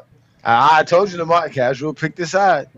Lamar, what side he on? Suppression. He on this side. He on the Zesty side. All right, I ain't know. He's on the Zesty I might not. I don't think I got it queued up. Let me see if I can. Oh man, voter suppression is perfect for right now. It seemed kind of goofy on his part that he want to change his decision when Mez decides to. Yeah, that was kind of crazy too. Yeah. Yeah, because he was like, I'm not. Because he told him in the chat, I'm not gonna be the one to really call it out, man. I'm just gonna give Lamar his props. He did his job. I'm not gonna really, because he understood what Lamar said. He really understood it. But Mez, being who he is, the bully that he is, he convinced him in the chat, hey, Casual, man, I think this dude Lamar. I keep telling you, this guy's phony. And Casual was quick to hate on Lamar. So he was like, yeah, let's see where this goes. Yeah, Lamar, answer the question. Lamar, yeah, answer it. Lamar, anybody gets to answer it, hurry up, Lamar. Answer the question, Lamar, hurry up.